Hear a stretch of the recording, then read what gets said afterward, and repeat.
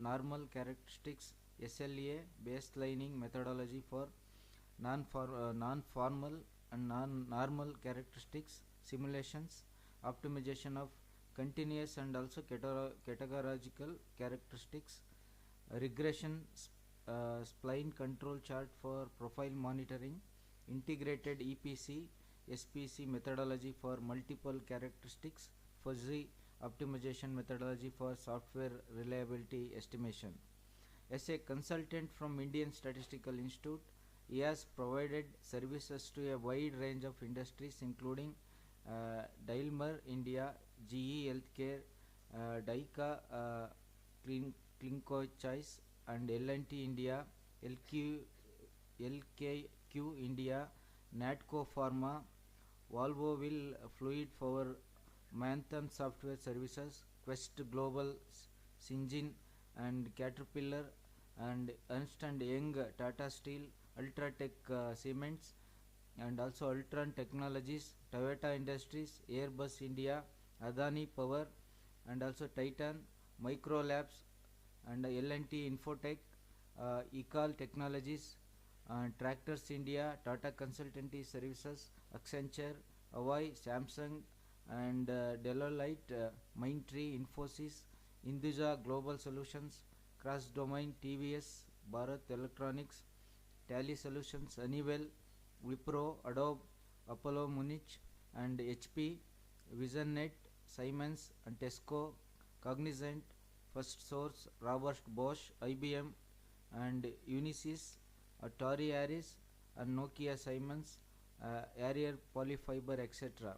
Sir has also organized an international conference on quality and reliability engineering and also conducted around 60 workshops and training programs on data mining, business analytics, machine learning, business forecasting, Six Sigma, Green Belt, and also Black Belt, data exploration and modeling, quantitative project management, design of experiments, etc. Sir also conducts programs using data analysis packages like SAS, R and Python, SPSS, Minitab, etc. So with this brief introduction about sir doing lot of consultancy with a lot of industries, few of them only I read. So with this brief introduction, my own behalf KSTA and also Directorate of PG Studies, USGKVK, a warm welcome you sir taking this today's class. Welcome you sir.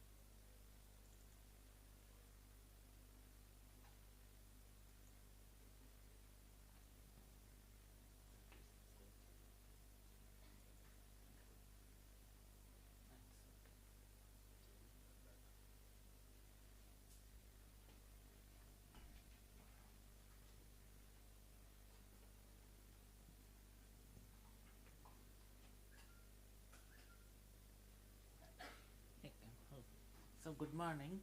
We'll start this workshop on statistical data analysis using R. So mostly it will be a hands-on session. We'll take small data sets and work it on R package.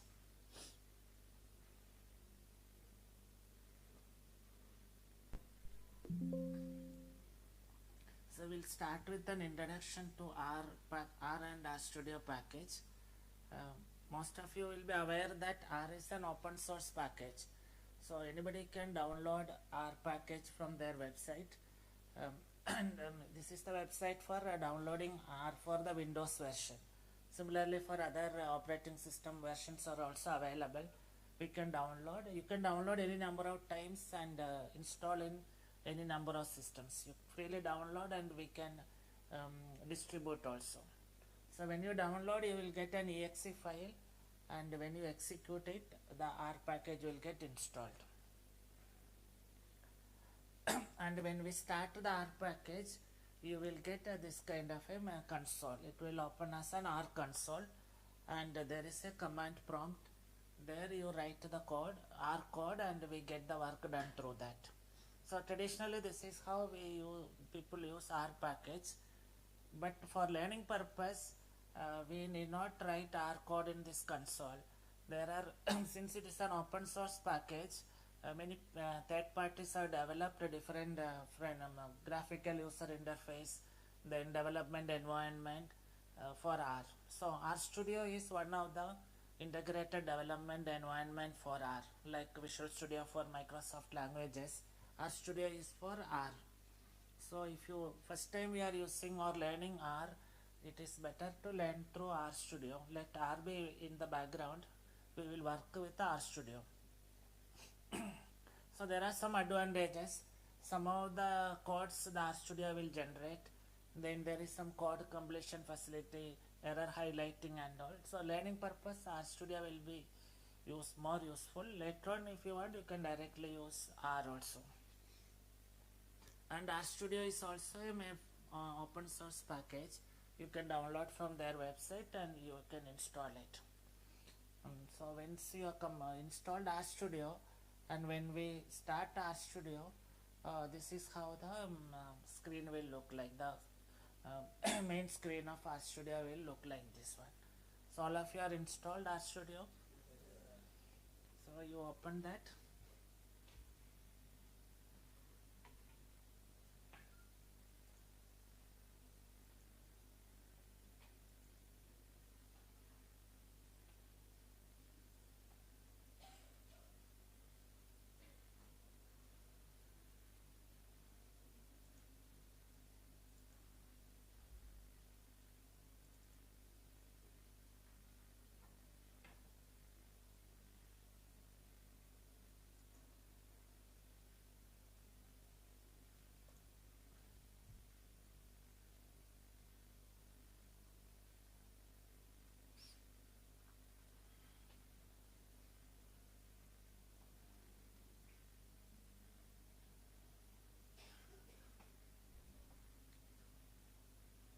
So this is how it will look like. Maybe this console may come at the down, or it can change the this thing. How to see that? You can go to the layout, and if you can change it also.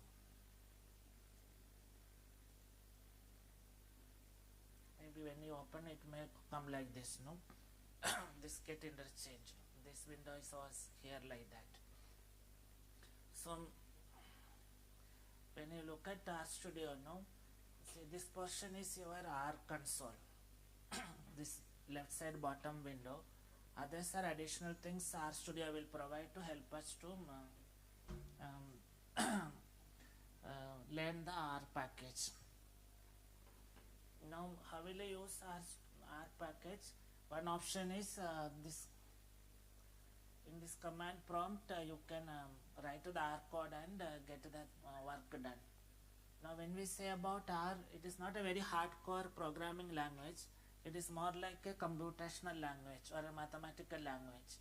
So for example, suppose you write 6 multiplied by 5 and press the enter key, immediately you get the result. So it is like an interactive language. Line by line you can execute, not like other programming language. You have to write a set of line of code, then you have to compile and make it exe file. Not required. Line by line we can execute, and most of the things can be done through 1 or 2 lines of code. Okay. So all of you have already used the R package. Some of are totally new. Okay. Anyway, this is how not too much scared about programming and all. It is like we write mathematics computation. Most of the things can be done like that.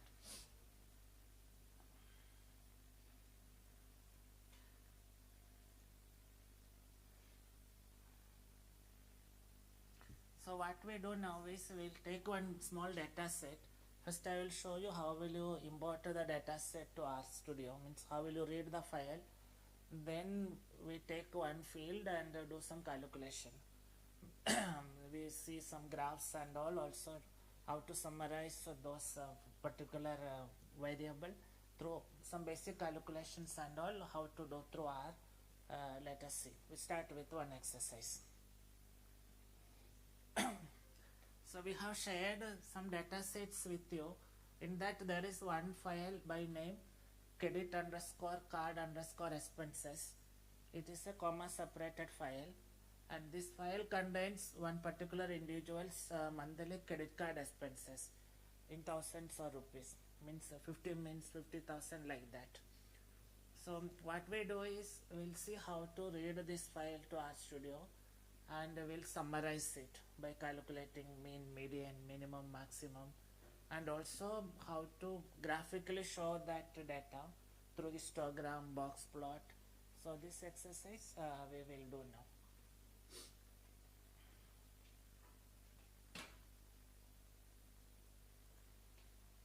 So this credit card expenses, now this one is the file.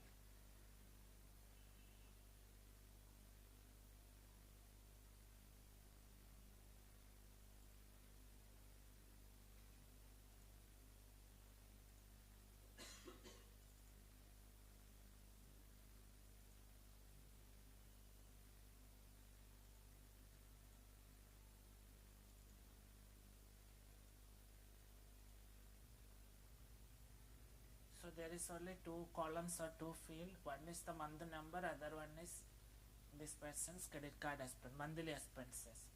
55 means 55,000, 65,000, like that. Now first let us see this file. How will you read it to RStudio? So we have given this file in a compressed folder. From compressed folder it cannot directly read. So you have to extract it into some other folder. From that it will read the file. Okay.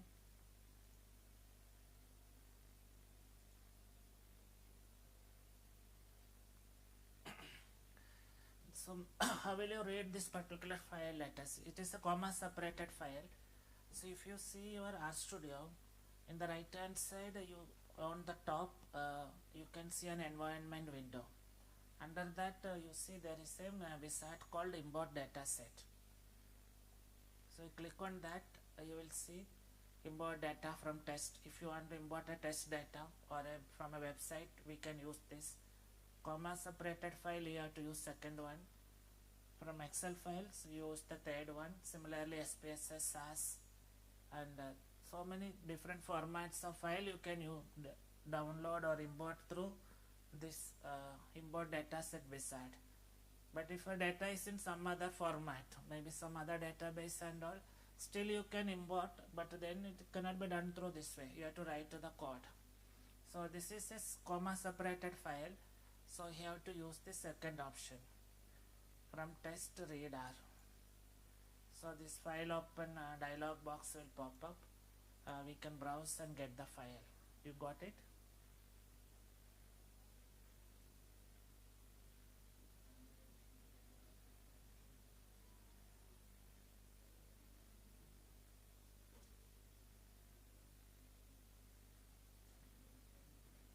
Yesterday I used this one, no, for RStudio. You know this, no? You taken some data and work, no? Data you didn't do. Okay. Anyway, this is how we read the we can say comma separated file. All of you got this one, or you got some error or something? Error? What is the error you got? Okay, you are connected to internet.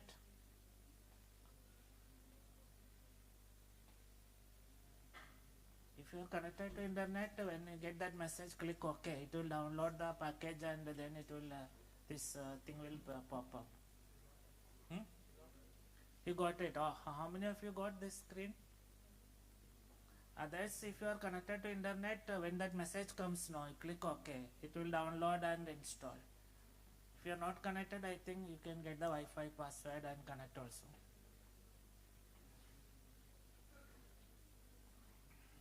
Wi-Fi is there, huh? Not for me, for them. Really? You can write somewhere. Huh?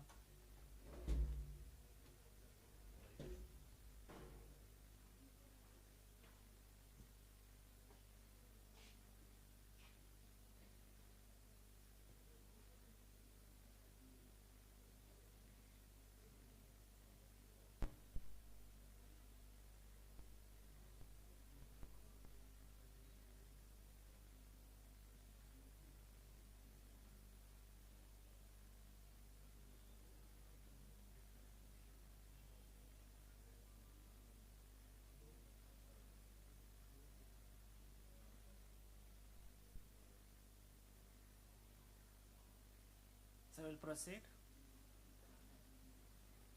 So we will browse, click on the browse button, then you move to the folder where you have the data. In this folder, system, it is in the D drive.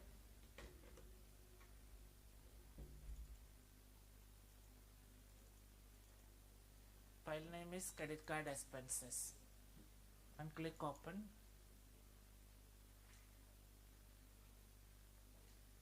So before opening, now it will give a preview here. Some first 50 rows or something it will show. This is small file having only 20 records now, so everything it will show here. Then two things you remember. One is every data set now it will give some name. By default it will take the file name. Then there is one more option called the first row as names. If your data, the first row is the name of the field, then this checkbox has to be checked. If there is no name, data starts from the first row, you have to uncheck it. So R will try to do a guess. Sometimes it may not properly detect it. So you check whether the name, first row is name, then this checkbox has to be checked. And every file data set, there should be a name. By default, it will take the file name. If you want, we can change also. For the time being, let us will not do any change. Read with the same name. Then you can click import. So name and this first two things you verify, then import. So that data has come to our studio. So it will create a preview here and a summary on the under environment. So we have one data object. It has 20 rows and 2 columns like that.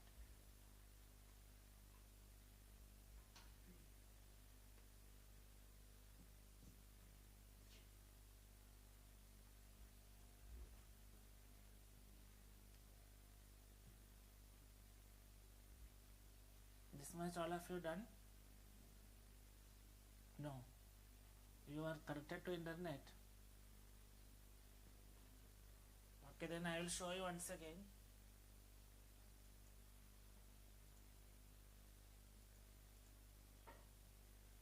So this screen you got, no? 1 second, I will clear everything.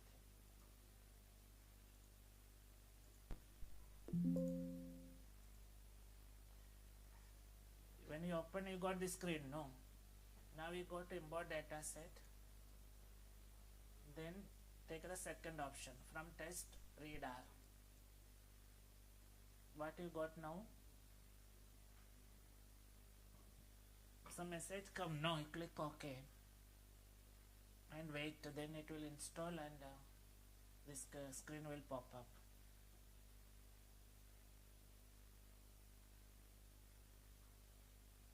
But it has to be connected to net, then only it will work.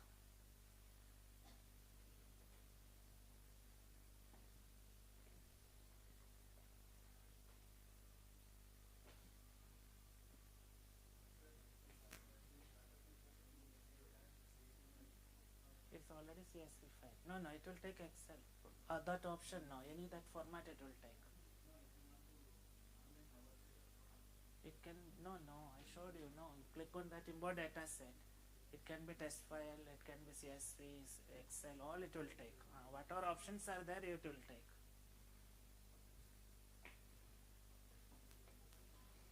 I got it, no?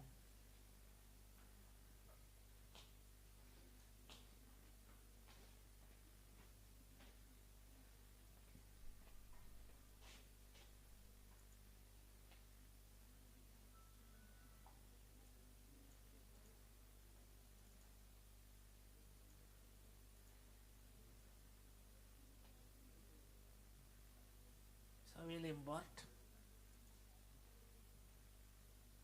So we got the data. Now we'll start analyzing it. First of all, now how will you do the analysis? Is it visible for you? You can see that, or the slides are shared with you. Now you can open that also. How will you analyze this? As I told you, now we have to write R commands. So before that, now for reading the data we use this option now from import data set. But if you don't use that, then you have to write the R code.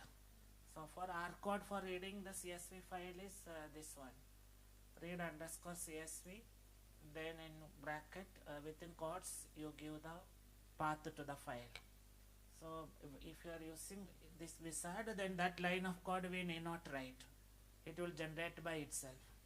So like that, some small advantages are there if you use RStudio. If you are directly using R, means you have to write that particular line of code. So using the read statement, we can read many files, read CSV, read Excel, like that. Okay.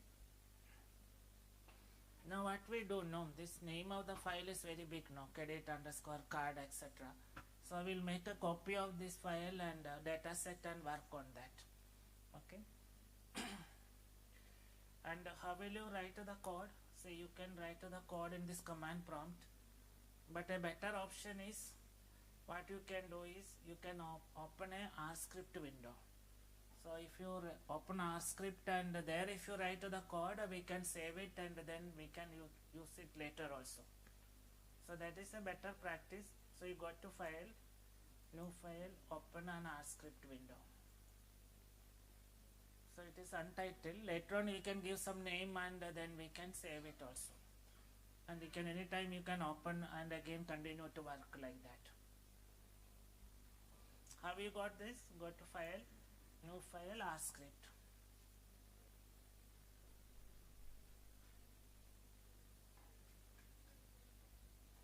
So the first step what we will do is, we will make a copy of this data set.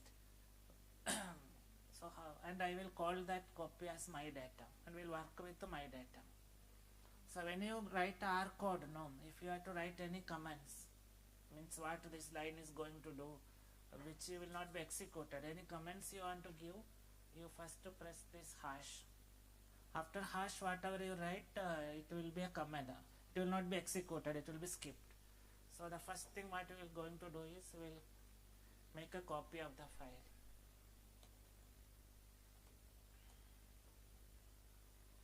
And call it as my data. Some name you can give, smaller name without underscore and all. So this is the command, my data equal to that whatever data you want to copy, that data set name you give.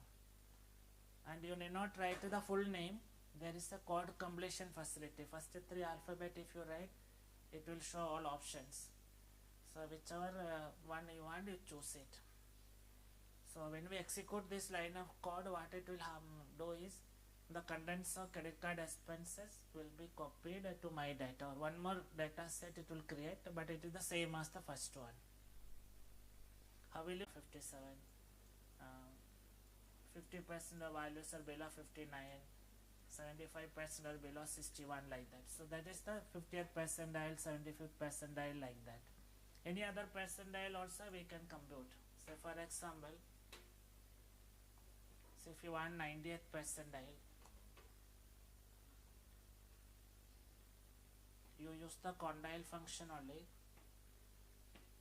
Condile cc, comma 90th means one more argument you have to give, 0.9. So 90th percentile is 63. Because you are taking 90th, no? If you take 85.85 like that you have to give.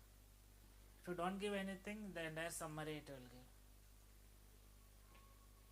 What is the meaning of 90th percentile?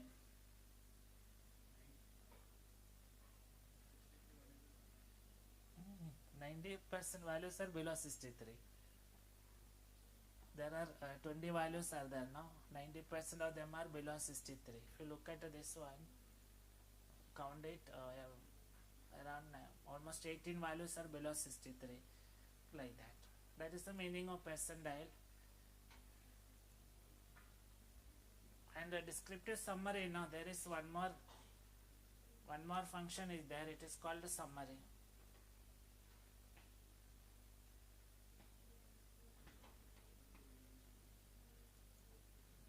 So summary gives all this together. Minimum first quartile is same as 25th percentile, then median is same as 50th percentile, mean is 59, then this is third quartile and max. So either condyle function or summary function we can use to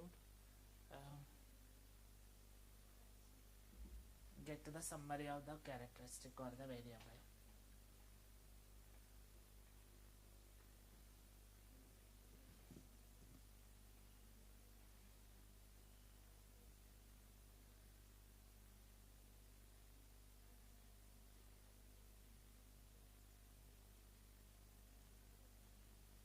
So we computed all this. Then if you want to get the entire thing together, either use condyle function or a summary function.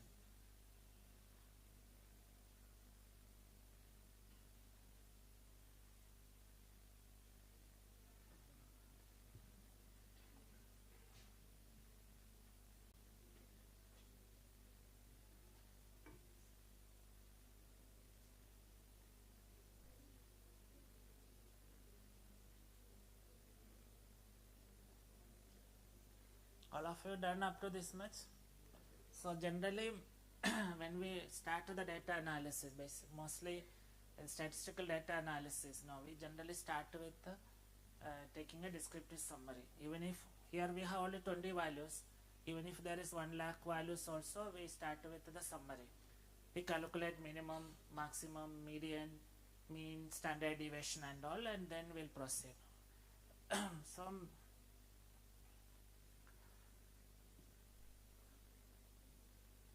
So what is the purpose of calculating mean, median and all these things? Generally start with many times you might have calculated now mean, standard deviation and all. What is the use of that?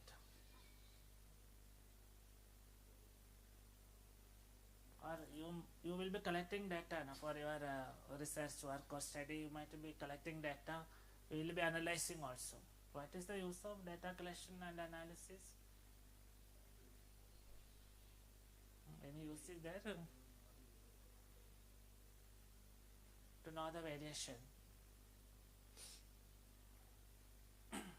So in general, for data collection and analysis, very broadly we can say that there are two major uses. Data collection and analysis means even statistics has majorly two uses.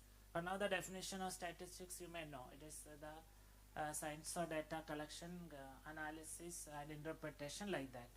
So why we use statistics or the use of data collection and analysis? Actually there are two uses. One is it will tell us what happened in the past.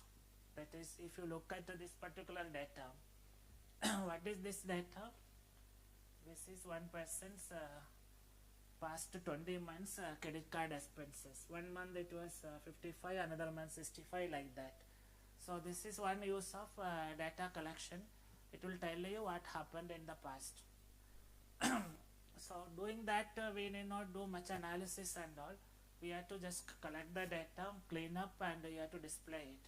Generally we display the data in a tabular form, in a table, or using some graphs like line chart, pie chart, or whatever be an appropriate graph. So to know the past, the data will help us. For that we need not require some analytical skills and all. We should only collect the data and properly display it. So that is one purpose of data collection or analysis or statistics. So the different tables, charts and all you see in newspaper, then some media and all basically tell us what has happened in the past. Even in the public places also you may see some junctions, police station and all, what is the number of accidents and all tables they will display, or what are the number of crimes happened and all. So that in the past 1 year, so it will tell us what has happened in the past. That is one use. But apart from that, this data collection and analysis has one more use, that is a major one, that is with the assumption that the things will not change drastically. Generally it will not happen also. We can, by collecting the data and properly analyze, we can say approximately we can say what will happen in future also. That is another major use of the statistics. That is, if things will remain more or less same, like some COVID or such kind of disruptions will not happen, things will remain more or less same, we can approximately tell that what is going to happen in the upcoming months by properly looking into the data. So that is another major use of statistics or data collection and analysis. So what is mean by that is, say we have the data of this particular person, no, is 20-month credit card expenses is given to us. So based on that, when we say we can approximately tell what happens in the future, the meaning is that if this data is given as the input to you and somebody asks you, can you approximately tell what will be his credit card expenses next month or 2-3 months down the line, we will be able to give an answer. That is the skill you require learn by doing data analysis or studying statistics. Minimum requirement is that one. Many more things you can do, but one basic thing we should know is that given a data set and with the assumption that things will not change much, somebody asks you what will happen in the upcoming period, we may be able to give an answer. It will not be appropriate, approximate, not 100% correct and all. So if that question is asked to you, this data is given to you, and somebody asks you, can you approximately tell what will be his monthly credit card expenses next month or 2 or 3 months down the line, can you give an answer? What will be your answer?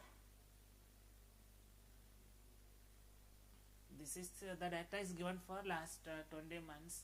Based on that, somebody asks you not exactly, only approximately you tell what will be his expenses in an upcoming month.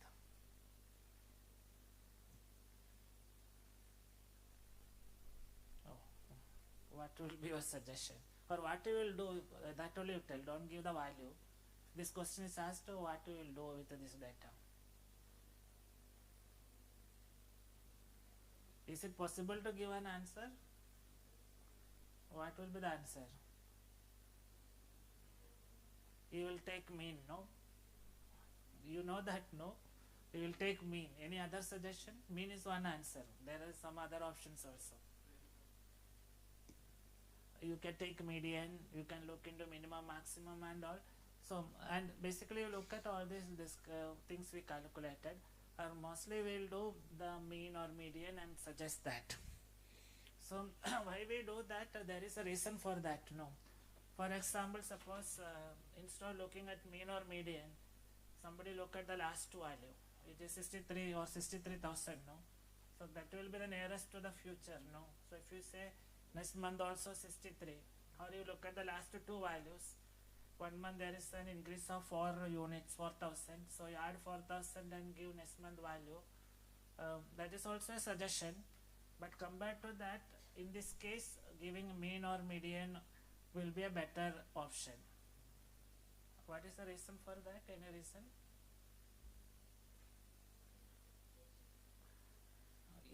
So that is the one thing we should always remember. Most of the metrics, metrics means the variable, expenses, productivity or yield or whatever we are analyzing, most of these characteristics we will see that when you collect data, the values will not remain same. They will be changing, and it will change without any particular trend or pattern. For example, if you collect another 20 months credit card expenses of this person, it is may not be the first value may not come as 61, second will not come 59, it will be different. And even the difference also, first and second, the difference will not be exactly equal to 61 to 53 like that. It will be changing without any particular trend or pattern. So most of the metrics or characteristics will behave like that. When you repeatedly do the process and measure the output, the result will not be same. It will be changing and changing without any particular trend or pattern. Very few metrics will remain same, constant, like our blood group and all, but most of the performance characteristics or metrics will be changing without any trend or pattern. So there will be a random nature to all of the characteristics which we analyze. So if that is the situation, how will you give some projection, some generalization about this matrix? Somebody asks like that, what will happen after 2 months, or things will remain same, what we can expect? Then how will you give an answer? Say for example, as I told you, if you collect data, same data of the same person for another 10 months or something, you may not see the same values. It is possible all these values will be different. None of them will get repeated also. And then how will you give some projections or some insights about this matrix? So there only the statistics will come.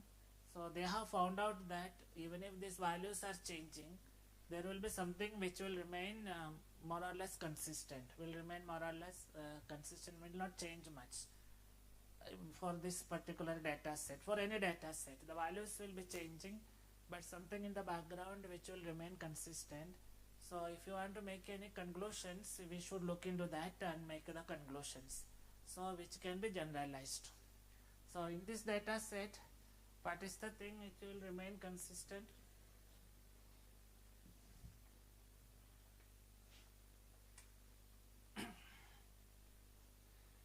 So for example, this is our data set, no?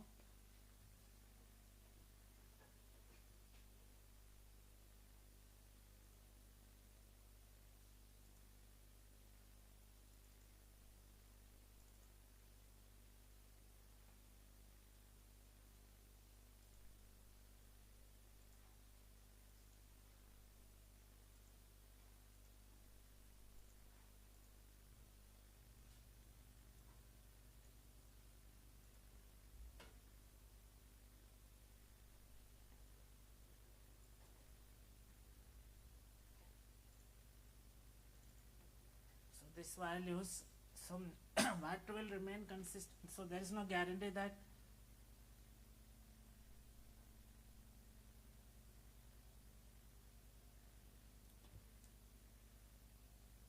same values will get repeated, but something in the background will not change much. It will remain consistent. What is that? Is if you plot these values, so our minimum is 53, no? Then maximum is 65, 55, 57, 59, 61, 63, say 65. So this values you plot on a scale. What is the first value? 55, no? So make one dot here. Second one,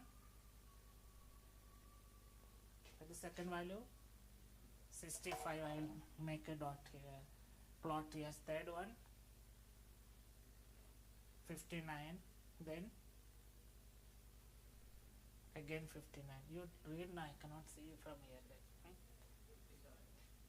Next one is 57, okay, then 61, 53, 63, 59, 57, 63, 55, 61, 61, 57, 59,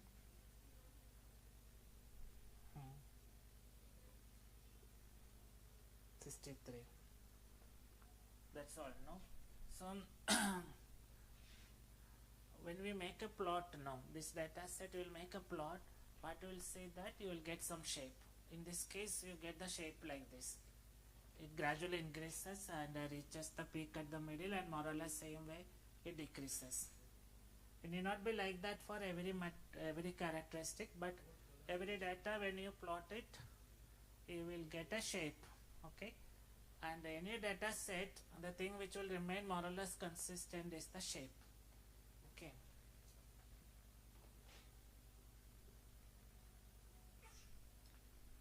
So even if you collect another 20 months credit card expenses of this person, the first value may not be 55, second will be 65. It's possible none of the values will get repeated. Values may be 65.5, 57.2, can be totally different. But still you make a plot, the plot shape will remain more or less same as the first one. If there is only one peak, second time also you will get one peak. The peak is on the middle, you will get the peak on the middle. There are two peaks, you get same peak will come. So the only thing which will remain consistent about any characteristic is the shape, the underlying shape. So if you want to make any conclusions or insights you have to generate from the data set, you should look into the shape, directly or indirectly look into the shape, and then you make some generalization. And the shape has some proper shape is technically called distribution. So shape has some properties also. That properties also will not change. For example, one important property is where is the sender. Okay, the sender will not change. It will not change much. Minor changes only will come. Similarly, how much is the variation? Approximately, say minimum to maximum. This difference also will not change. Similarly, any other properties of shape, say how many values are below 56, what percentage are below 56, what percentage are above 56, all this will remain more or less same. Individual values may be different, but the shape will be more or less consistent, and the properties of shape also will not change. So when we take any decisions, we should directly or indirectly looking at the shape and making the decisions. For example, the mean, median, all are measure of sender. So if you calculate mean and say that project that, so on an average his credit card expenses monthly will be 59,000, that statement will not change. Even if you collect another 20 values, all values may be different, but when you calculate mean will come very close to 59,200.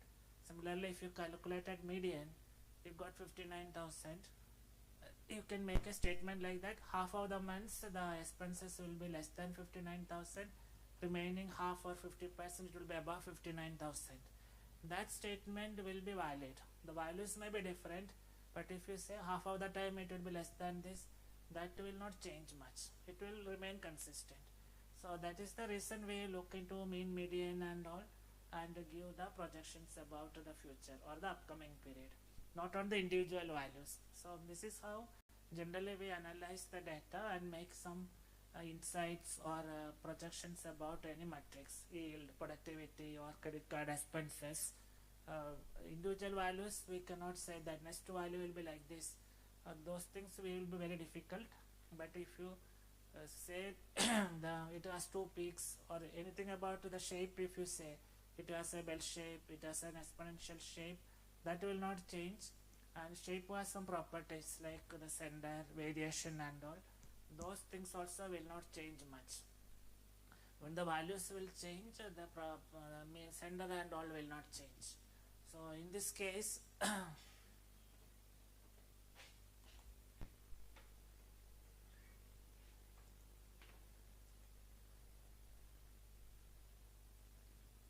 screen will come back.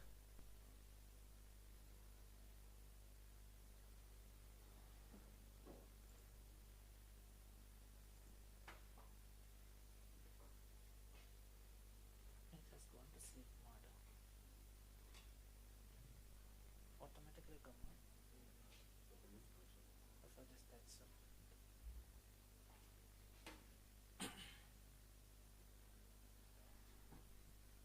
So in this case we got mean as 59.2 no. So we can say that on an average this person's monthly expenses will be 59.2. That statement will not go wrong. Means even if you collect another 10 or 20 months credit card expenses, that values may be different, but you compute the mean the mean will come very close or equal to 59.2, the 59,200. Similarly, median is 59,000. So we can say that half of the months is credit card expenses will be below 59,000, remaining half it is more than 59,000. That statement will be valid even if you collect another 10 or 20 data points from the same person or similar kind of a person having same income, expenses and all. The values may be different, but you will see there also around half of the values will be below 59,000, almost half will be above 59,000. Similarly, third quartile is 61,000. You can say 75% of the months its expenses will be below 61,000. 25% of the time it will be above 61, like that. So all these summary statistics can be generalized, but not to the individual values. That is why when we analyze the data, we basically directly or indirectly look at the shape and properties of the shape, and that will be used for decision making. That is the reason we started with calculating mean, median, percentiles and all, because that can be generalized or which will not change. It will not change much, but if you collect another data set, values may be different, but the shape will not change and the properties of the shape also will not change. That will be used for decision making, and there is no other way. No, the values have constantly changed. How will you say what will happen in future? So the only way the solution has come from the statistics, that is, we found out that even though the values are changing, but the underlying shape or the distribution will not change. That can be used for giving projections or insights, and the properties of the shape like sender, variation and all, or any you take any fraction below this value, above that, percentiles and all will not change much. So those will calculate from data, and that will be used for taking decisions and actions, not the individual values. So that is the reason we calculate the descriptive statistics. And if you want to get the shape, then you can make the histogram, box plot, like that. So now let us see how will you get the histogram. How to draw histogram. So this is the command, hist, and you pass on the variable. So you will get the histogram, and in RStudio, whenever you draw any graph, the graph will come at the right hand side bottom window. There is a tab called plots. Under the plots it will be displayed, and this is a basic command. You can give all changes, the title, x-axis title, y-axis title, all we can change. You can give additional arguments, that is the main title. If you want to change, you write main equal to, say, suppose I don't want histogram of CC, just histogram. You write within quotes, you have to write single quote or double quote. Accordingly it will change. Similarly, if you want to change the x-axis label, you say x lab. So instead of that, I write credit card expenses.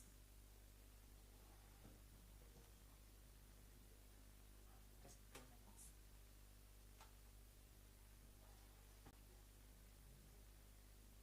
Similarly, y label also y label frequency is okay.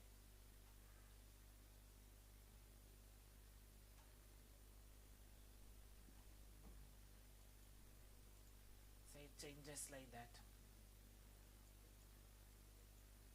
And color also you can change. Maybe if you want some other color,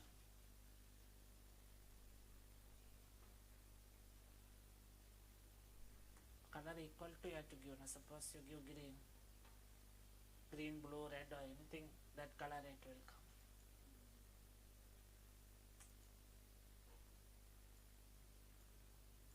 Put a comma, like this. And so many colors are there. You even numbers also you can give. Suppose you put 1, it will be black, I think.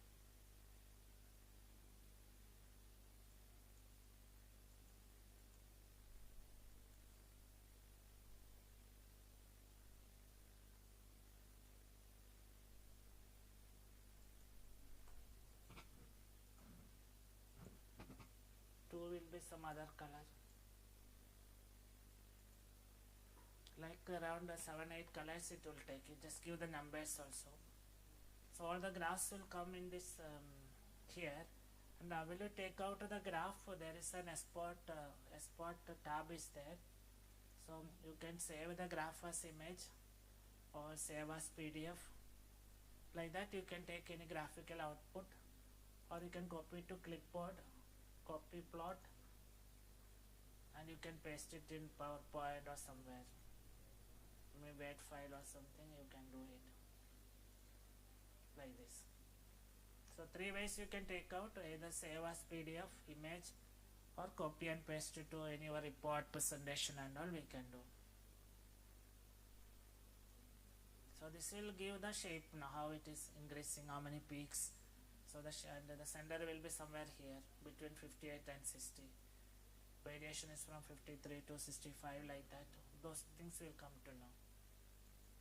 And we can use one more graph that is called a box plot.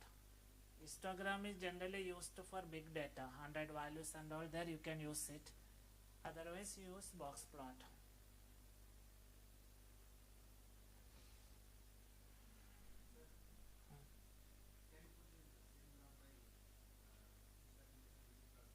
And that also you can do. There more options are there, color and all you can change. Easy plot, later on we will do. First. So here also you can give heading and all, no?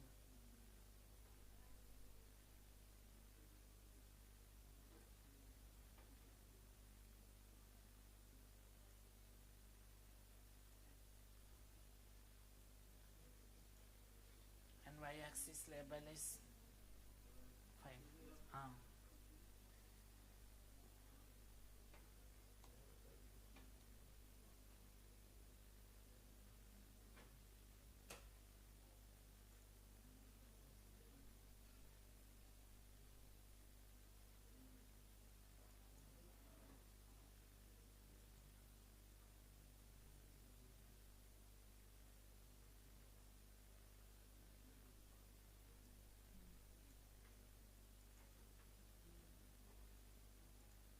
Like this headings and all we can give, and we can take it out also.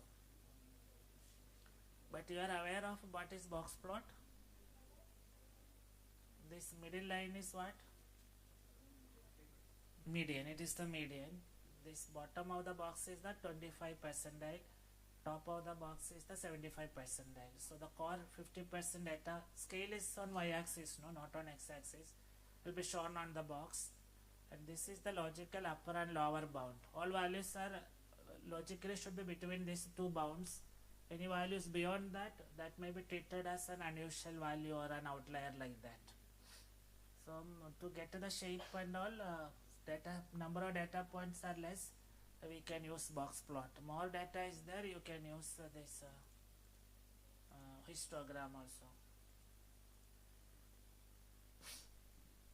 This is how we'll summarize the data. So look at the shape or the sender on all these values you can project, but not the individual values. You cannot say second value will be 53 always. That will not happen, but the shape will not change. Mean, median, those standard deviation and all will not change much. So we'll take a break now, tea or coffee break. You don't close it now, keep it like this. How to save it and all I will show you after the break.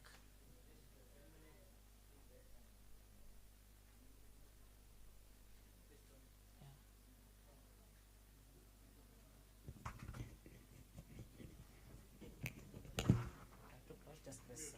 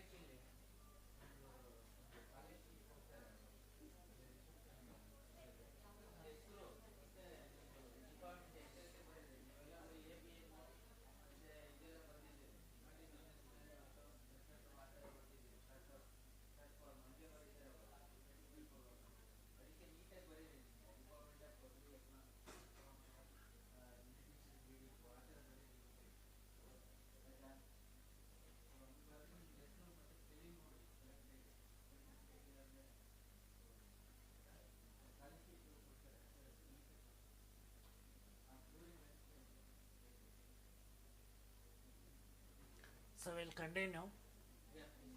So what we did before the break is,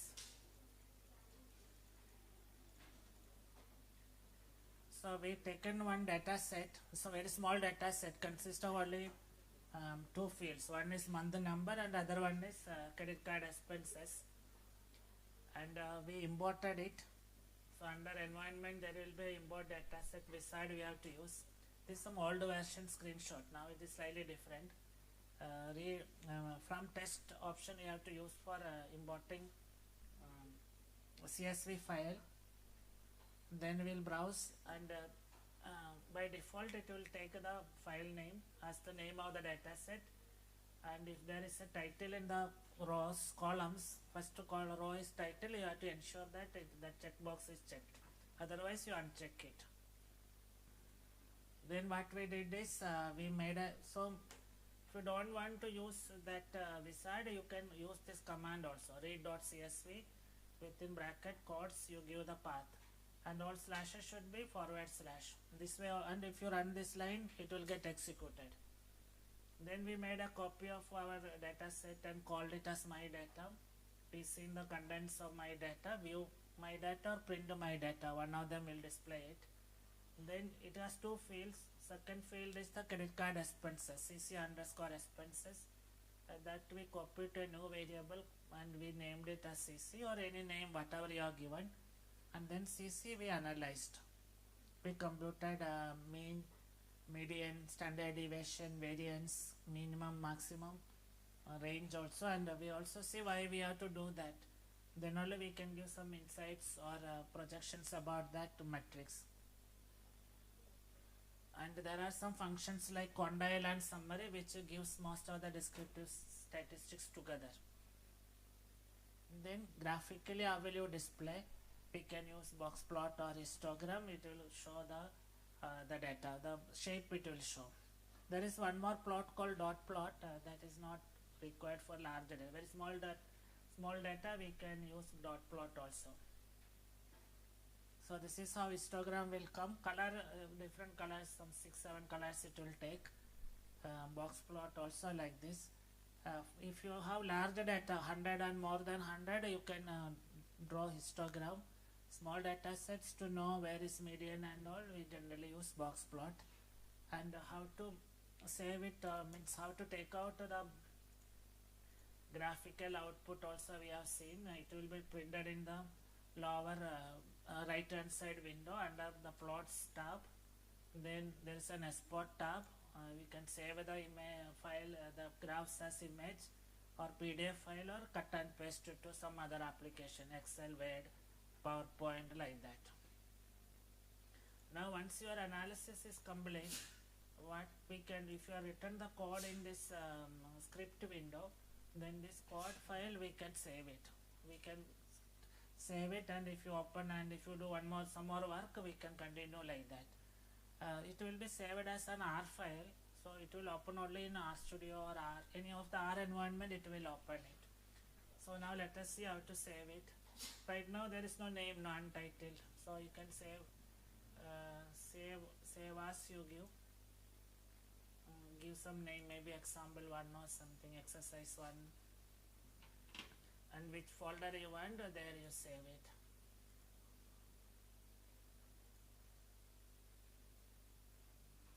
If you go to the folder now, you will see that one that R file has created, ex1.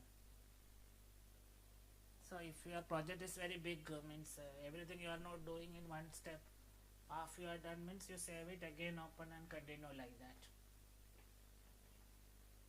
So the only code part will be saved. Now how will you open it? Now you double click on that, it will open, or through RStudio also you can open. So after that we can clear, if you want to clear all the graphs, you just use this clear tab by icon, no? It will clear the graphs. Then this environment you can clear. History also we can clear. If you want this console also you can clear. For that you go to edit and clear console. This data object and all we can close it. This one also I will close it. So there is nothing, no. R also we can close.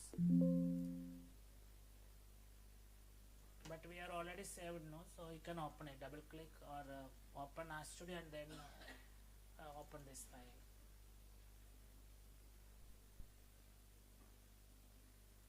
So it will open and all the code will be there. We can again run it. Only thing is the file is not there, data set is not there. Just read the data, the remaining things we can run it. So for example, I will import the data again.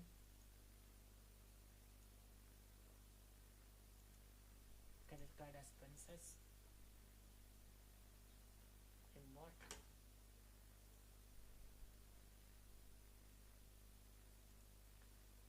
Now we can run all this code, either one line by line or all together also you can run. You select everything, run it. So everything it will do, all the graphs, no, and all these calculations, all the steps it has executed. In fact, reading the file also we can do that. That line also if you copy, no, it will work. You can say import a data set.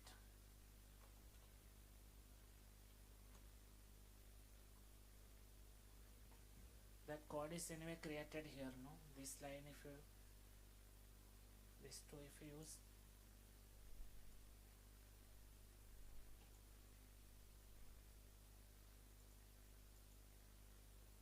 This also we can save. This command prompt should not be there. Now if you save it,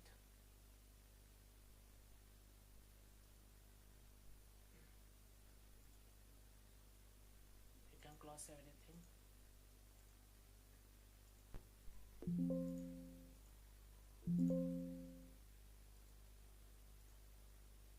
You can open the file, same file.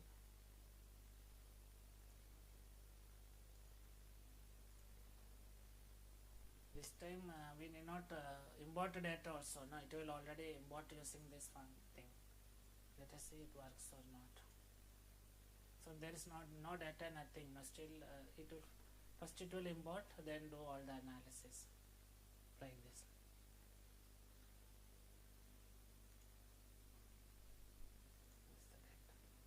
So like that we can save it, that code part, and continue to work. Okay.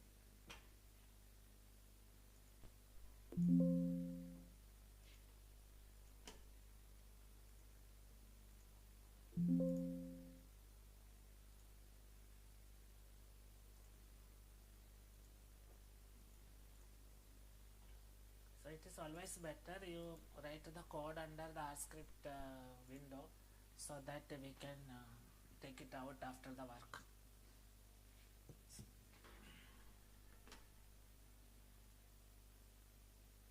So you got some basic idea about how to work with R, no? How to import file. Most of the things, 1 or 2 lines of code is required. And error also, if you read the error you will know what is the error, like that. So this exercise all of you done, no? First time you may get some error and all, after 2-3 exercises it will be okay. So now let us see little more about our R package. So now you know that it is a case sensitive language. R is a case sensitive language. Somebody might have got error if you are capital letter if you are used or small you are used. And it is an interpreted language, means line by line we can execute it. No need to write entire code and then run it together, compile it and all, not required. Line by line we can execute. Generally in the basic R, wherever the command prompt comes, there will write the code. But in RStudio you can open a script window and write also, need not be in the console. And generally the data types are, if it is a one-dimensional array, only one variable, R will treat it as a vector. Vector means only one-dimensional array, like our CC is a vector. And the contents of the vector can be numbers, numerical values, or it can be characters also, some names, district names, all, or some logical value greater than, less than also. And if it is a table, two-dimensional data, then it can be, mostly it will be treated as a matrix or a data frame. Matrix means all the columns should be numeric. or there won't be any test column like that. But data frame is more flexible or more general. There each field can, some of them can be numeric, some can be test. Like that, if you collect your profile data, one variable may be your name, other may be your age, then maybe your income or stipend, then gender. So name and gender may be test, stipend amount, age and all will be numeric. So like that one data if you read, by default it will treat it as a data frame. If all are numeric, then it is a matrix like that. And like other statistical package are also built in such a way that for executing some activity we have to call the particular function, like mean is a function, histogram is a function, like that. When you install R, many of these basic functions will be installed, but everything will not be installed when you install the R. So additional functions will come as a package or a library. It will consist of many related functions. So if you want to do that library you have to install, or package you have to install, call that package. Installation you have to do only once, and whenever if you want to do that you execute that function you call. For example, neural network may not be installed when you install basic R, but there will be some package for that. You download that and then you can develop neural network models also. Like that, many advanced things may not come when you install the basic R, but as and when required you download the corresponding library and use it, or package and use it. Now see, R will come with the help also. So to get to the entire help file you can write help.start. For example,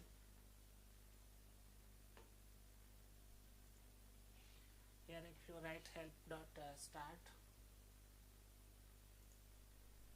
and run it, this entire help documentation, all manuals will come. It will be a very big one, I will not be able to read all this, but if you require help on a particular function you can write like this also, help, in bracket you give the function, say median if you want help, then the median help will come, and all details also will be there. For example, another way is you can put a question mark and give the function, say histogram if you want a help.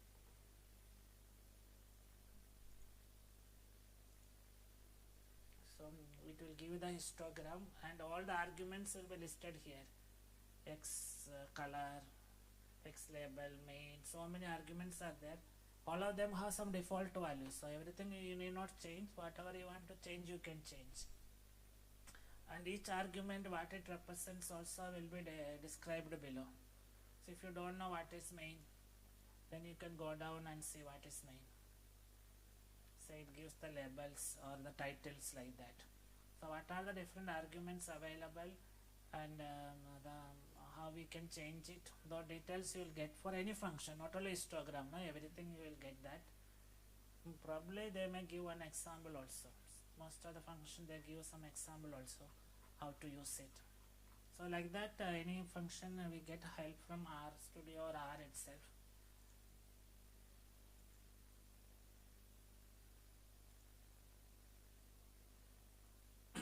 Then as I told you, all the functions will not be installed when you download and install R. Additional and advanced ones will come as packages. So it is a collection of R functions. When related functions will come in one package, and it is generally called as library. So you install the required library and then that function can be called once the library is installed and once you call the library. So if you want to see what are the libraries already in your system, in your R, you just use this command, library.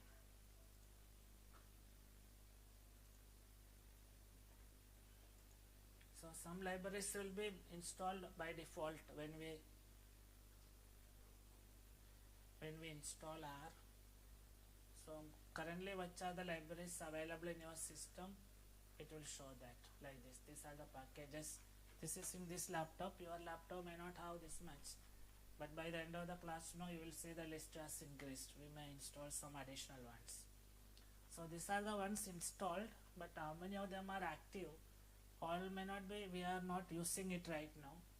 So how many are active? If you want to see, you look for search.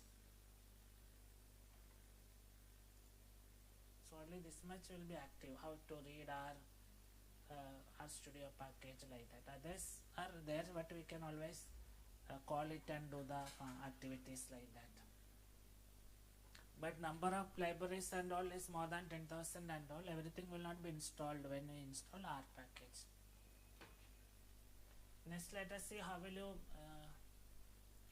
import the data set. One method we have already seen, no? What is the method? If a data is in Excel, CSV or something, we can use the import function and import it. Or using the read statement, you can import the data. Another option is you can use your keyboard. You can key in the values also. That is not a good option. Small letter values and all means you can use the keyboard also.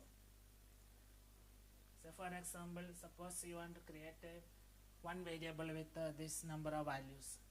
So instead of reading from Excel or something, using keyboard also we can read the file. So for example, using keyboard, how will you enter the data, let us say. So I will call it as my data. And suppose it is not one value, no, set of one variable if you want to enter, one dimensional array, you put C within and then open bracket. Within that you key in the elements separated by comma, say maybe 2.1, 3.2, 4.3, 5.4, like this.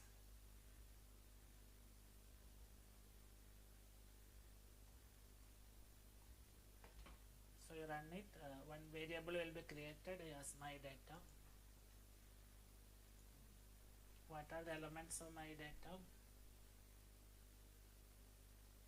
These are the values. Whatever you keyed in, no, it should be separated by comma.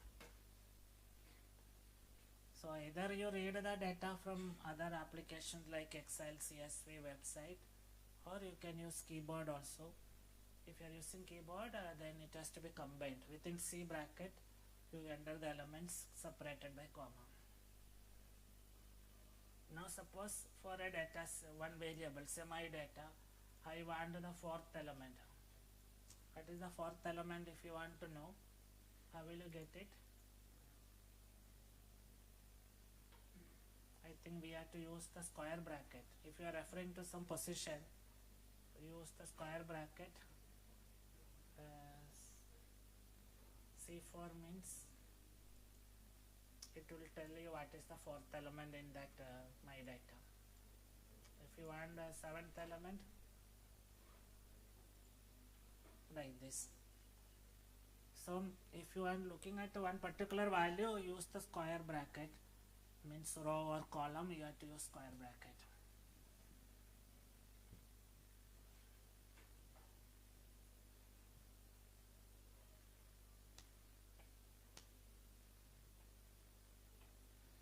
But generally we will not use keyboard now. So we work with large data table and all, we cannot key in.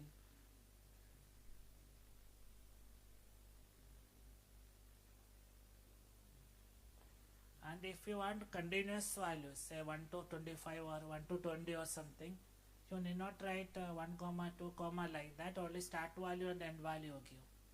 So for example, suppose I take my data as C 1 to 20, then what happened?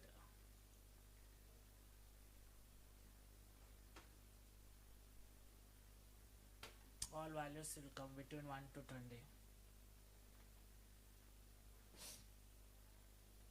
So continuously if you want values, you need not give each and every one. You have to give first and last value. Now there is one more way of collecting data. Say suppose I call my data as instead of C, you can take sequence. 1 comma 20 comma 2. Now if you look at my data, it will be like this. What is the difference if you give sequence and this?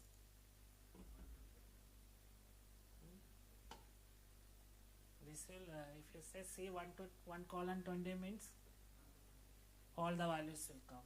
If you give this way 1 to 20 but the not all values, the increment will be 2. First value 1 plus 2, third value 3 plus 2, 5 like that. If you give 5 means the gap will be adjusted as the third one like that.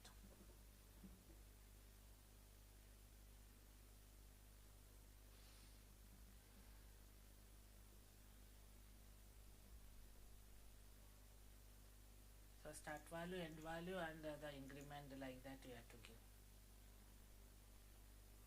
It need not be 2, no, any number you can put also. So for example my data, if you write sequence 0, 1 and it says 0.1, then how it will look like? 0, 0.1, 0.2 up to 1 like that. 0.1 will be the difference, not all values, no.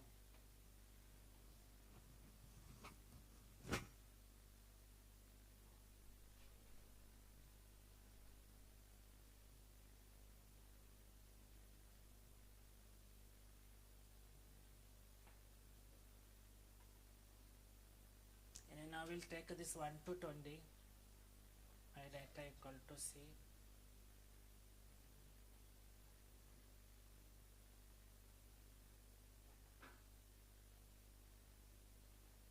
This is 1 to 20 values, so it is as a one dimension it has come. But if you want to make it as a table, as a matrix means all columns should be having the numeric values, then only it will be matrix. Suppose this 1 to 20 you have to write as a column, maybe 5 columns or 4 columns and 5 rows. 1, 2, 3, 4, 5, then 6, 7, 8, 9, 10 like that. A matrix if you want to make, we can do in this fashion.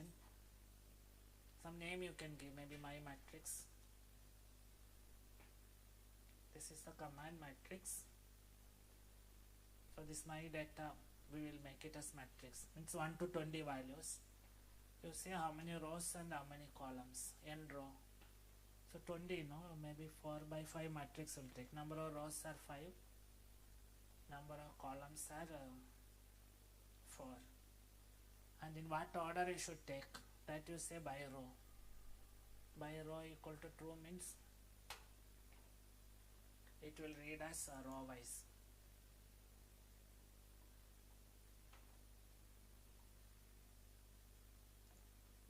Say 1, 2, 3, 4, 5, 6, 7, 8. This 1 to 20 values it has run as a 5 rows and 4 column matrix.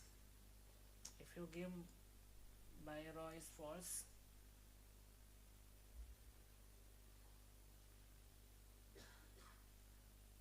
you have to give it as a capital now. The first alphabet is enough. Then it will read in this fashion. Row, column wise it will do 1, 2, 3, 4, 5. Instead of going by row, no, it will read column wise.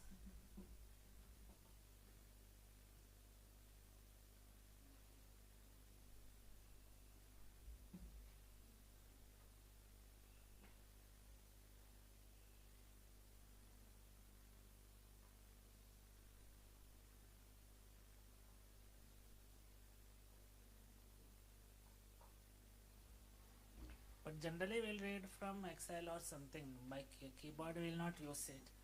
But now from one data set, if you want to pick up only one particular column, in a matrix how will you do? Suppose I want the third column. What you have to do is give the name of the data set, square bracket, comma 3. Before comma you give row, after comma column. So this will only show the third column. That is 11, 12, 13, 14, 15 it will show. Like that, third column. Fourth column you want, comma 4 like that. If you want a row, then my matrix, suppose I want the second row, 2, 7, 12, 17, 2, comma you put. So it will give the row. So any row or column you want to refer, you use the square bracket. Before colon, comma, what you give, that will be row reference. After comma, what you give will be the column reference.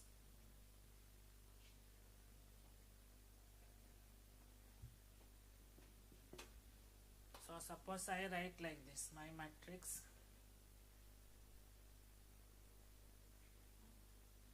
same 3 to 5 comma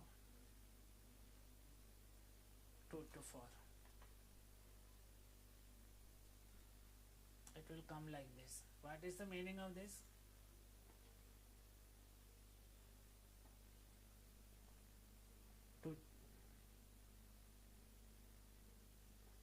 Two to 4 and 3 to 5 and 2 to 4. It will take a third, fourth and fifth row, and only columns are 2 and 4. That means our data set is there now. So 3, 4 only columns 2 to 4. So only this much it will take. 8, 13, 18, 19. All these three elements only.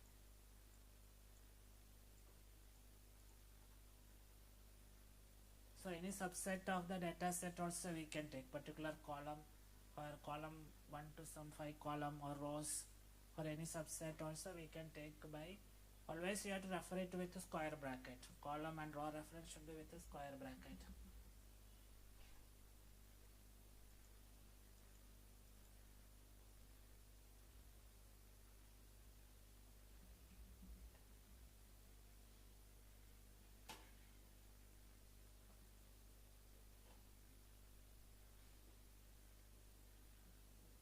So tabular data will come as matrix, or it can be a data frame also.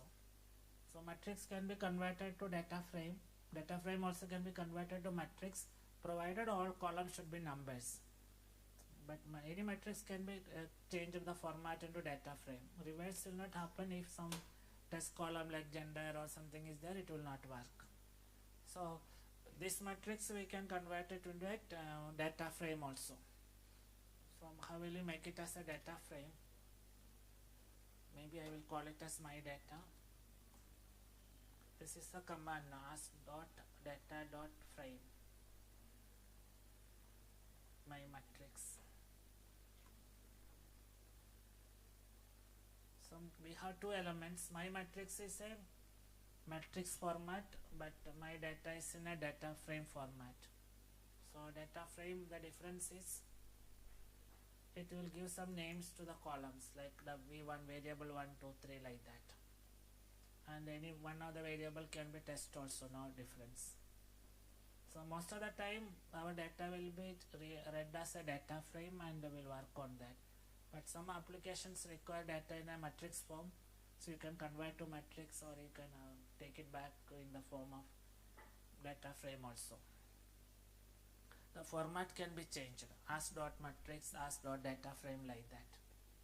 And here also all these functions will work. Now suppose we require third column from a data frame, you can use this way, comma 3. It will give the third column. Many ways you can do. You can give the, within quotes you can give the column name also. Suppose we write V3.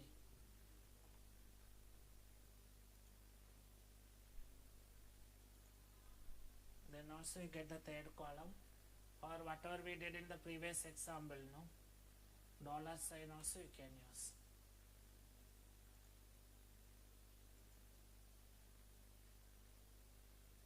Similarly, if you do this way, my data 3 to 5, 2 to 4, it will give a subset like this.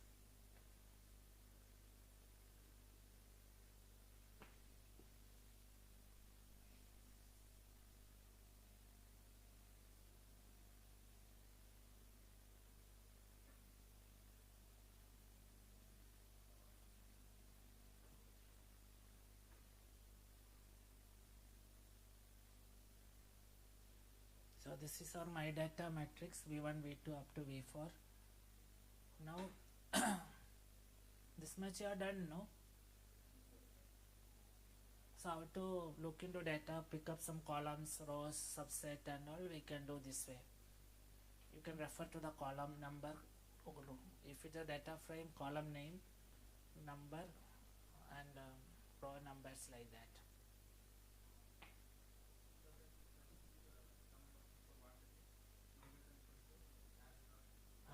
Because my matrix in a matrix format. Matrix means it will be like this. This will be data frame format. So tables will be either data frame or matrix. We can change it to one to other also like that. Instead of again writing the numbers, no, I taken that and just changed it.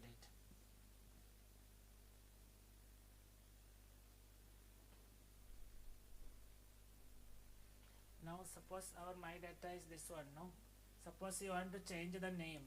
So instead of V1, suppose this is maybe your age, V2, V3 is income, so V3 is your age and V4 is income. So any column, if it's a data frame, the column names can be changed. So how will you change them? Say I will change the third column name as say age. Let us give age. How to do that? You have to write call names of my data, then outside square bracket you write which column you want to name, you have to change. Suppose third column you put that and what name you want, within quote you give say age.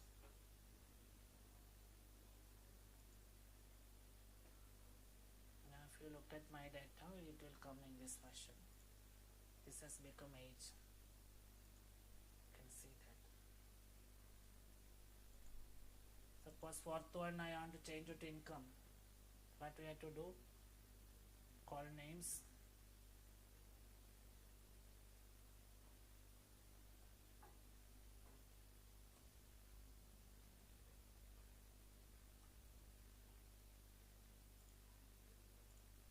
Just like that. If you want to change the names and all, we can do like that.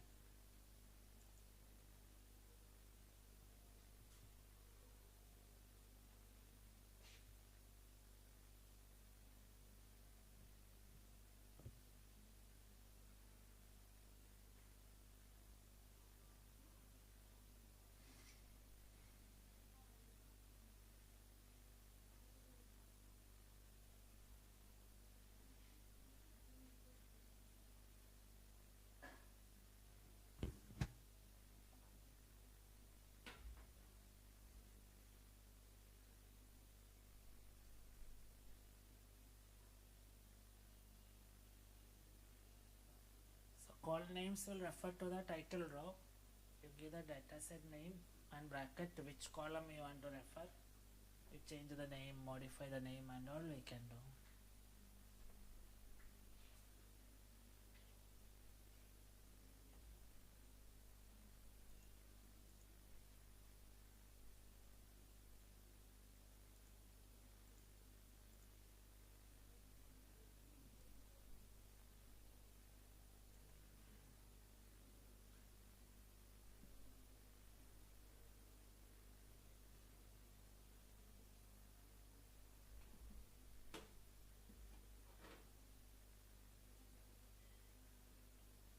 This much all of you do now to work with the rows and columns, matrix, data frame.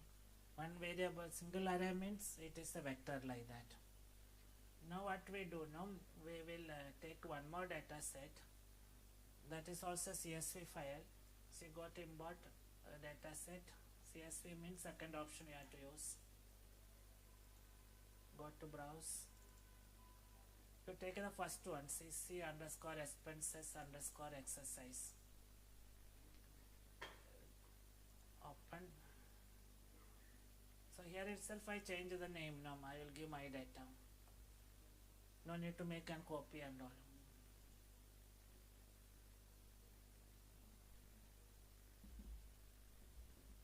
So this is a different data set, but there are multiple fields are there. We will work on that. So which data file you have to import? Imported Which one you imported? CC underscore expenses, credit expenses. That file you import. All of you done this?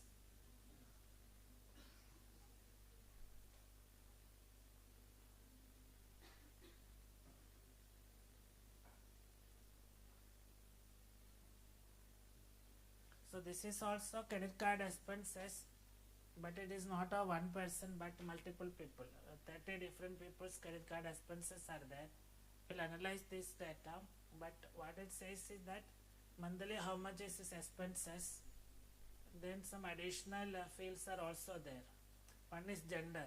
One means is a male, two means a female. Then shopping. One means during that month whether he has used the credit card for shopping or not. One means used, two means not used, like that. Similarly banking also. One means it has used or two means not used. So the first row shows that this is a male. He has used it for shopping and banking, and expense was 1,40,000. Second one was a female, not used for shopping and banking, and expense was only 20,000. Third is again female, used for shopping but not banking. Fourth one, no, but expenses was 30,000, like that. So this is the data set.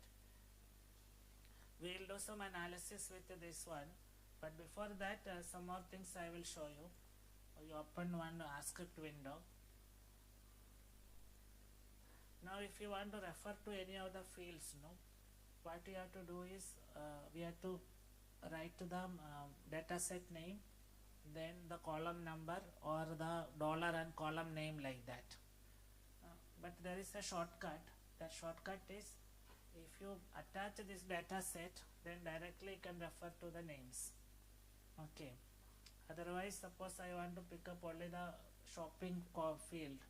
What I have to write? My data dollar shopping, or my data square bracket comma 2 or 3, like that you have to write. Instead of that, if you attach it, you can directly refer to that field name itself. So that let us see now. So for example, you attach the data. So this is the command, attach my data. That means the data set will become active. Now if you want to refer to say the shopping field, no need to write my data dollar shopping. You can just write shopping. It will come like that. So when you are working with only one data set, multiple fields are there. First you attach, then directly you can refer to the column names. So my file name dollar or file name in square bracket variable name, no need to do. You attach it and directly refer to the field names. Now let us see. You are done, no? All of you imported this file, no? What is the file name? CC underscore credit underscore expenses something.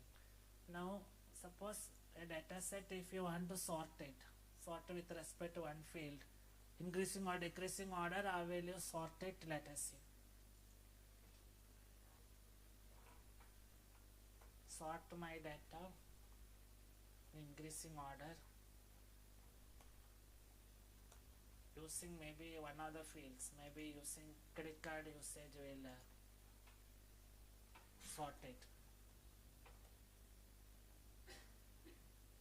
So when you sort it, your data file, the data set will not get sorted.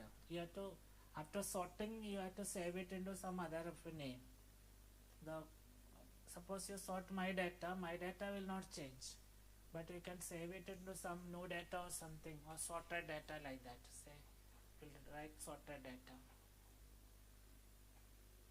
equal to, this is the command. Now we are going to sort the data set, that is my data. Then square bracket, you have to put which, based on which field we want to sort it. So you have to write order, And if you want to sort it with respect to credit card usage, you write credit card usage.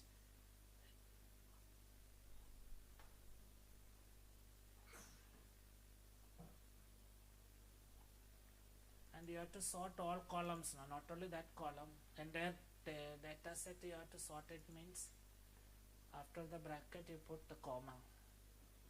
Comma means all columns also it will take. So our original data is like this. After sorting, these are done in increasing order. It is sorted in the increasing order of credit card usage. So this credit card usage is not a single word, multiple words. So R will identify it as a single field by putting these two symbols. Within that it will keep it.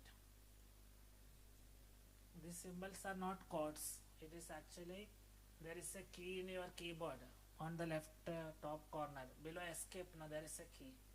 That symbol you have to use here. If your variable name is multiple words separated by space, entire thing should be put in those two codes.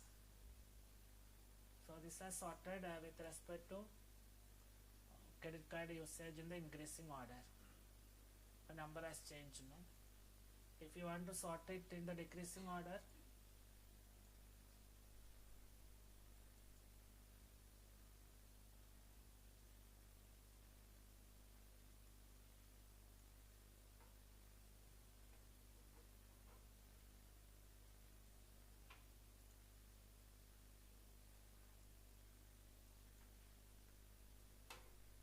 the same way we will write my data square bracket order. Then you write the variable with which you have to sort it, and all columns if you want to sort it you put comma. But this will do a increasing order. Decreasing order you want, you have to put here minus. Then it will do in a decreasing order. So 150, 140 like that it will come down.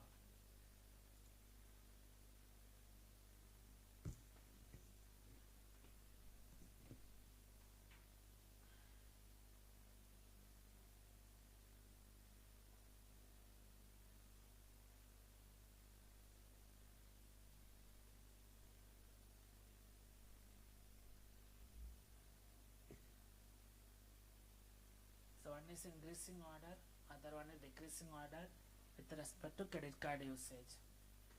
If you put minus, and with respect to two variable fields and all, you can do same way. One comma other if you put sort one within the other one.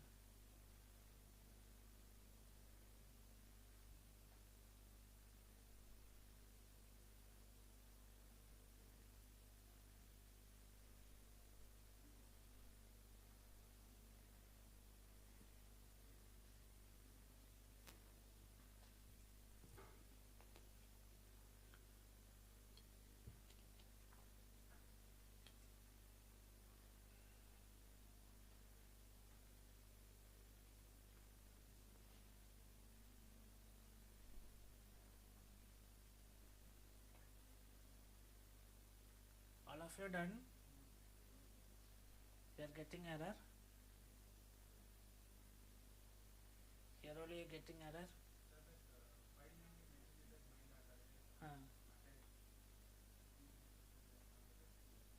You give the same, whatever is your name given. If it's credit card expenses, you have to use that day. You got error in attach itself. First of all, you see here my data is there, or what is the name given? Credit card expenses. So then you see attach CC expenses. Then it will work. And all my instead of my data, you have to use that name. That's a big name, no? That's why reading itself I change the name. Now you make a copy then in the beginning itself. Like last time we did, no, my data equal to. See, one option is while you are importing the data, like this, no. CC expenses. Here you change the name. then it will read as my data only. This is easiest one. Otherwise, after reading, you make a copy.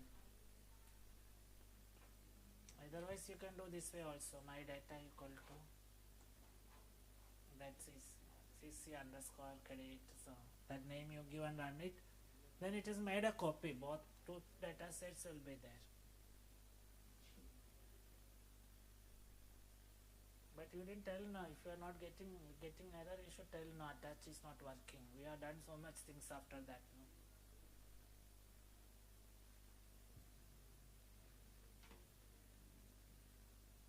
Otherwise, you attach cc underscore credit underscore expenses. Here you write cc underscore credit underscore expenses square bracket order like that. Or my data, instead of that you refer to your data set.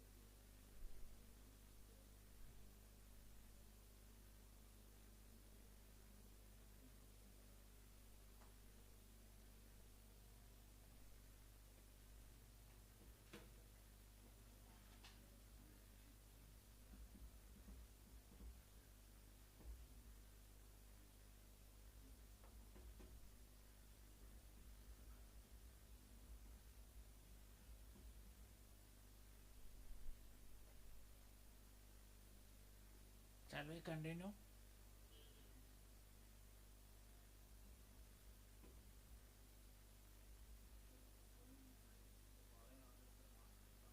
That is okay. It's only a message. You can proceed. You are not able to attach.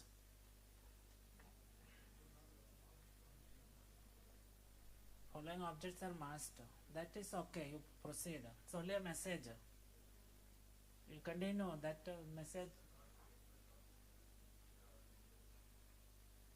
Shopping you are writing, you are not getting the values. This attach, you have to run it. Click run like that. Their error is coming. What is the error? That is not error. That is only a message. You write shopping and try, run it whether it is coming or not. Every line you have to run it. No. It's working. No.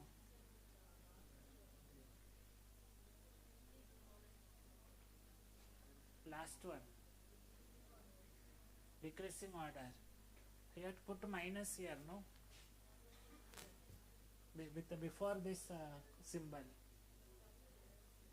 What is the error? Which is invalid object credit expenses.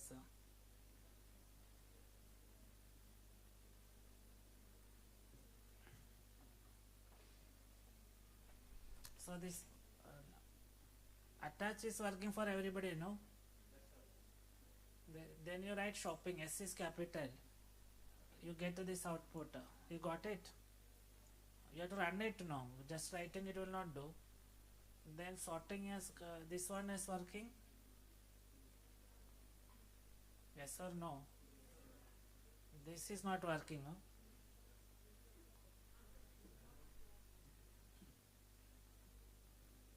So if you want a decreasing order, what you have to do? You first give the data set name, then square bracket, you write order, then put a minus, then you write the field name. Suppose I want to the decreasing order credit card usage, you write credit card usage. You just select it, so the codes will automatically come. Then after the bracket you have to put a comma. This is required. Then only all the columns will be sorted accordingly.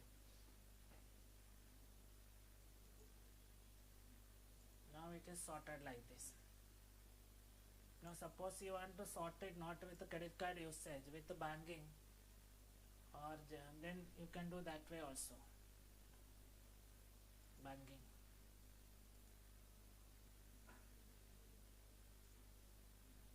So all banking 2 will come first, then 1 will come. So with any variable you can do increasing or decreasing order. If the name is more than one word only, these codes will come, otherwise no codes. It is not a code, no, it is a different symbol it uses.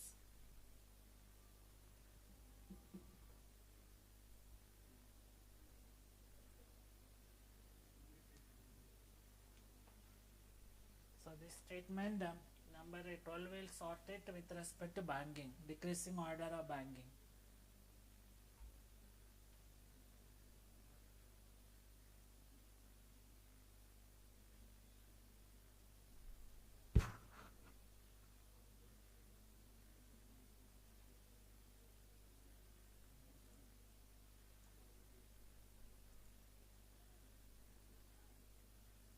So this symbol is not inverted comma, no. Inverted comma it will come.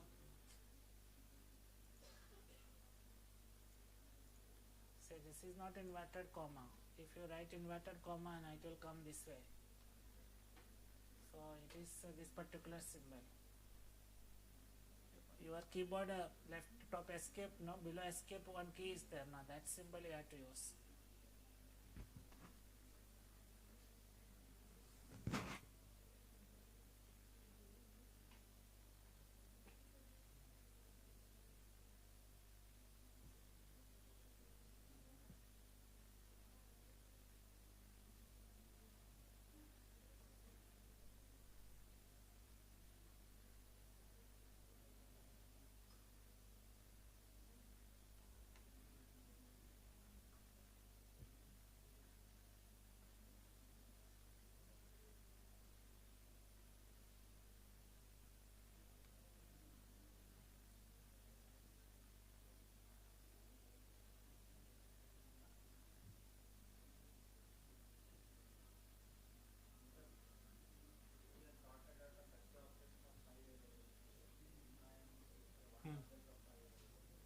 Which one? You got one object, huh? You put this comma. This is huh? It may not have sorted all columns if that comma is not there. Sorted data I just show. Now here click on this. Sorted with one way. Go to here this field or yeah. You remove this quote here. Banking no.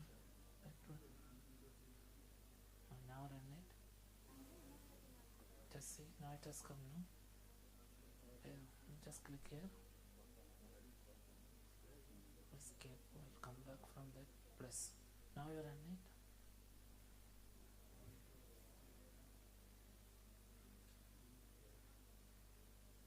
Two observations of 5 variables. See when my data anything is there.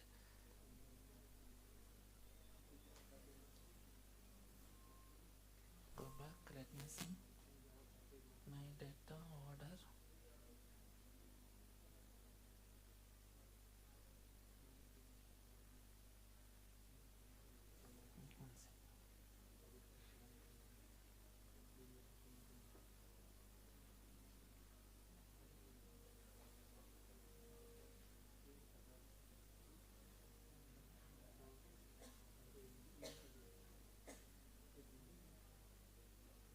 Just select. Run it now.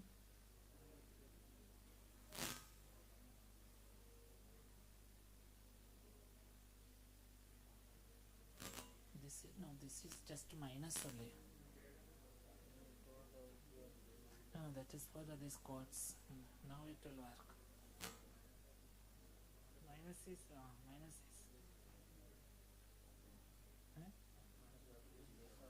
space is okay. It's not space sensitive.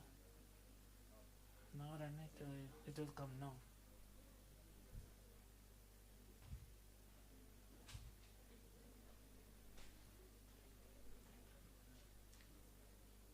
All of you done it, no? This is a minus symbol, no? Not, you have to use minus only, then it will be do in the decreasing order. If you use some other not equal to or something, that one, no? Approximately equal to, it will not work.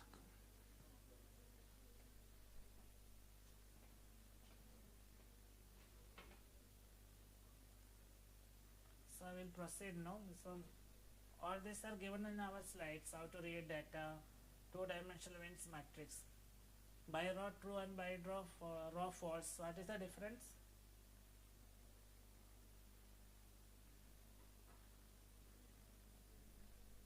Say 1 to 20 values you read as a matrix. By row true means row wise it will read. False means it will enter column wise. Then any row or any column if you want, if you use the square matrix. In a subset also you will get it. Before comma is row, after comma is the column. Rows 1 to 3 and columns 2 to 4, so that common part will be taken out. Like the data frame also, you can take row, column in between, or data frame additionally you can give the column names, or dollar also you can give.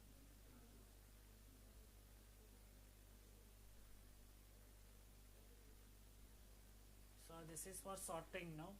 My data, square bracket, you put order. Order means it is sort, and which variable you want to sort it, and comma you have to put. Means entire table you have to sort now, not only one column. If you want them decreasing order, descending order, then you put minus. Now minus means by default it will use ascending order. Minus means descending order. Then you can do all arithmetic operation column wise. 2 columns you can add, not 2 elements, not 2 columns. You can add, you can take a difference, you can multiply, square, all mathematical functions on columns you can take on an array itself, not on individual values. Individual values means you have to pass on that value. Okay, now with this cc underscore expenses exercise data is there in our R package, no? You go back to R, that is your my data, no? All of you are my data, no? Other things you remove. We will do some more work on this my data.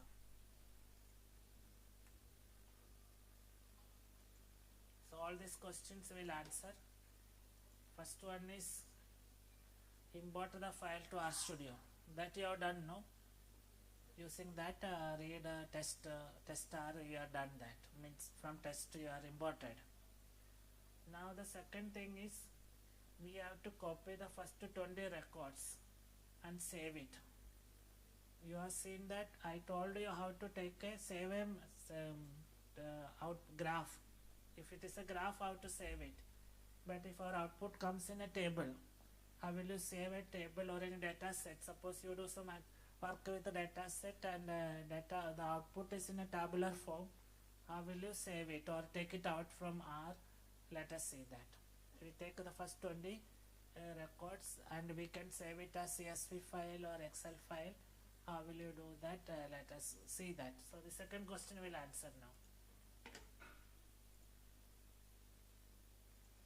So from my data consists of 20 records, 30 records. We will take 20 records, one subset, and save it. So what we can do is we can generate another data set having the first 20 records, and that data set will save it. So copy first 20 records to a new data set. So some name you give, I will give my new data. I will copy first 20 records from my data. Rows should be 1. 1 to 20. All columns should be required now, so nothing has to be written about column. So you can see that my new data contain 20 observations, and not any 20, now the first to 20, 1 to 20.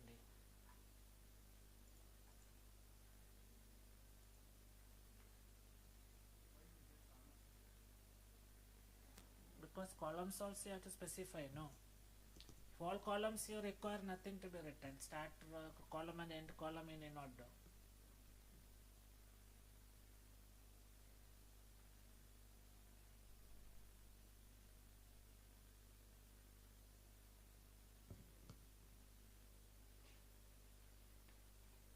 So all of you got my new data like this. Now we'll save it. First we'll export it as a CSV file. So for importing, you remember now we use the command read for importing. So for exporting we have to use write. So if you want CSV, you can write.csv, and within that you write which file we want to export. That is my new data now. That is the first argument. Second one is which folder you want to save it. So you set comma, then within quotes you give the folder path. Say for example, suppose I want to save it in this folder. So this path you copy. You click here, then copy. Whichever folder you want, no, that path you copy. Right click, copy, paste here. And all slashes you have to change it to /.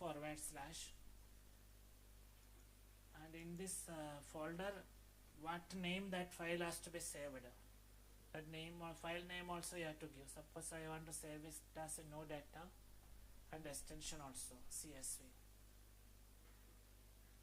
So this my no data will be saved in that folder as a CSV file, but name of the file will be no data.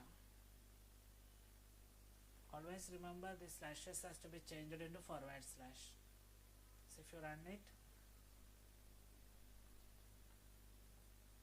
and if you go to that folder, you will see one new data is created, CSV file.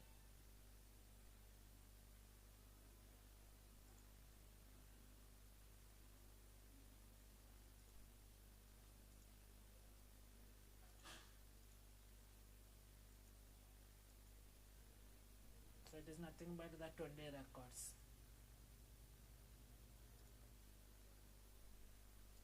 Now if you want to export as an Excel file, Excel I think old versions it will work.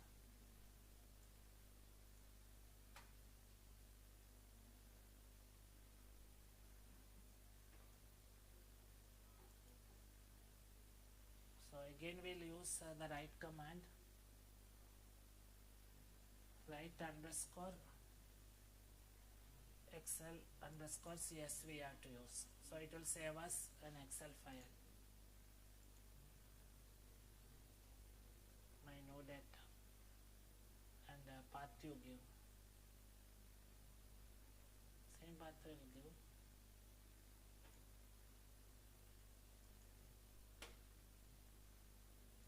My new Excel file will give.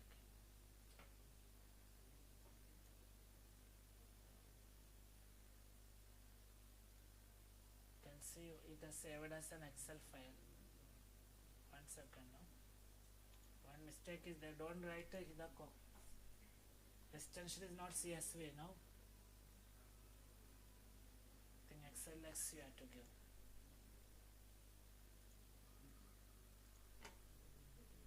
So it has saved as an Excel file. 1 second. Let me see whether it has saved or not.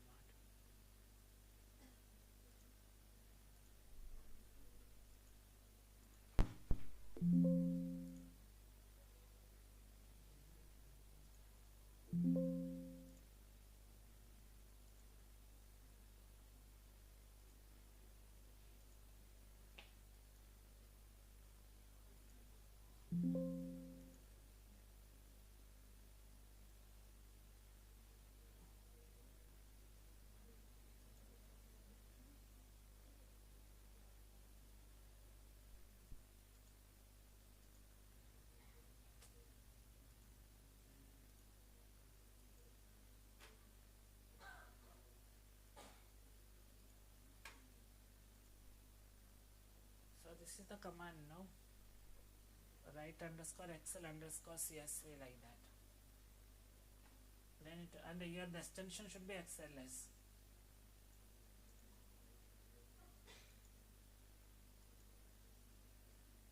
Then it will, only thing is it will save us an older version of excel 97 or something, so that your system will be able to open, then it will open like this, no? It will open as an excel file. So write.csv will be saved as csv, give csv extension, write underscore excel underscore csv, and the extension should be xls. It will save as an excel 97 version.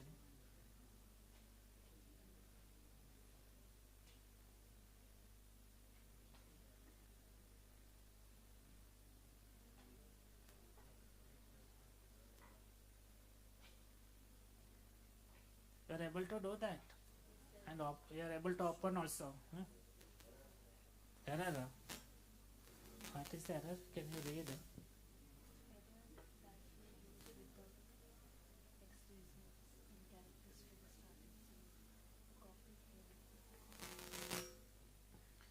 See, you save it into some folder, you have write access.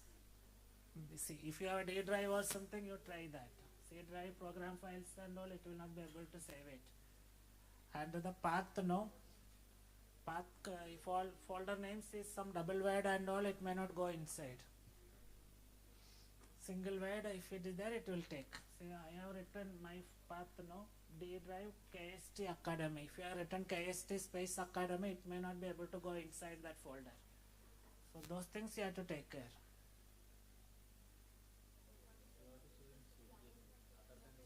C drive also, some folder it will take. Other than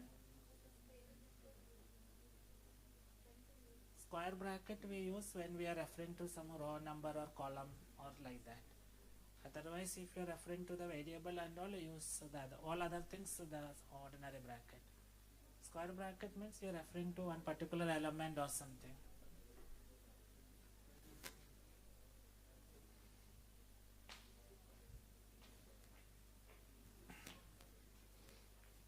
So don't try to save it in your program files, desktop and all. If possible, D drive or E drive or something is there, you would save it. And don't give very complex path, no. With so many subfolders and all, the quote and slashes should be forward slash. Extension also should be there. Everything within quotes it should come. And in that folder you give a name also. Which name? It will not create name by itself. So this part is additionally you have to give.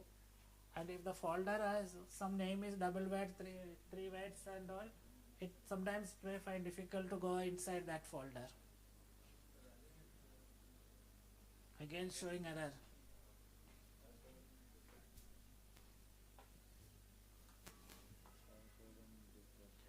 My new data is not there, no. You run that first. Okay, now you run the second one.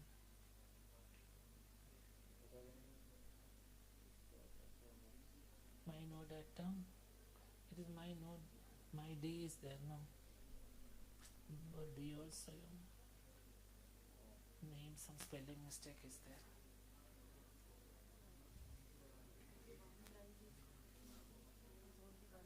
In that, go to that. No problem. Within that, some folder you save data.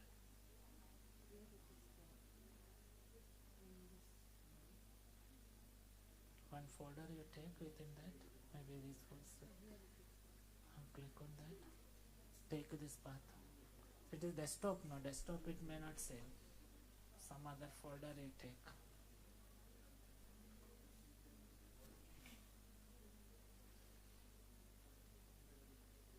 Here this downloads itself it will do. Save, take it.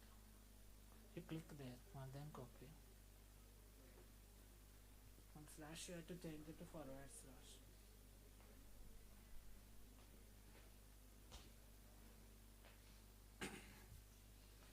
So don't give very complex path and all. 1 or 2 folder inside, it will save it.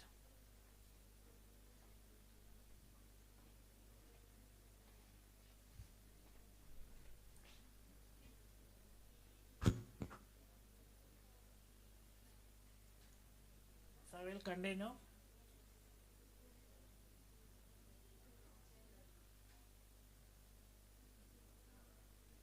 You are able to save it and open it.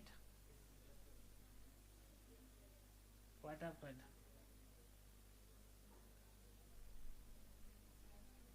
What is the error you are getting?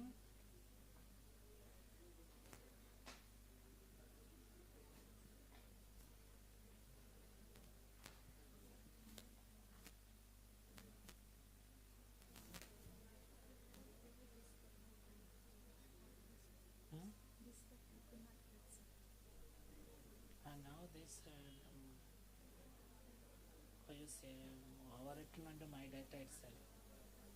And we are going to save that file, taking.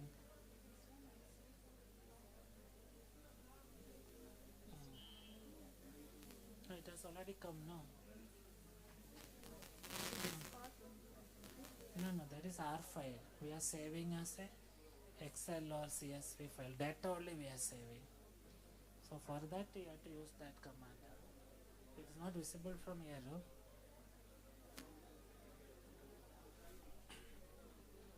Here now write.csv, my data, comma, the other one you have to do.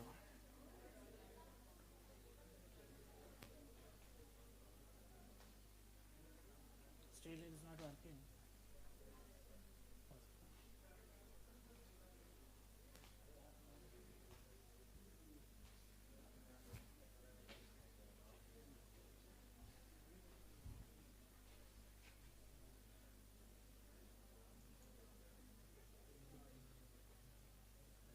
This much you are done, no?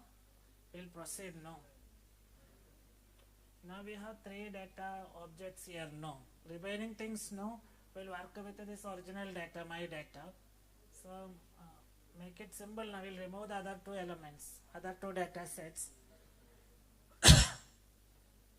So this no data and I will close it. If you want to remove any data set, you can just write remove data set.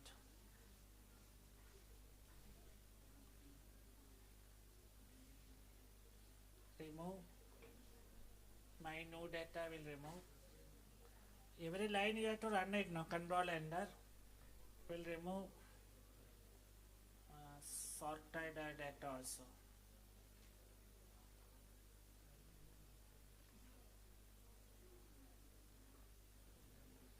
So with my data we will proceed.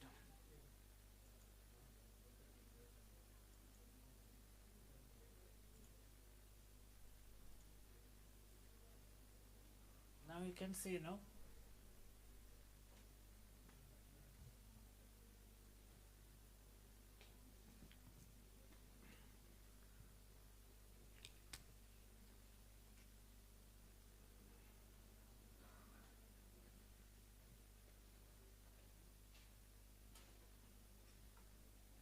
So now we have only one data set, that is nothing but my data. What is in my data? It is that cc underscore credit underscore usage, no? That file only. It consists of 30 rows and 5 columns. So all of you have this in your system, or my data. So we'll work with that, no? If you don't have, you import again. Other things you remove, no, not required now.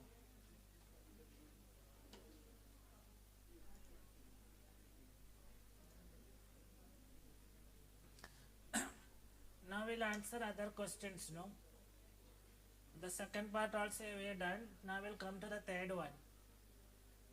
Descriptive summary of the variable credit card usage. So in your my data, there is one file variable, no? Credit card usage. Its descriptive summary we have to take. So how will you take?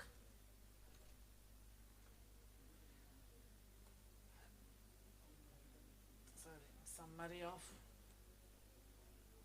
usage, credit card usage, no? since we are already attached, what is the command? Either condile or summary command you can use. Summary credit card usage. Since it is attached now, it will go to my data and do it. So this is the summary of credit card usage. This is from all the 30 rows together, not from no data and all, the original data set.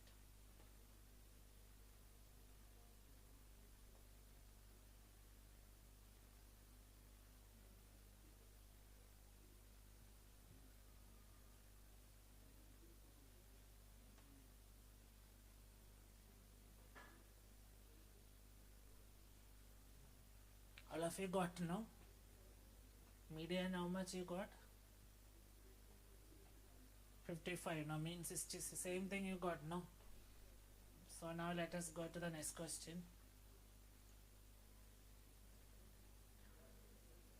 Also convert the variables sex, banking and shopping to categorical.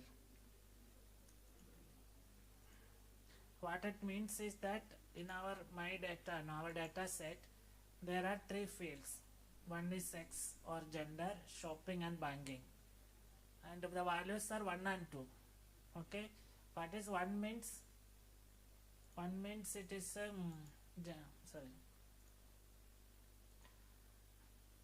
gender 1 means it is male and 2 means female. Shopping and banking 1 means yes, 2 means no. But what happened is that R will not understand like that. Since it is 1, 2, no, numerically coded, R may consider it as a numeric variable. Means it is not 1, 2, it can be 1.5, 2.2 and all values it can take like that. So if any discrete or categorical variable, if you are numerically coded, we can specify to R that treat it as a categorical variable. So how will you change the data type from numeric to non-numeric? Let us see. Numeric to categorical. That is our next question. All the 3 variables we should tell R to treat it as a categorical variable. Means it can take value only 1 and 2. Not 0.5 or bit 1.5 and all it should not take. So for that we have to use the factor statement. Okay. We will convert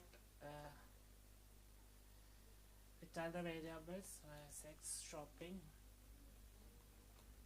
and banking to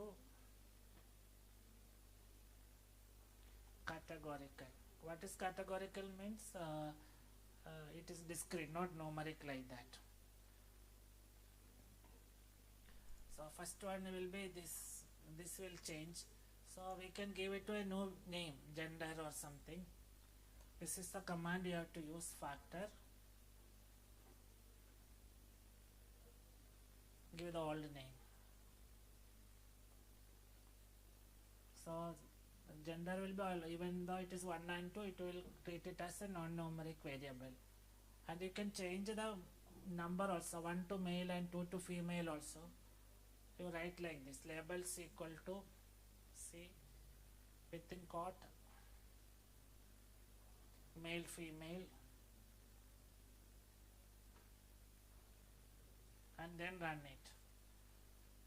And if you see gender, this new variable will not have 1s and 2s, but it will be male and female like that. Similarly we convert others also. So you see that I have changed the name now. The old variable will still remain as 1 and 2, but this gender has changed to male and female. Similarly shopping also will change.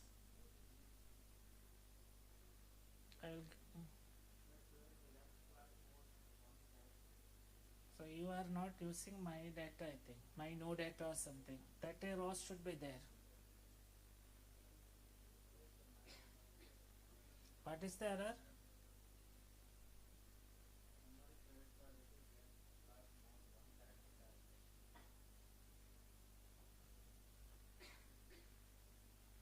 You have used like that, a summary credit card usage with this symbol in between, no? Summary all of you are able to get, no? do one thing, you run this command again, attach my data.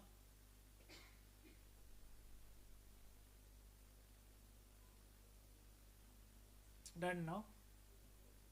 First you attach, then it will work.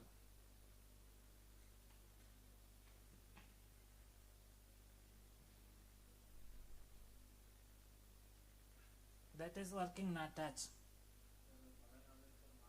That is okay. Now you come here, summary, open bracket, you just write CRE, then their word will come. You just select it.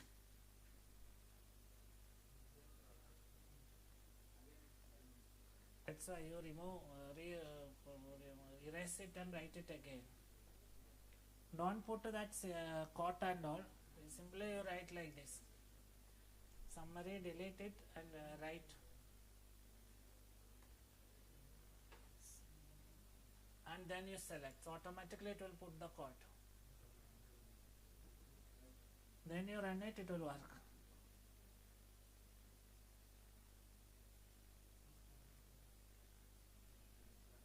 Why it is putting this quote is to say that all these three together is one variable like that. Now it's work, no.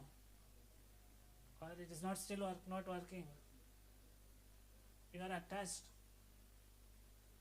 Then what happens here if you write summary? This is coming, display is coming.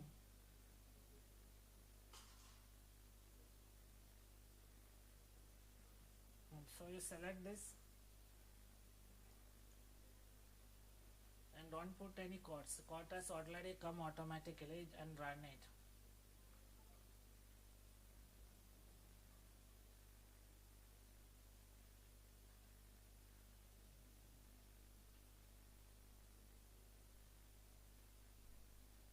Now it's working. Then you delete entire this much. Even the quotes you delete. You take CRE and just select it. Nothing more you have to do and just run it. You may be adding one additional quote or something.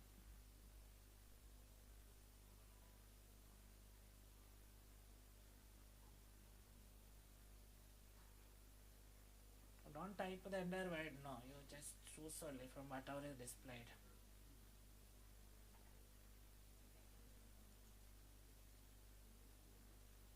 Now the shopping also will change, no? I will give the new name as shop. Factor shopping.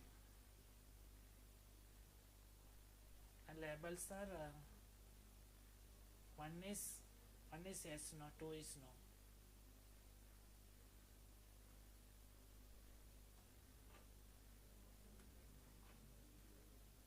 So banking also it is same.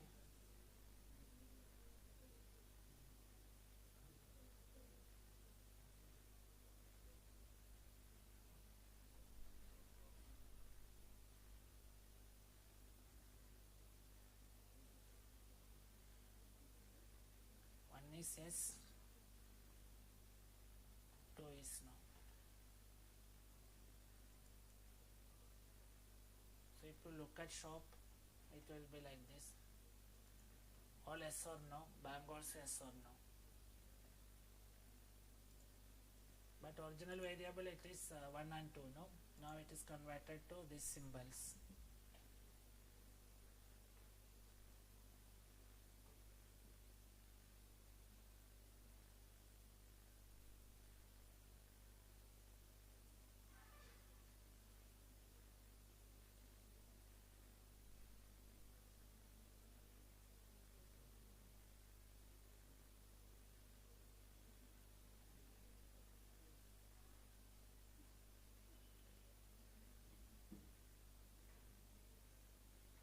This much are done.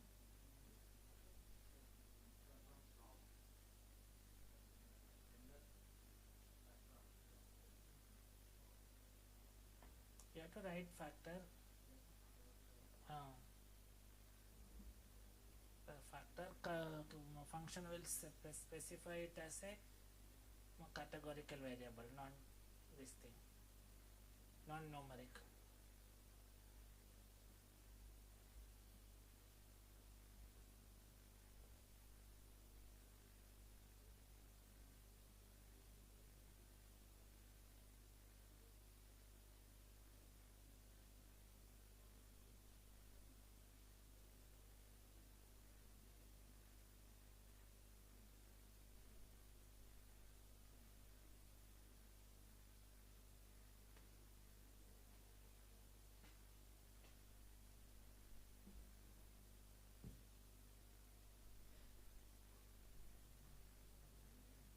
Have you done?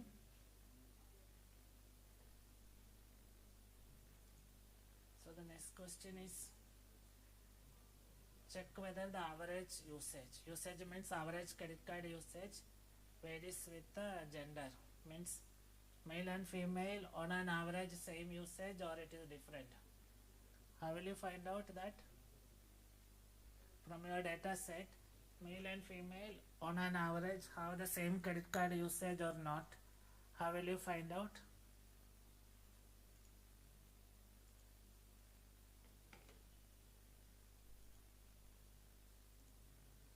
This is our data set, no? So this sex field will tell you it is male or female. One is male, two is female. How to? 1 and 2 is renamed yes or no, male, female, like that. But we are not overwritten. It is written as a no variable, gender, shop and all like that.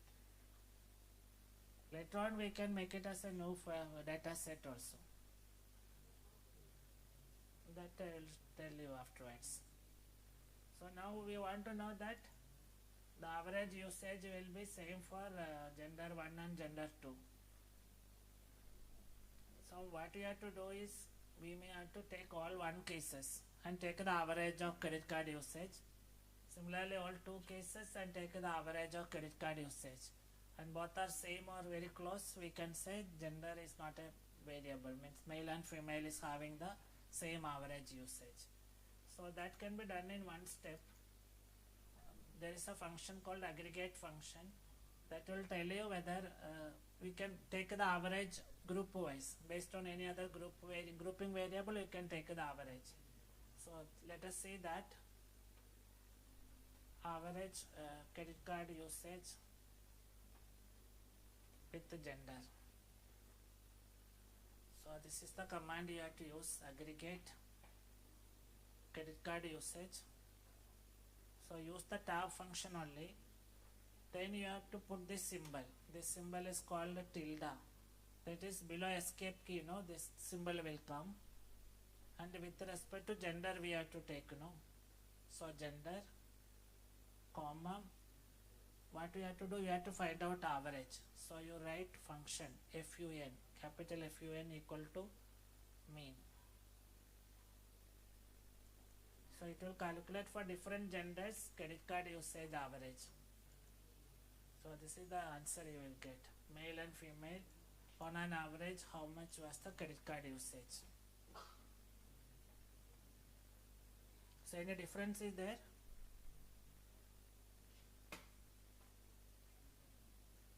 Average usage is same for both of the gender or it is different? Different. Male's usage is much more than female usage. So this aggregate function will take the average of 1 variable with respect to another variable. The second one should be a grouping variable, categorical variable, and you have to use this symbol. And we can get the box plot also.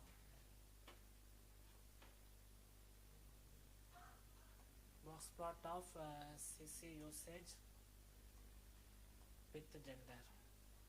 Same information pictorially we can show that. Box plot, credit card usage, tilde, gender, and run it. You get 2 box plots. One more male and another one for female. And if you want, you can give the heading and all, color and all we can give. If you want 2 different colors, you give 2 numbers. Come like this, male and female.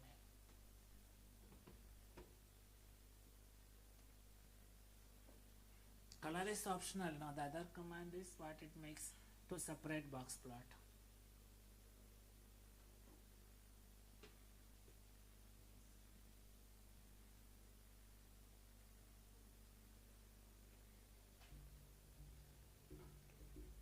So now we'll break for lunch. 1:30, no? 1:30 to 2 is the lunch break.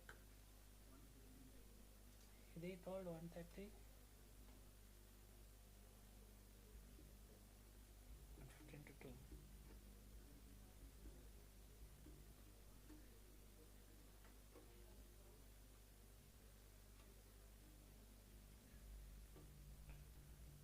All of you got separate box plots.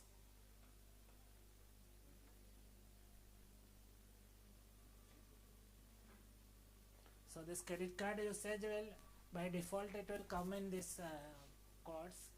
Then this symbol you have to use. Gender we already have now. This if you don't write also you will get 2 box plots. And then what is the conclusion? Generally the males usage is much higher than females, no? That we can pictorially show.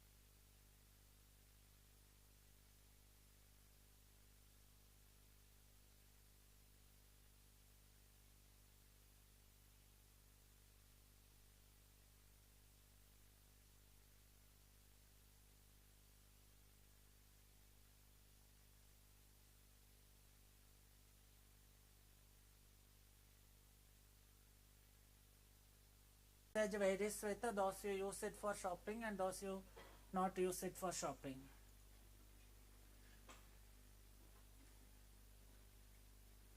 Average credit card usage with the shopping.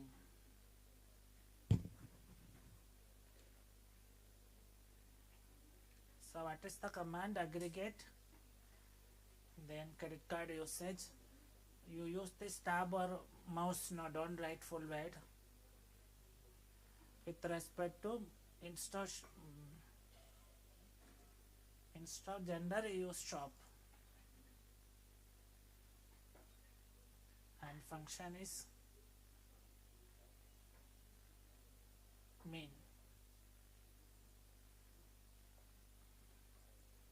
So it will show that those who use the credit card for shopping, what is the average usage? Those use not used for shopping, what is the average usage? So we can see whether shopping have an impact on the credit card usage. So any difference is there? Those who use it for shopping and not used for shopping. Difference is there. Those use credit card for shopping and those who not use for shopping. On an average, any difference is there? Those who are using is almost double, no? Similarly, we can make box plot also.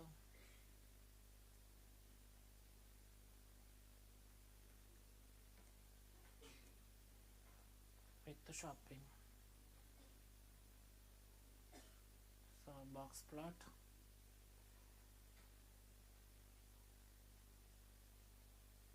With the shop.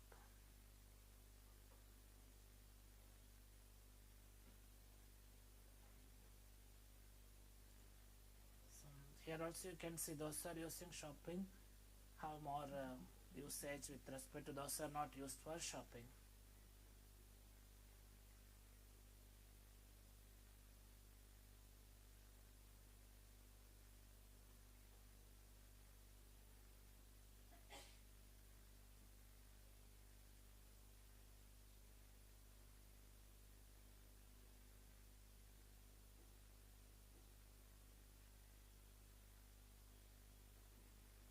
Now this average, we can take not only with one variable, we can group it with more than one variable also. Maybe with the gender and shopping together we can do. So we'll get 4 groups summary. Say for example, average usage with gender and shopping.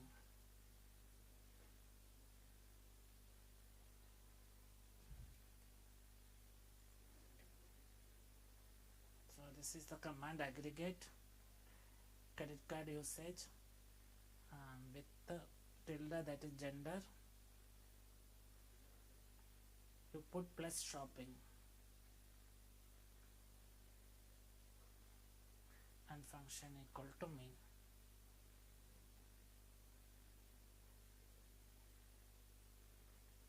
So the result will come like this. What is the meaning of this?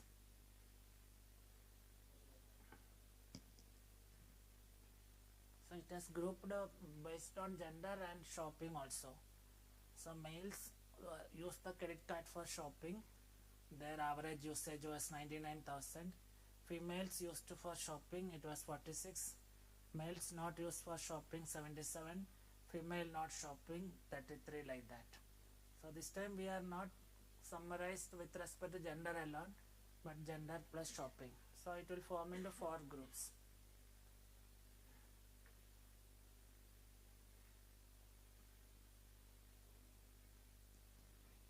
Similarly, we can do box plot also.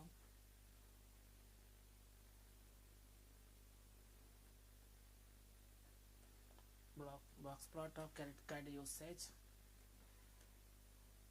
with the gender and shopping. Same kind of syntax, box plot, credit card usage, tilde, gender, plus shop. Color if you want you can give. This time there will be 4 colors, 2, 3, 4, 5. Like this you will get.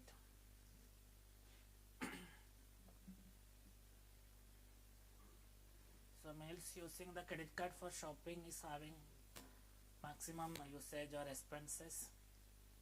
Females not using for shopping is having the minimum expenses, like that. How it changes with grouping, we can see.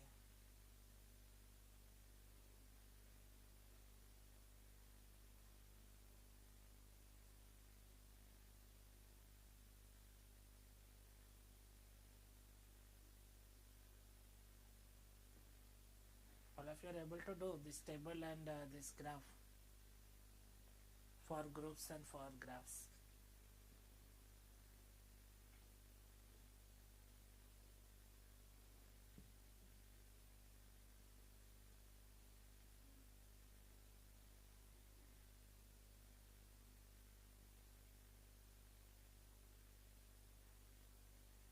Now we do it not only two, no, any number of variables we can do. All the three together also we can take the average. Usage with gender, shopping and banking.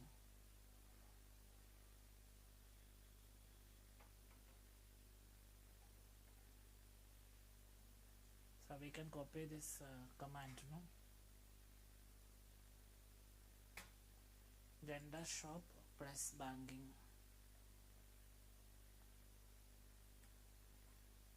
And function is main.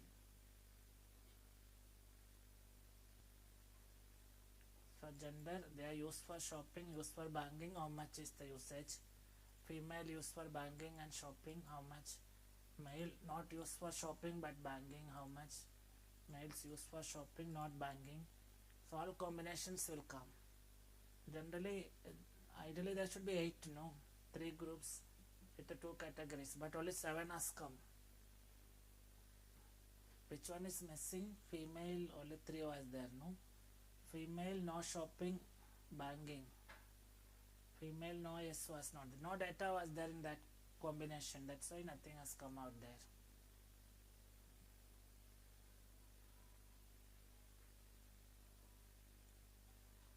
Similarly, we can make the box plot also.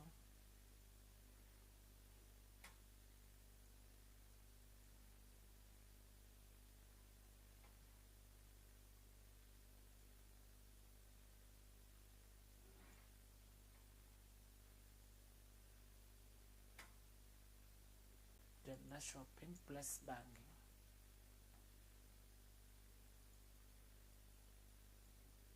Seven, no? 2, 3, 4, 5, 7,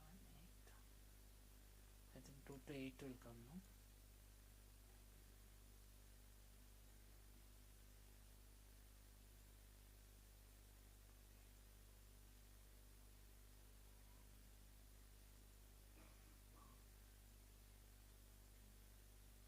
Like this.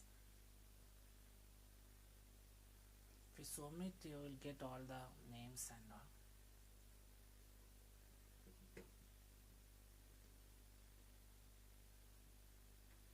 So this is the use of aggregate function now.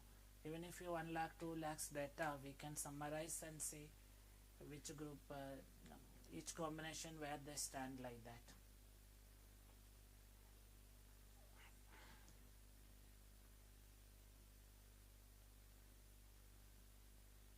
All of you done this much? Now it is not necessary we should always calculate mean, no, any other function also we can do. For example, if you do median, then it will come like this. How will you get median? This function you change it to median.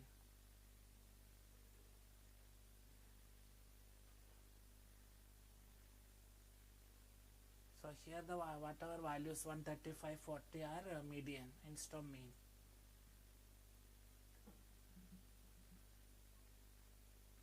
So any function you can use, not only mean or median, standard deviation, anything we can use.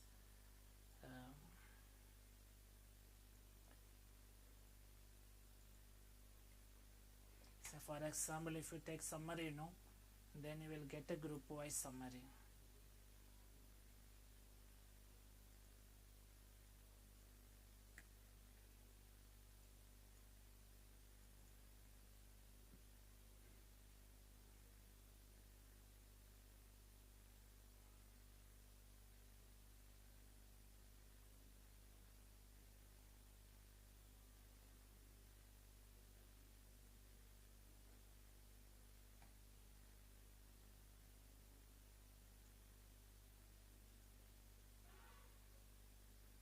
So for all this combination, what is the minimum? Then 25 percentile, median, mean, third quartile, maximum, all summary will come.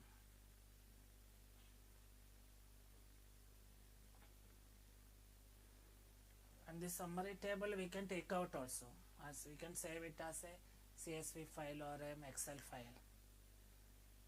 Here the function you give us FUN as summary.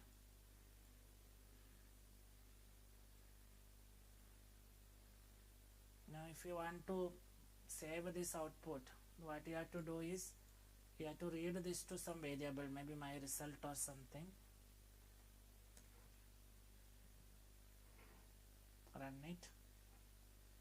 Then we can export the result.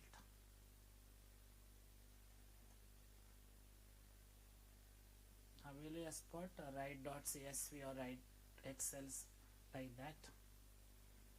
My result. You can give the path.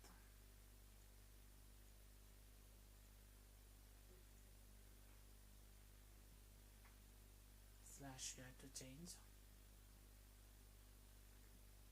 And some name also, maybe result.csv.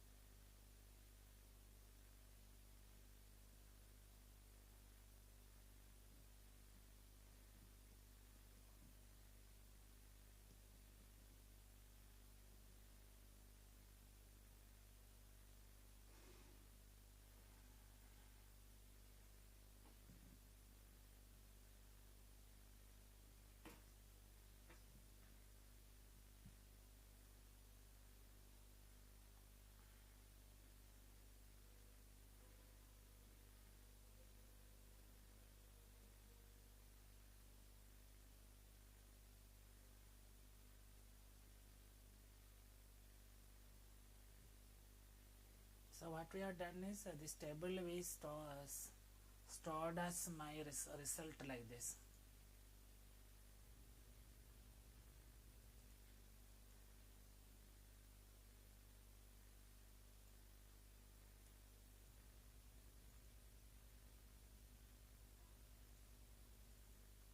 This is minimum, first quartile.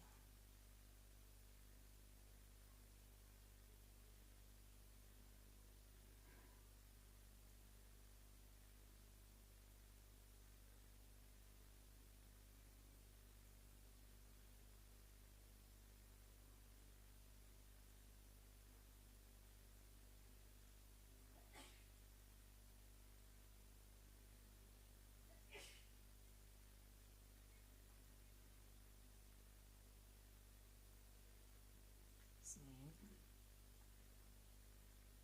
third quartile and maximum.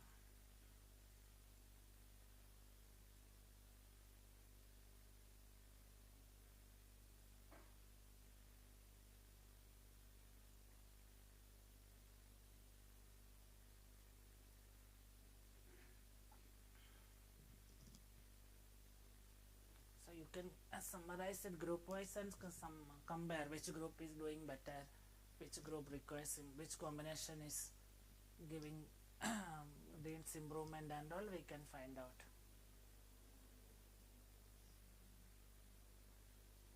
So this kind of summary table where we'll use?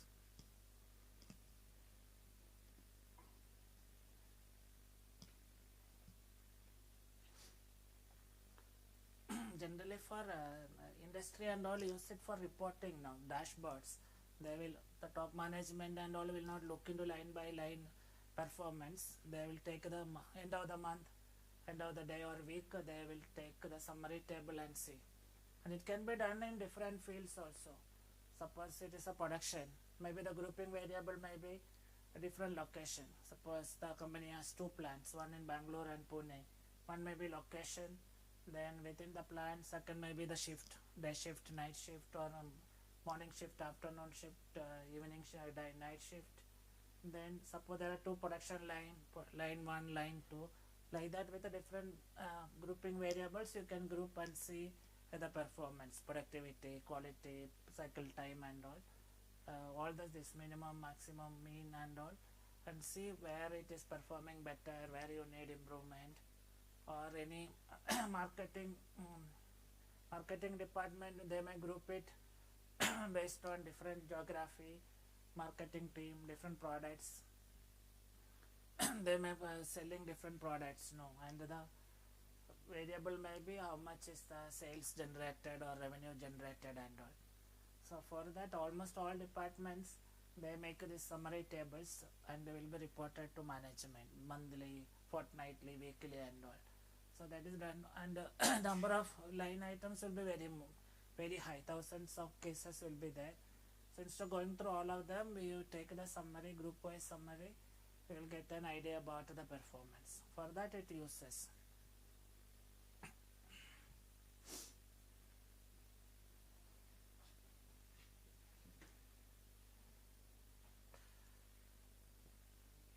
So these are the uses of mean, median and standard deviation. Now to know where we stand, and also things will remain same, what will be the performance in future, in the upcoming period, that we can find out by taking a descriptive summary.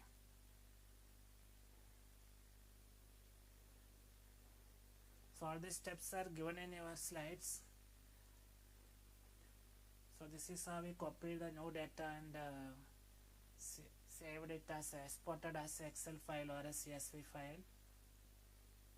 Then we taken the summary of credit card usage. Then all these variables we made into categorical, and group wise summary we have taken. Group wise box plot. Then with respect to two variables, we have taken the average with all the three. And not only average, you can take a summary function and all. This is the last table which we are taken out also.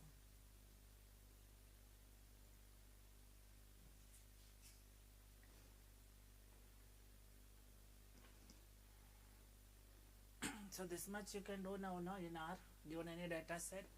Take summary, histogram, box plot, group wise summary and all. So there is one more exercise on this descriptive statistics, basic statistics, how to make frequency table, pie chart and all. That is very similar to what we have done now, like how to make a pie chart, bar chart, like that. So that you see later. We will go to the next topic, that is handling of missing values. Suppose your data set, some values are missing, not known to us. Then how will you proceed? Many of the analysis algorithms will not work if missing values are there. It will generate some error that blanks are there, tests are there, like that. So how will you handle that in using R package? Let us see. So you had this problem, whether your data set have missing values. Anytime you encountered a data set with the missing values, then what you did? You do interpolation. Interpolation means what you did? Generally missing values are there, no? There are two methods to tackle it. One is you delete those cases where there is missing values. That is one option, but that is not a very good option. It may be easy to do, but not a very good option. Suppose there are some 10 fields, only one field is missing. When you delete that row, the data on other fields also will not be unutilized. So even though deleting the missing value rows is an option, it is not very commonly used. It can be used if number of data points are very large, thousands of rows are there, and very few of them have missing values, then we can delete them, maybe 2% or 3%. But your data is very less, only 20 values are there. After that 3 rows are missing values, then if you delete, it is more than 10% and all will get deleted. For only when very large amount of data is there and number of cases, missing value cases are very small, you can delete it. Otherwise what we do is, instead of deleting, we'll replace with an appropriate value. So how to find appropriate value, it varies with the situation to situation. You do interpolation, or you find out some measure of like mean or median. Using that also you can replace. So with any value you can replace. So these are the two options. One is you delete the records having missing values. Second one is, instead of deleting, you replace with an appropriate value. Both can be done through R package. How to do that, let us see with one example. Take one data set having missing values and how it can be, missing values can be treated in R package. Let us see. Means to either you delete or you replace with some appropriate figure. So this file I will close it. If you want, you can save it, give some name and save it. Otherwise we can start with a new one.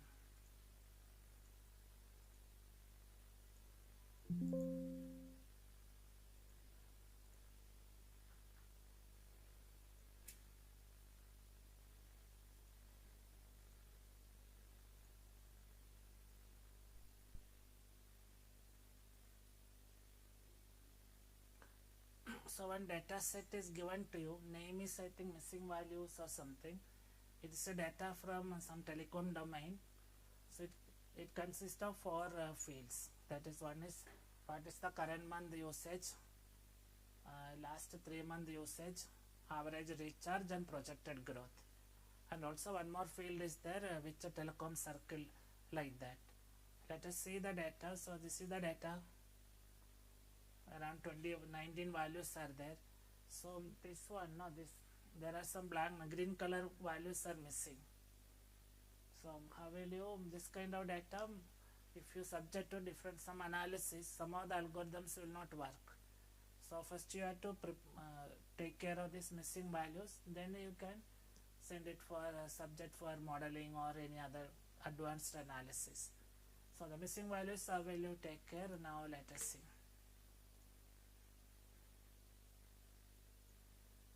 We'll go to the data set. This I will delete.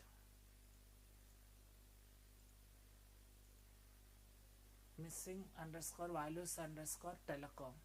This is an Excel worksheet, no? So this is the data set. Wherever it is blank, those are missing values. One second now. What is this value? Has some problem. You correct it as 9.2 or 9, not 9.2. No, maybe 99.2. And this one is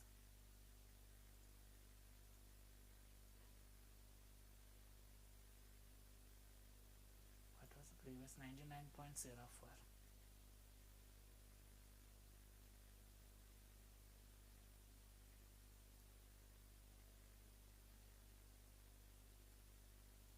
When 9.2 was there, you make it 99.2.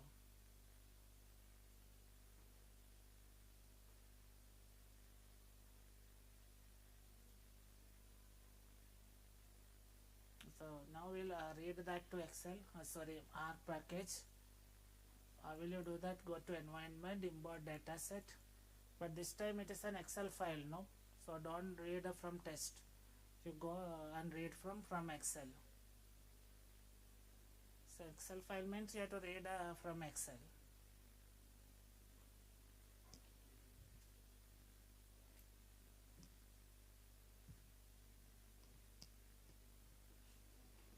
So you'll get to this file open dialog box. Got it, no? So browse to the folder, missing value telecom. So here also you can change the name. Instead of missing value telecom, I will take my data, name it as my data, then Excel means no, there will be sheet number will be there. Suppose multiple sheets are there, you can read one sheet at a time. You can choose for which sheet your data is there.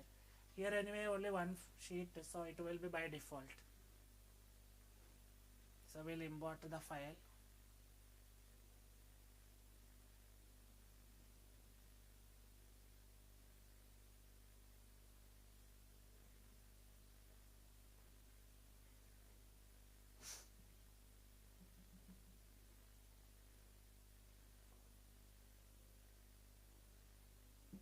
Done. All of you are able to import this Excel file. Now import as Excel. Done. Now what you can see, so in R, when there is a missing value, no, it will be shown as NA. So we have to see what to do with NA. So in R, the missing values will be represented by NA. So we have to do something with the NA values.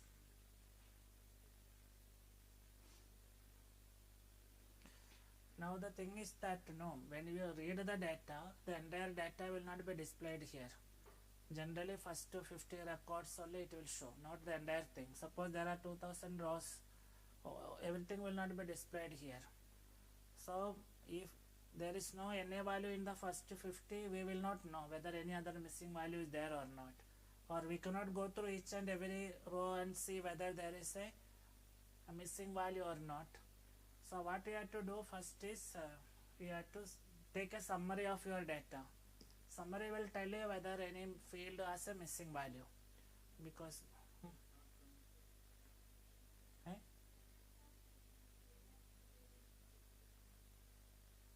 Excel is not able to open. This from Excel option.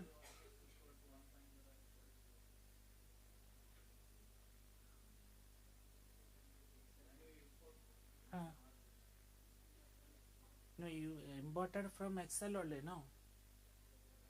Don't use the CSV option. Import Excel. Excel file has to be imported as Excel only. It will not be able to import through a CSV thing.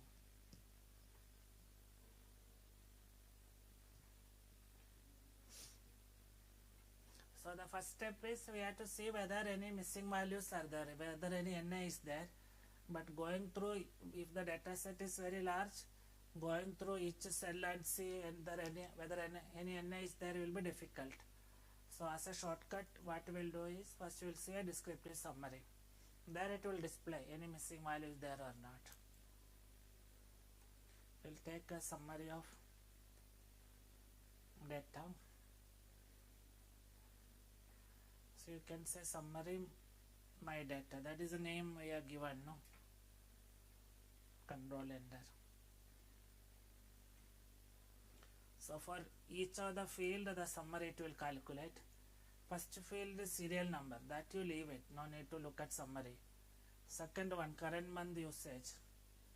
You see that along with the minimum, say 25 median mean, the last entry will be NA. So it has 3 NA values, 3 missing values. Next field, last 3 month usage, and 2 NA values are there. Average recharge has 2 NA, but projected growth no NA values. So out of 5 fields, 3 of them having NA values. So by looking at the summary, what you will know, whether there is any missing values. But you will not know which value is missing. At least you know the count, how many missing values are there. That is enough. To tackle the missing values, at least you should know whether missing values are there or not. Which particular row or which particular row it has happened, we will not know. Maybe same row have more than one missing values also. But at least the summary will tell you in the data set there have any blanks or missing values. You see NAs are given as some number, means that is missing.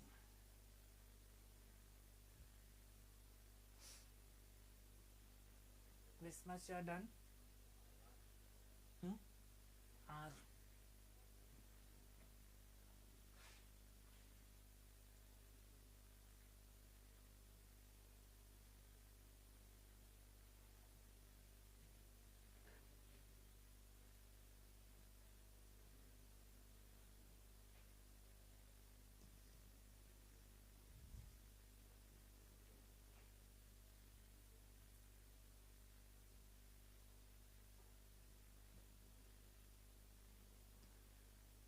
So there are some missing values. Now we'll see how to treat the missing values.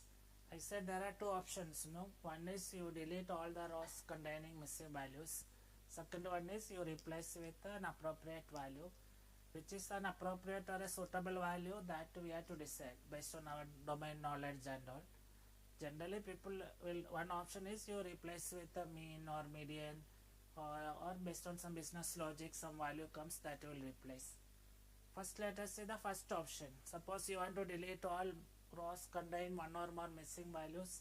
How will you do with R? Let us see.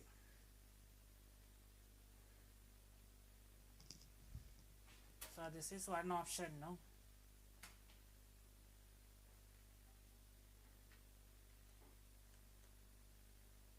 Delete records with missing values.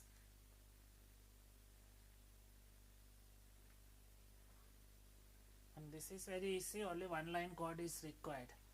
You have to write na.omit. From where? From my data you omit all NAs. And you can save it as a new data or something. My new data.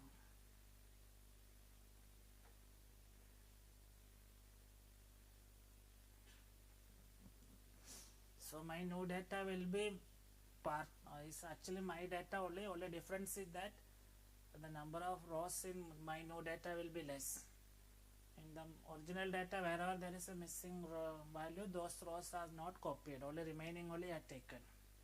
So you can see that instead of 19 rows there will be only 13 records in my new data. But the advantage is my new data will not contain any missing values. So if you look at this, you can see that. So row number 3 is removed. Why 3 is removed? Because 3 this current month usage and average 2 missing values are there. Then 5 is removed, 10 is removed, 12 and 13 is removed, 17 also removed. But the remaining ones will not have any missing value. So even if you are 100 columns and thousands of rows also, this one line of code will remove all those kind of missing values. Remaining will be better not to overwrite, you save it as a new file.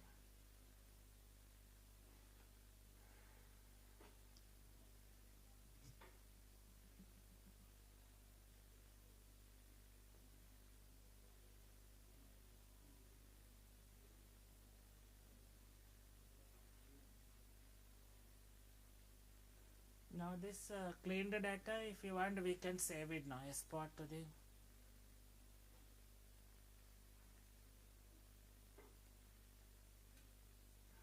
how will you export? Write. If you want Excel, you use write_Excel CSV. File name is dataset is my new data, comma, path you give.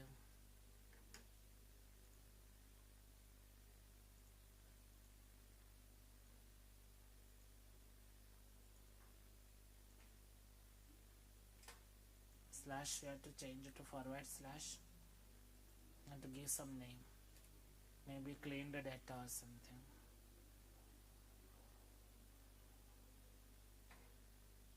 So I am writing it as an Excel file.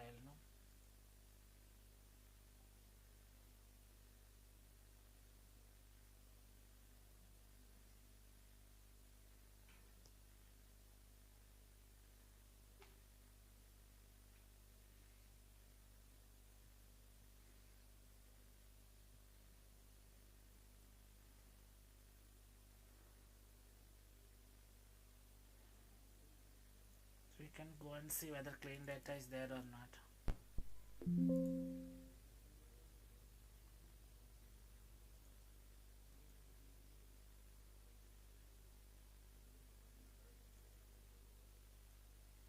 So no clean data, but no missing values, but number of rows are reduced.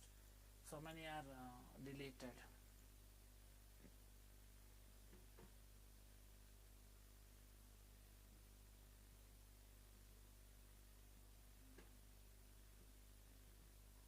So this is one option to tackle missing values. you have only one line of code, na dot omit. Missing values will be treated as na column, na cells, all those will omit.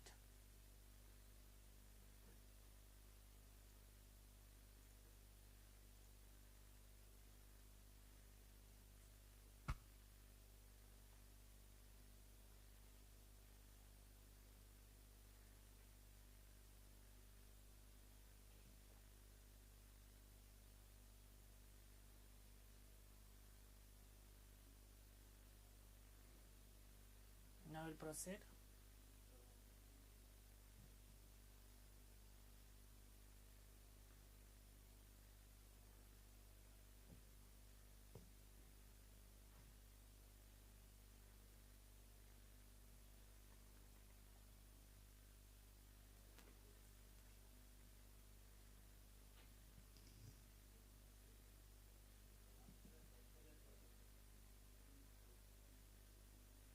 Close the bracket. You can save as CSV also, no need to Excel also, whichever format you can use.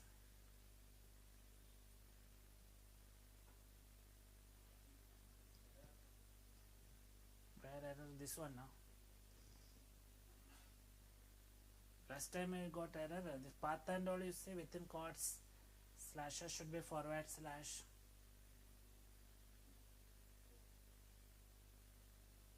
What is the error? You read out that error not working on. So this is one option. Another option is instead of deleting. Now what happened is our number of data points are reduced now. From 19 it has come to 13. So if you want to avoid that, then instead of deleting, you can replace with some appropriate values. How will you do that? Let us see. That is the second option for handling the missing values. Replace the missing values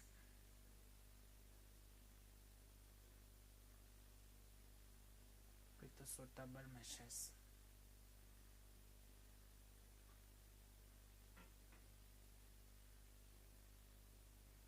So one by one we'll do now which are the fields having missing values. So current month usage has 3 missing values. So first we'll replace current month usage. Then last 3 month usage also has missing values. Average recharge. One by one will missing values will replace. Because all may not be with the mean. Some with mean, median or any other value, anything you can use. How will you do that? Let us see. First we'll attach the data.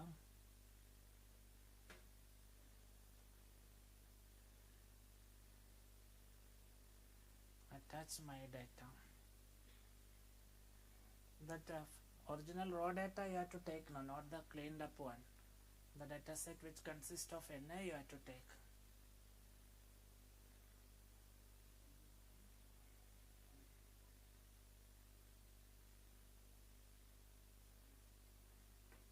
Then one by one we will replace. First is current month usage. We'll replace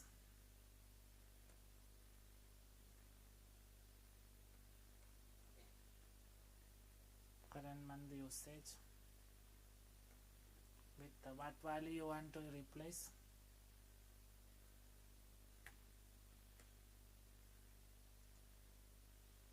That you should not know, otherwise you cannot do that. Maybe we can replace with the mean.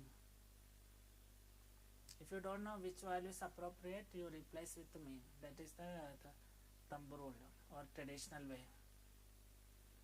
So if you want to replace with the mean, then first you have to compute the mean. No, you have to compute the mean and replace with that value. So I will compute the mean of current month usage mean. No, I call it as CMU mean. So I will compute mean. What is the command? Mean, then variable na current month usage. But this will not give you the mean, because what happens is that there are some missing values. No, so the missing values are there, it will not compute the mean value. So what you have to do, there are two options. One option is we already have the mean here, that is 5.975. We can replace, or we should tell that you calculate mean by ignoring the NA values.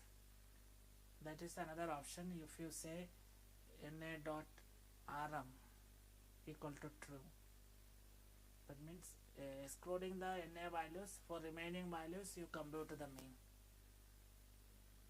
Only for current month usage, no? Then you get the mean.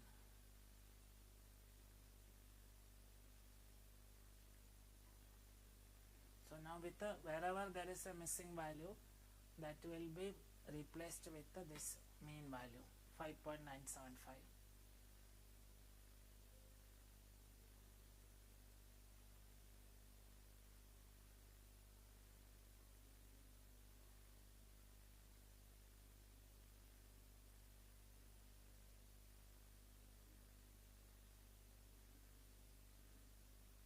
You understood now what I have done?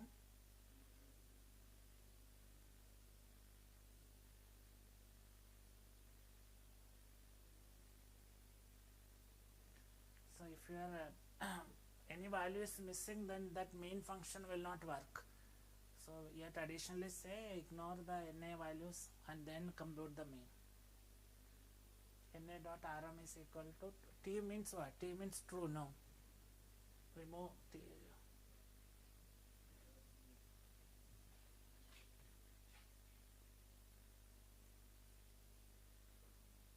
It is T means actually true. That's how it takes. All of you got it? T is capital also now. You, what is the error?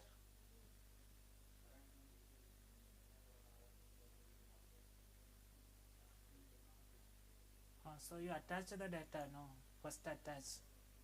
You run that, every line you have to run it. Click the run button or control enter.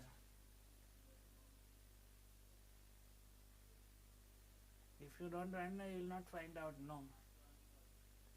Then what is the error coming?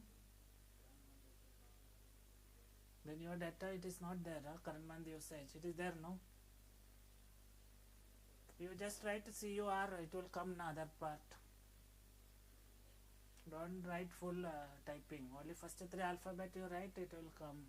That you select only.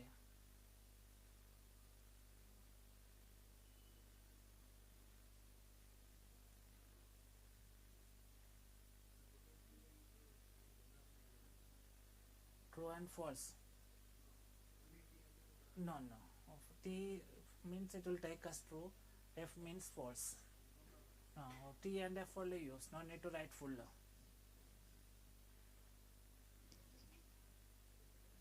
So now we'll replace, no? So this replacement, how we have to do? All the values you should not replace, no? Only NA values you have to replace. So one conditional statement you have to say. In current month usage, if any value is NA, only that you replace with the mean. So that if statement you have to write. So this is the command, current month usage. Then you take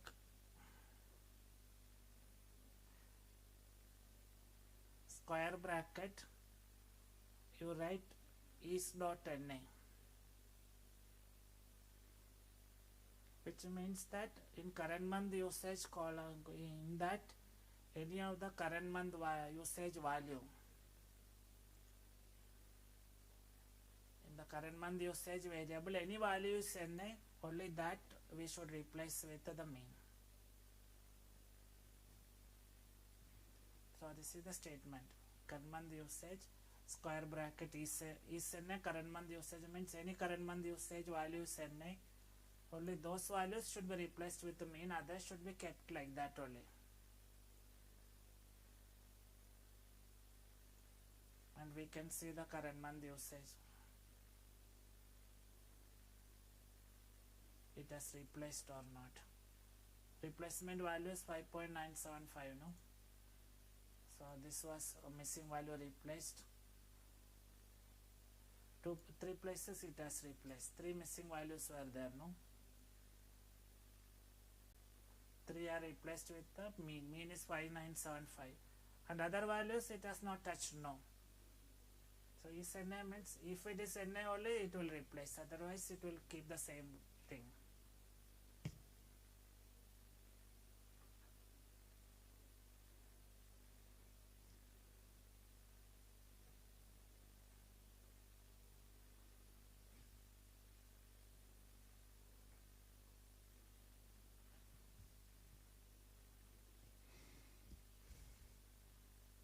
Next one is last 3 month usage.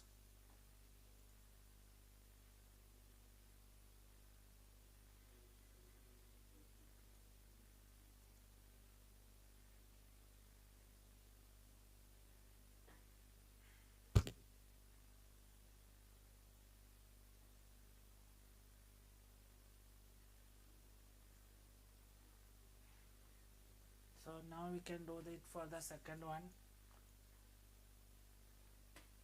Not current month usage, no, last 3 month usage.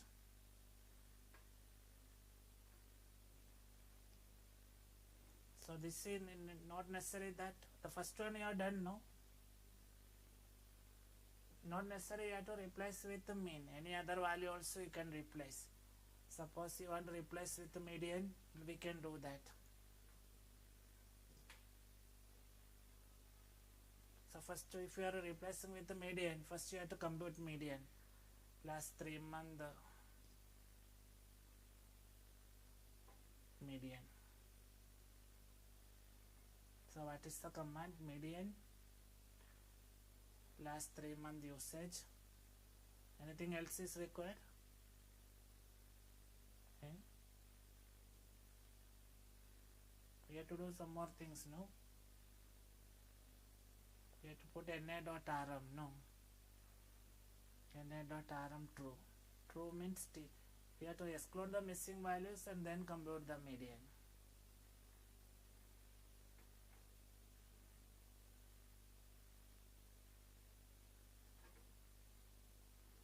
So it will replace with a 3.1.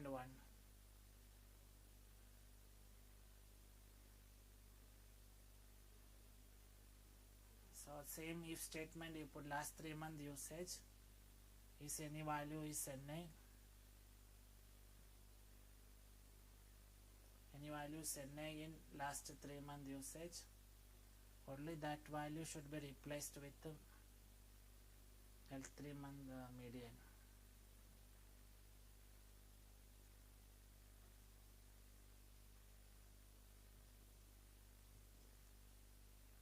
We can see that. Okay, median is 3.1.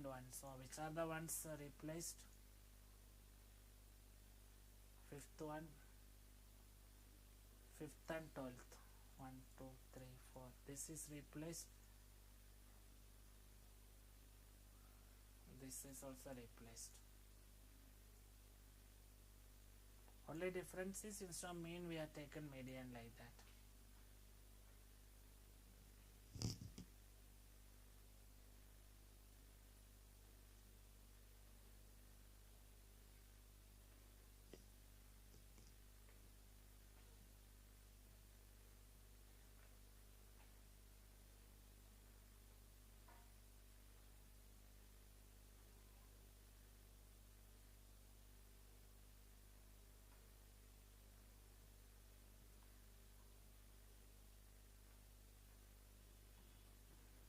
So as I told you, there are two options. One is delete the Na values. That is very easy. You just write na.omit. Otherwise you replace with an appropriate value. So first you find out the appropriate value, then in that column any values miss Na, then you replace with that appropriate figure. That's how we are done.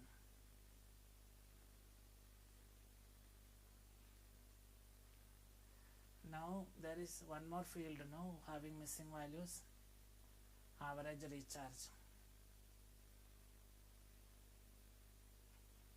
Two missing values, two NS are there. So I will replace the average.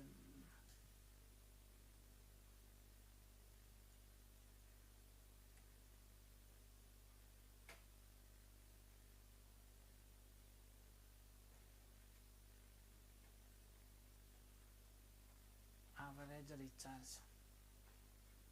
This time with which value you want to replace? It can be mean, median or anything else. If you can give some other logical values also now. If you find the missing actually means 0 means you can put 0 also. Or if you say 100 means 100 like that. For example, if you want to replace with 100 or 1000 or anything else, that also can be done. That is much easier. We need not calculate now. We have to only replace.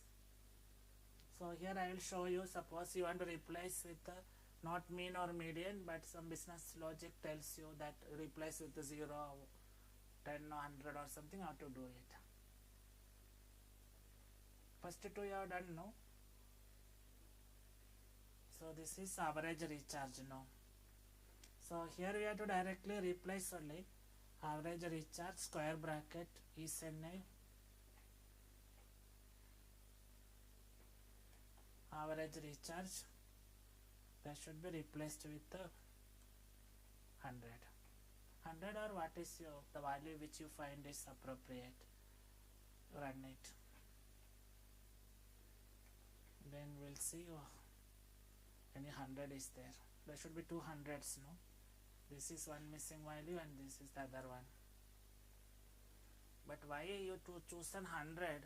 There should be some reason for that. Just like that we cannot replace with any value now. Then all interrelationship and all will go. So if you interpolate and get some value, you can replace with that also. Maybe average of previous and next value and like that. And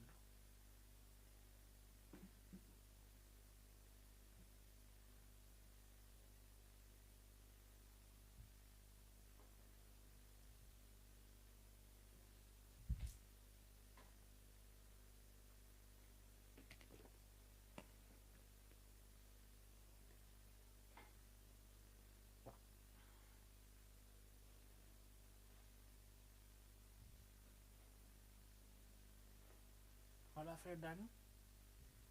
Now if you look at your my data, no, that original data set, you will see there still missing values are there. It has not updated. It will not update. We replaced it, so we have to prepare now a new data set. Put all columns together and make a new data set. Original one will remain like that only.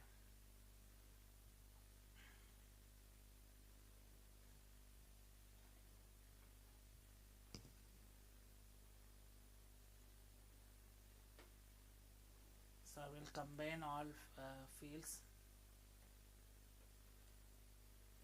and create new data without any missing values.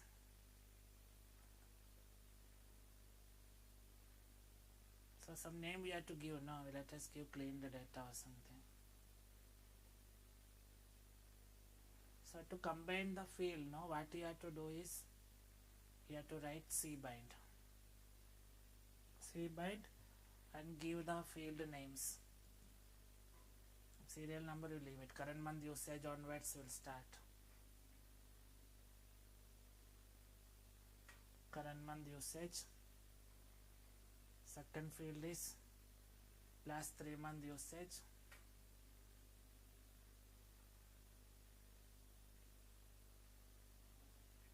Comma. Third field is average recharge. Cbind and put separate by commas. Projected growth.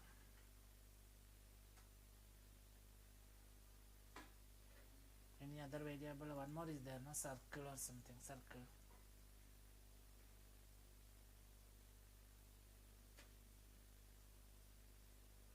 So a new data set will be formed, clean data. It contains all the fields of my data. Only thing is that NA values are replaced. Let us see how it has come or not. You can see that now. The means here these are all replaced. Some 100 and all. So finally we have to combine all of them. And this clean data, now we can save it or take it out. it will not overwrite or update the original data set. You put all together by cbind. Within cbind you put the order also will, the what order you give, that way the columns will get created.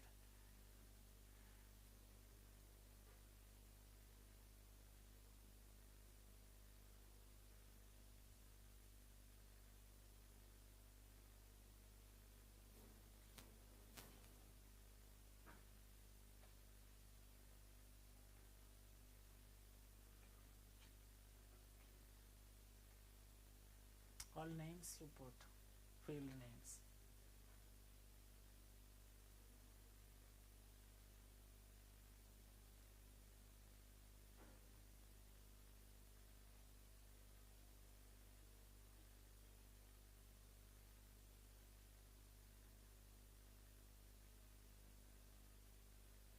You can write in one line also, no need to split the line, separate by comma.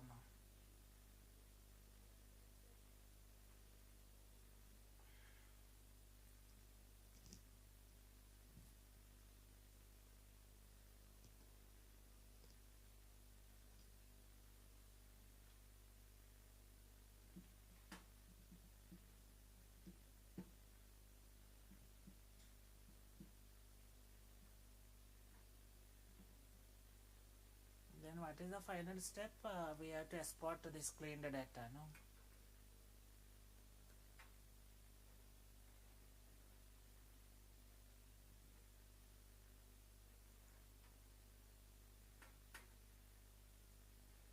So will you export write underscore excel CSV file, data's name is clean data within folder.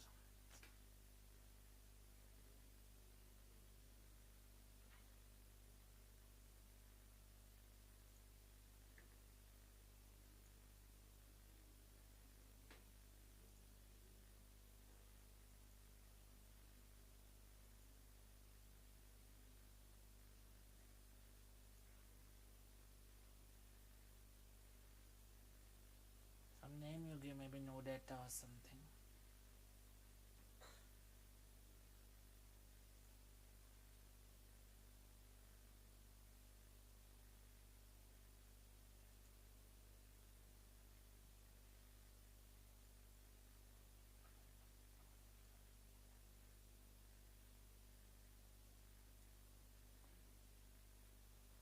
So only thing now, this clean data, it will not write it because it is not in a data frame format.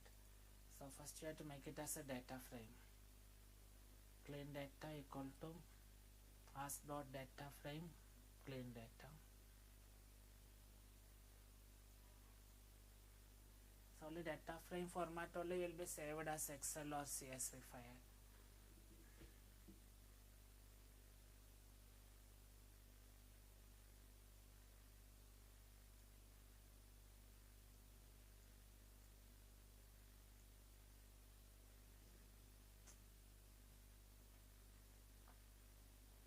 So if you go there, there's a no data. So this is the one where no missing values, but additionally the number of records will remain same. So all these are missing values. Here some 3.1 and one more 100. No? These two are missing values. Projected growth, there was no missing value.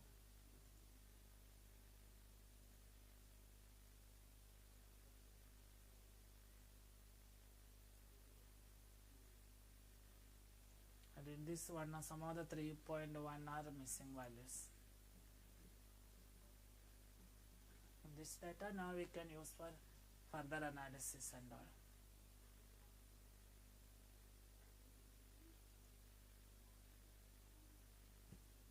So if our data set not in the data frame format, we cannot export as CSV or Excel. So first you make a data frame, then you do save it.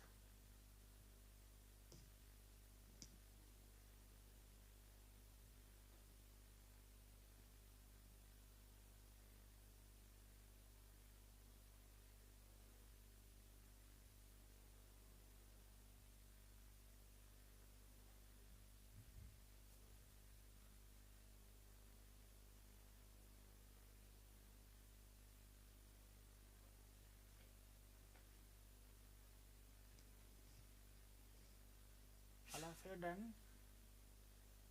So this is how you handle missing values, no? Only thing is that generally you prefer not delete but replace. But replace, how to find an appropriate value is a challenge. Lot of research is going on. What we have seen is traditional methods, but there are some new methods also, more advanced methods and all that we have not discussed. So all the steps are given in your slides. You can practice again later also. So finally after replacement it will come like this. Here I think everything is replaced with the mean, that's why it's coming different. So we'll now go to the last topic. A break is there, there is a break.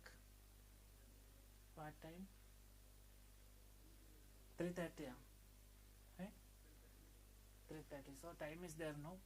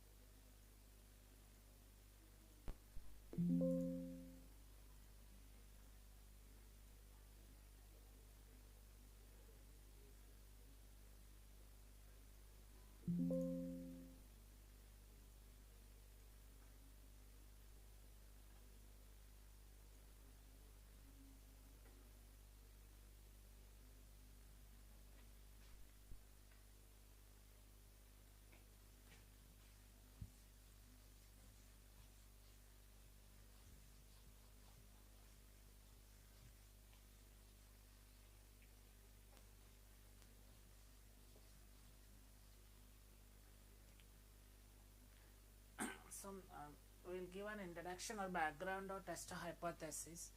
Then after the break we'll see how to do it through R package.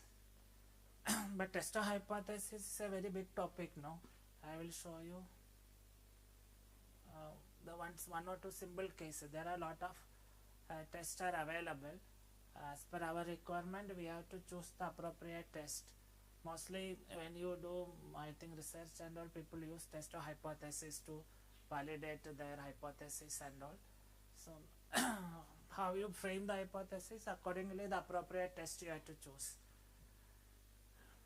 But in general the commonly used one or two we have to do through R package, let us see. All of you are studied test or hypothesis? Okay, so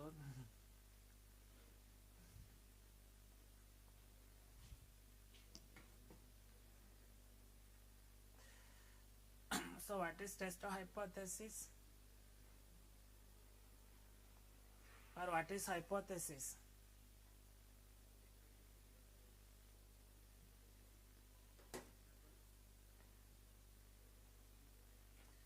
So you already know, no? So but anyway you can revise your memory. So in many situations in our process or in industry, the people like engineer, customer or manager, they may make some statements.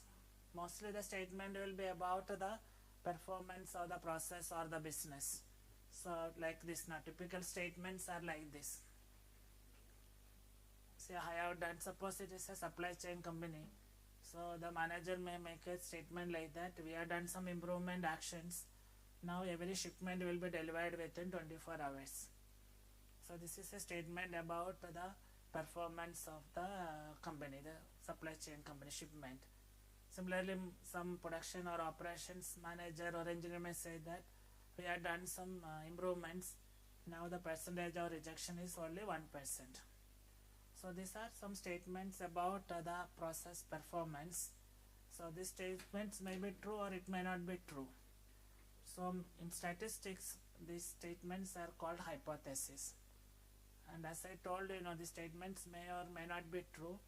So the procedure to check whether the statement is acceptable or not, that is called hypothesis testing or testing of hypothesis. Now why we require this procedure is because say this process or this process might have, so whatever conclusions you make out of this statement, if you say this statement is acceptable, then it will be true just now only. In future also it will be true. Whatever conclusions you say, it is not for that current period, it should be generalizable. That is why we require some statistical procedure, and you can see that you will never have the 100% data to say whether it is correct or not. The process might have started in the past and it will continue to the future.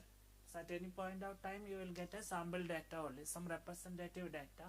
Based on that data we have to conclude whether this statement is acceptable or not. If you say it is true, then it will be true not only for that data.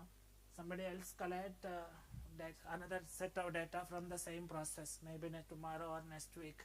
You should also get the same result. That means you should also say that the statement is true. The opposite result should not come.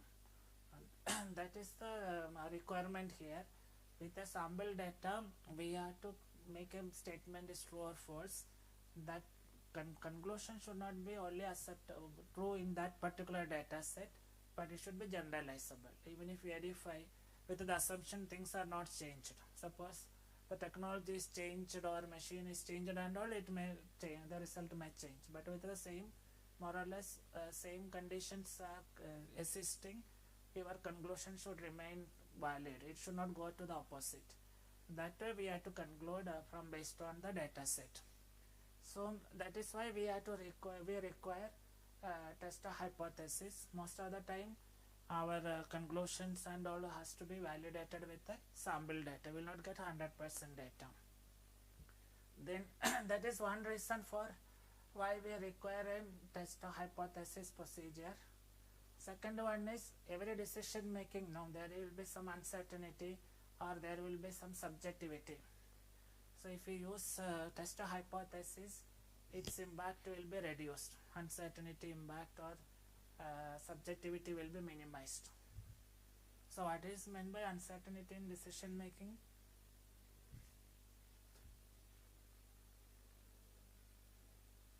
Okay. So about this test a hypothesis, no, there is one incident is there. Incident or some story or something.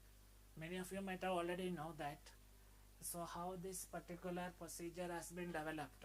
This is one of the earliest statistical techniques developed around almost 100 years back. So there is some incident behind the development of test a hypothesis. That I will briefly tell you, then you will understand what is meant by uncertainty.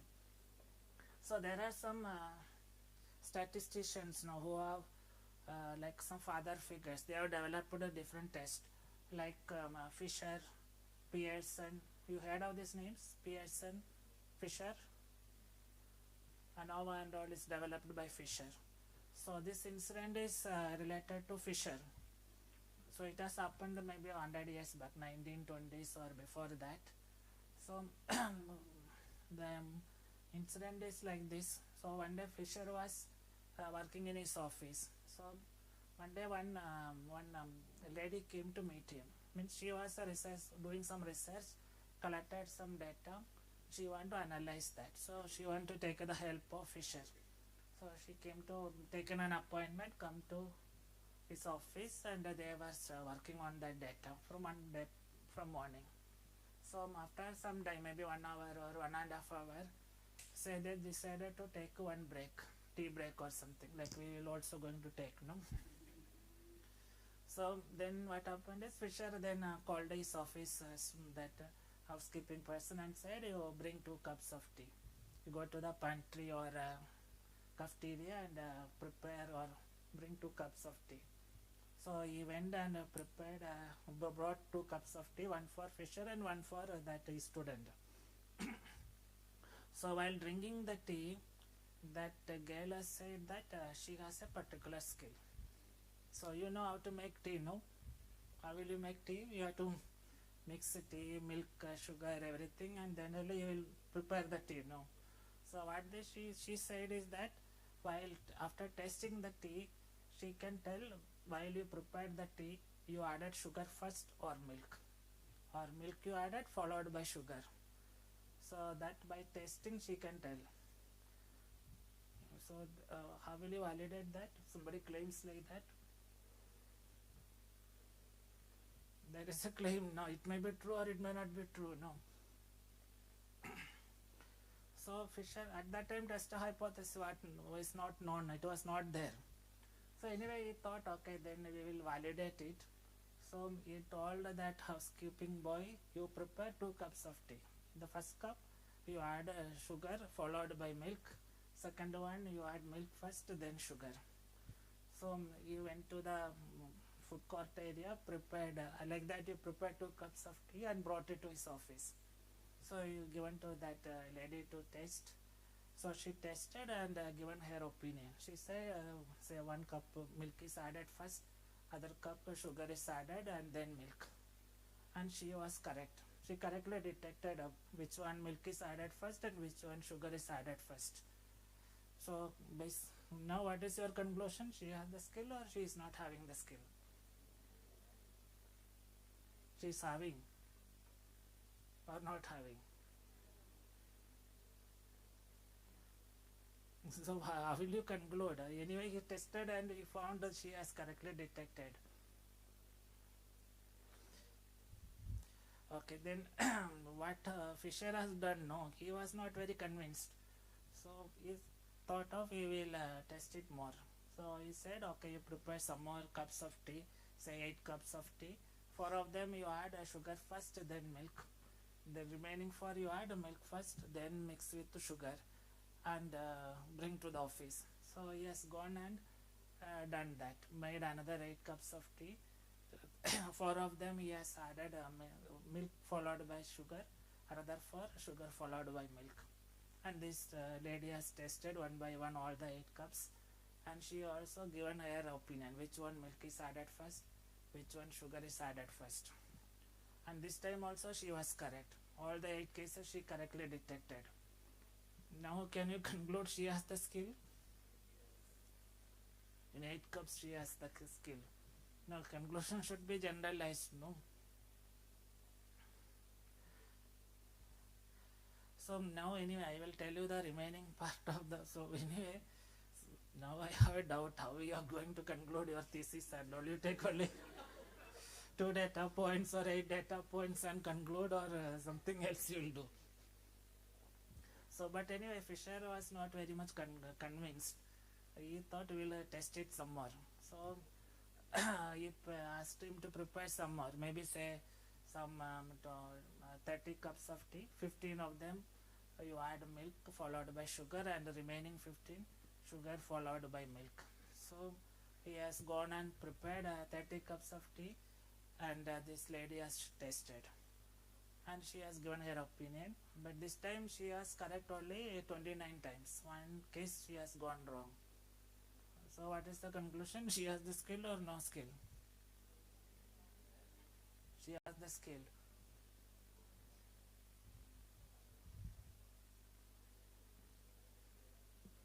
So how will you decide?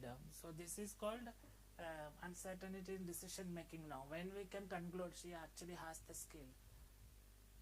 So the story is like that. This incident was the trigger for developing this test hypothesis. So Fisher, Pierce and Kolmogorov and all discussed this problem, and this one procedure has developed. That was the test hypothesis in that primitive form. Then they have modified and all. So in it, good statistics books, if you refer, no, you can see this incident. It is called the one name is that testing lady problem.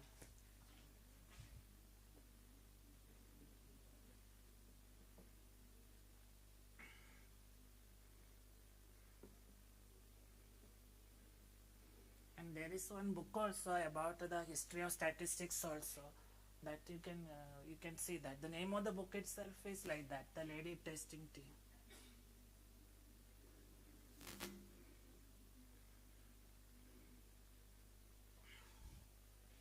This very popular book, I think in India also available. If you search in internet, you will see that book and all.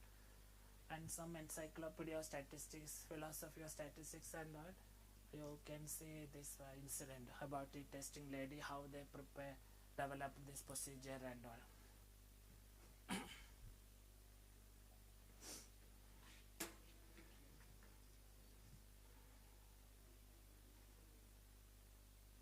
So now let us see one by one. I will take tea break, no?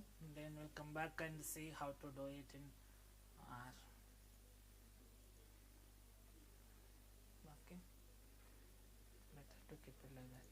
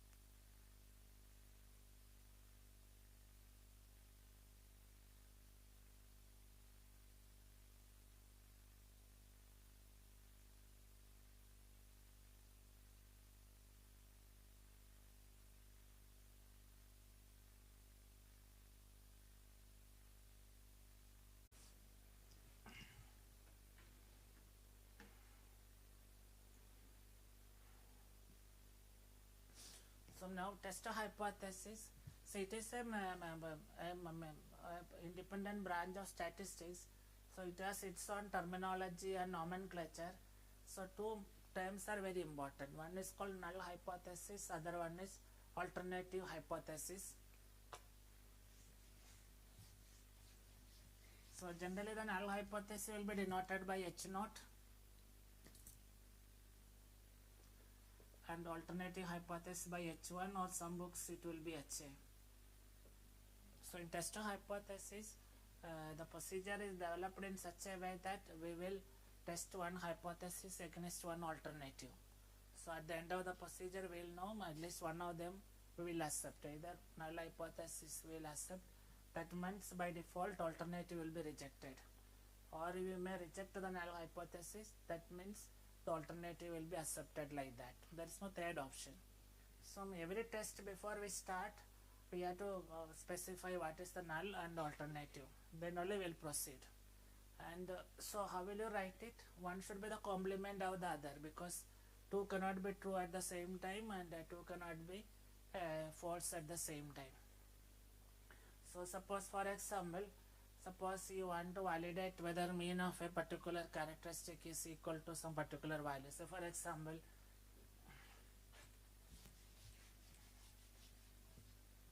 so you want to validate mean of a particular case is particular matrix is equal to 50.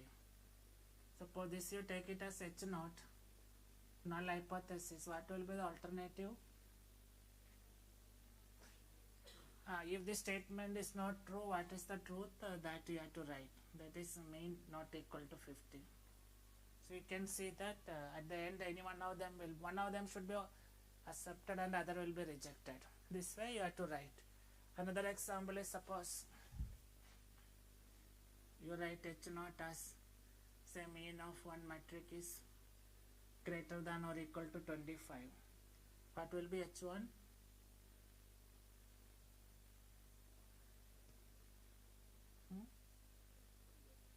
It's less than 25, no?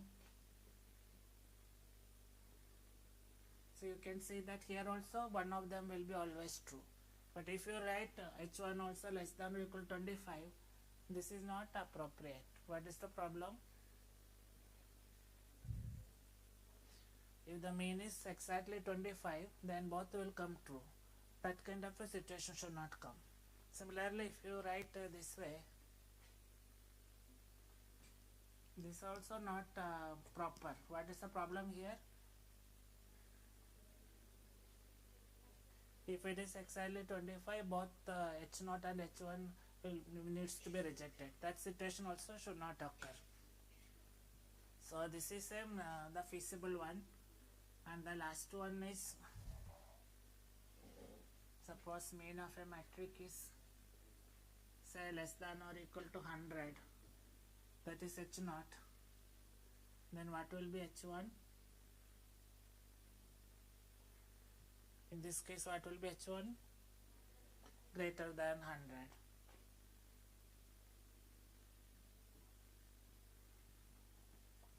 So generally these are the three different ways we will write H0 and H1. So what you have to ensure is that both should not be overlapping. Both should be distinct, and together it should be complete. H1 and H0 together, it should cover the entire thing. There won't be anything outside that. So always either one of them will come as acceptable and other will get rejected. And you can also see that in all the cases, wherever equal to comes, that will be generally taken as H0. Equal to, greater than or equal to, less than or equal to, which statement it comes, that you take it as null hypothesis. So alternative will have always not equal to, or strictly less than, or strictly greater than. So that thing only we have to keep in mind, so that writing the H0 and H1 will not be a problem.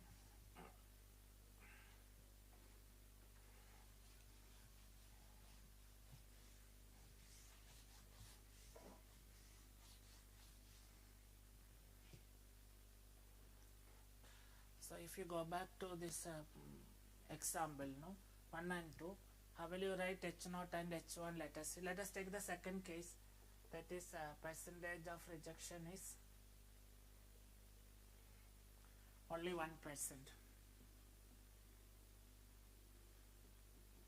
So if you want to test it,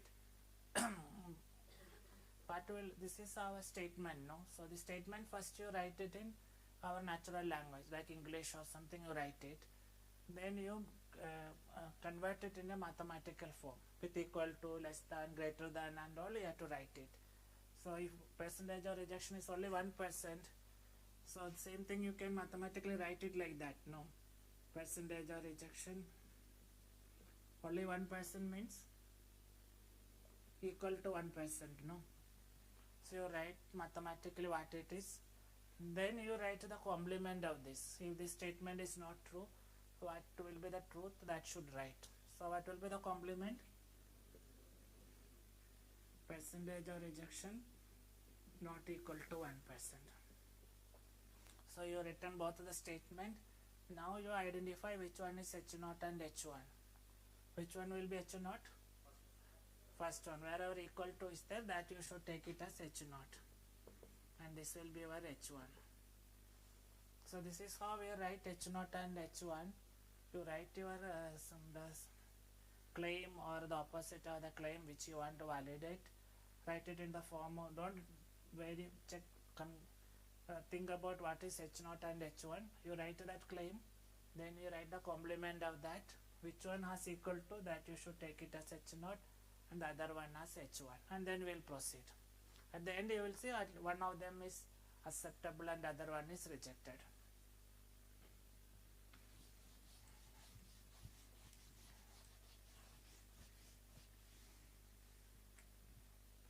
Now let us take the first statement. Now the average cycle time is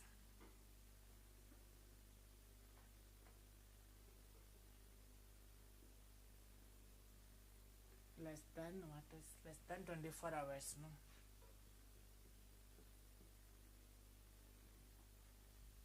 so this will you write. First you write it in, this is our natural English you are written, you write it in a mathematical form. Average cycle time less than 24, how will you write? Less than 24, no? Then you write the complement of that. What is that? Average cycle time? Not greater than or equal to 24, no. Then only at least one of them will become true, no. Then you decide which will be your H0. Which will be the H0? Second one will be your H0 and this will be your H1. So this is how we write H0 and H1. First you write your statement, then the complement of that, then which one contains equal to, that is should be taken as H0 and other one is taken as H1. So it is not like the way we write now from left to right. First you write H0, then colon, then right hand side, not like that. First you write the statement, then the complement of the one, that is from top to bottom, like Chinese and all will write, then from right to left, like Arabic and all, no, right to left you will write, then you will get H0 and H1.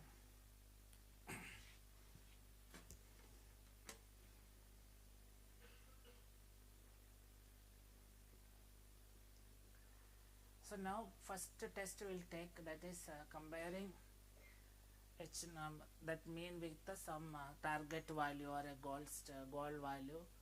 What will be the procedure, how the procedure will work.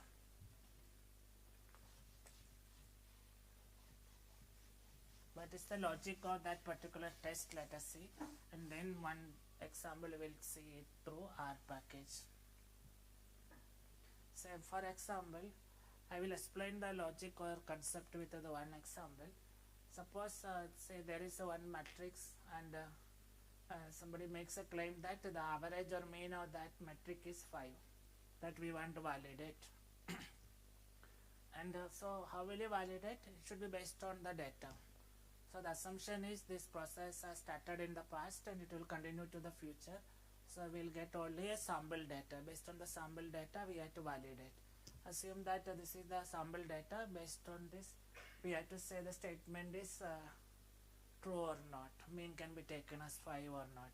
So for example, suppose say I'll give where where is the application or one general thing. Suppose you might have seen, say, some time back and all. Now, or if you go to some small towns and all, you can see with different banks there will be an ATM counter also, like SBI and all, State Bank and all. You will get every branch there will be an ATM counter.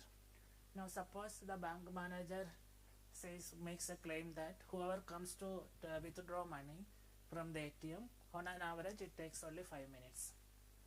Okay, so the time to get the collect the cash is 5 minutes. That is the claim. That is on an average, not for everybody. Suppose one old age person or a disabled person or a partially blind people and all come, they may take more time.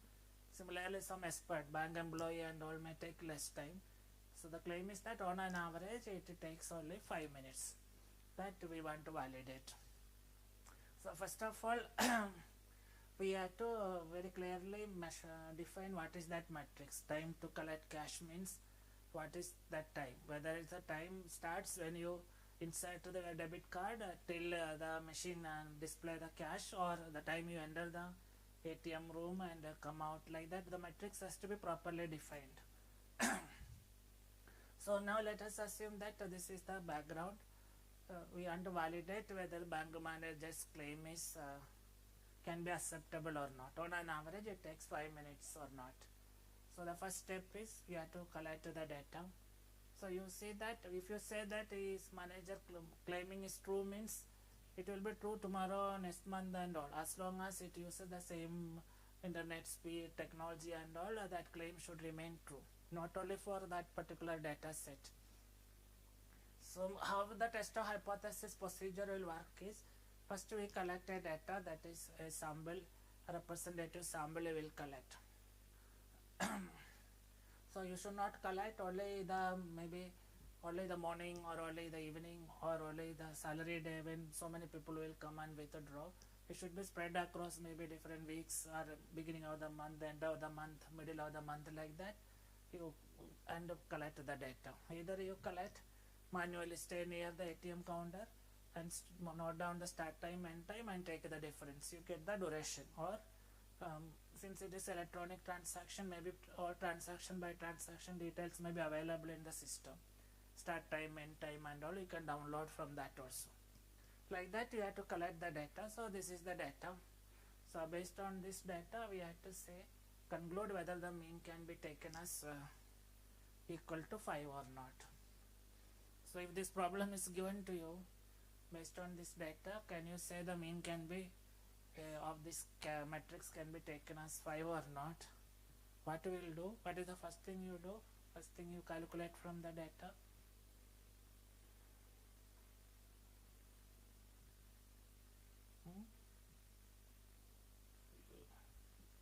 Based on this data, somebody asks the average can be taken as 5. How will you proceed?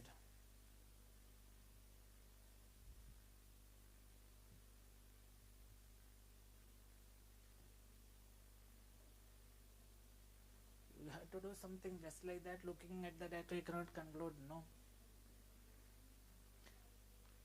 You calculate the average or the mean, no. So test of hypothesis procedure also starts with that. From the sample data, they calculate the average. Generally the sample average will be denoted by x bar. In this case it will come as 5.15. So you calculate the average and see whether that average is equal to the claimed or specified value, like 5. So test of hypothesis procedure also starts the same way. They calculate the average from the data and then we'll check whether it is equal to the specified value. Only thing is that to compare it with the specified value, what statisticians will do that is they will do it indirectly. Instead of checking the mean is equal to 5, what they do is they take the difference. Mean minus 5 they will take and see whether it is equal to 0 or not. Both are same, no? Checking mean equal to 5 is same as mean minus 5 is equal to 0. And if it is 0, then they conclude, okay, mean can be taken as 5, otherwise mean is not 5. But now the only problem is that this is only sample data. If you collect some more data, the values may change and the mean also can be slightly changed. It may not come exactly 5.15. It can be some other value, something slightly different also. So in test hypothesis, to conclude, they need not, they calculate the mean, then they take the difference from the specified or target value, and they will not check whether it is exactly equal to 0. At least if it is coming close to 0, then we will conclude mean equal to 5 or the specified value, otherwise mean is not equal to 5. So this is the procedure of checking test hypothesis, procedure for checking mean equal to any target value like 5. Now the only thing is that when will you say it is close to 5? If that is also clear, then the procedure will be complete. So in this case the mean is 5.15. So if you take the difference, it will come as 0.15. So 0.15 is something negligible or not, or how much can be the difference, that if you know, then the procedure will be complete.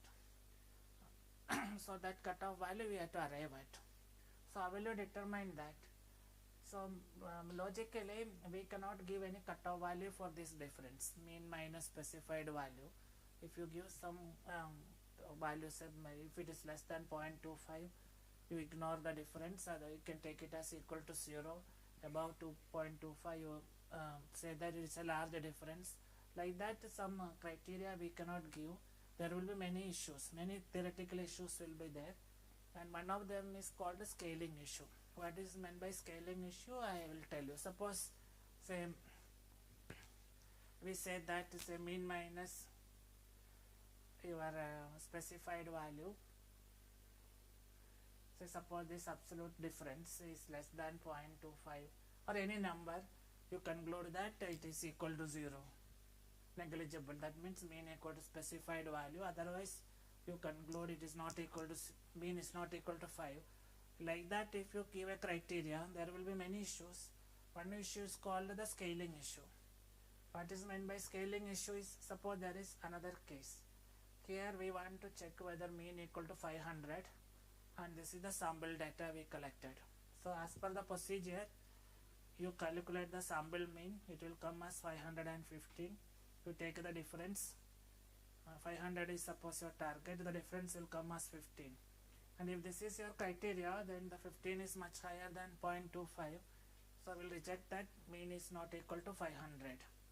But if you look at the previous data and this new one, you can see that both of them are same. Only difference is that every value is multiplied with 100, or you change the scale, meter to centimeter, like that.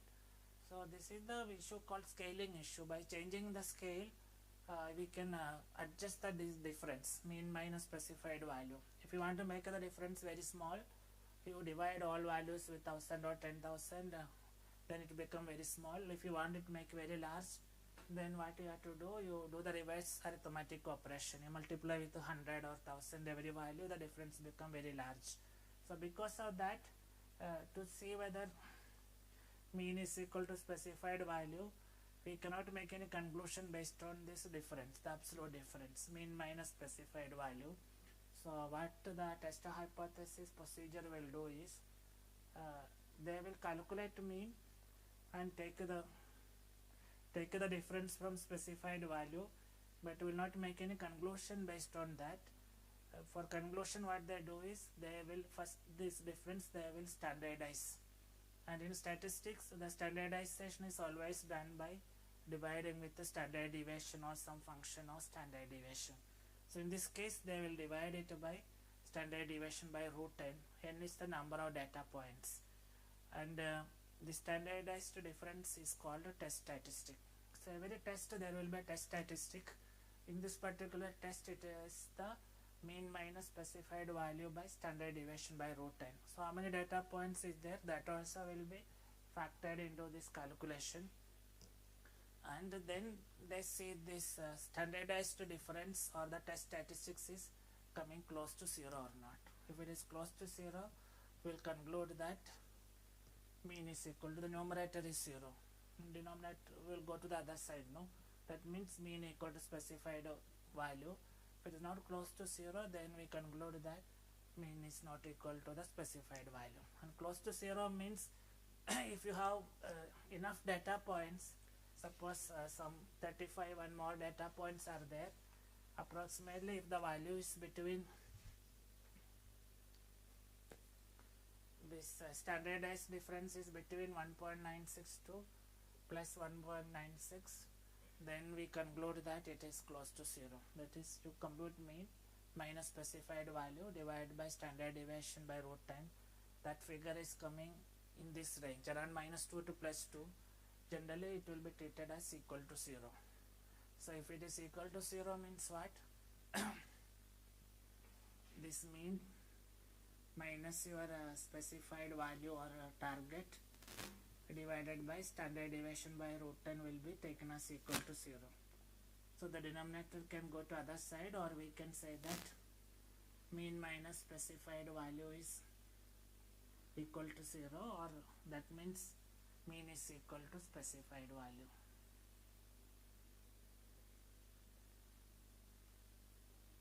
So this is the procedure. So the standardized difference will have a distribution like that. It is called T distribution, and the center point is 0. This side will be positive and this side will be negative. Somewhere here it will be 1.96 and this will be minus 1.96.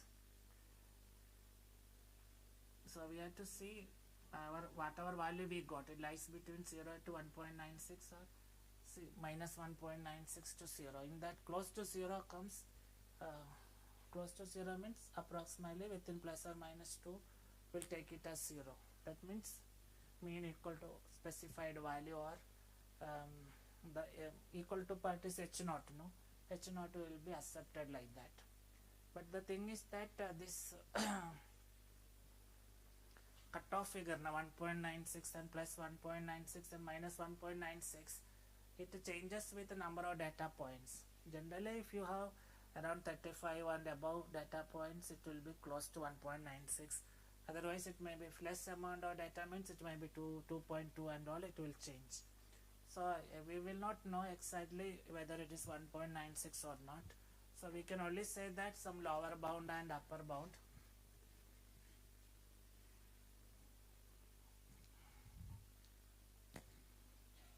So it will be denoted by T alpha by 2 minus T alpha by 2 and plus T alpha by 2. That we have to find out. Alpha by 2 you have to find out. Traditionally what we do, we have to refer some textbooks, some tables will be there. From the table you will get it. But nowadays when we use the packages or Python and all, no need for referring to the table.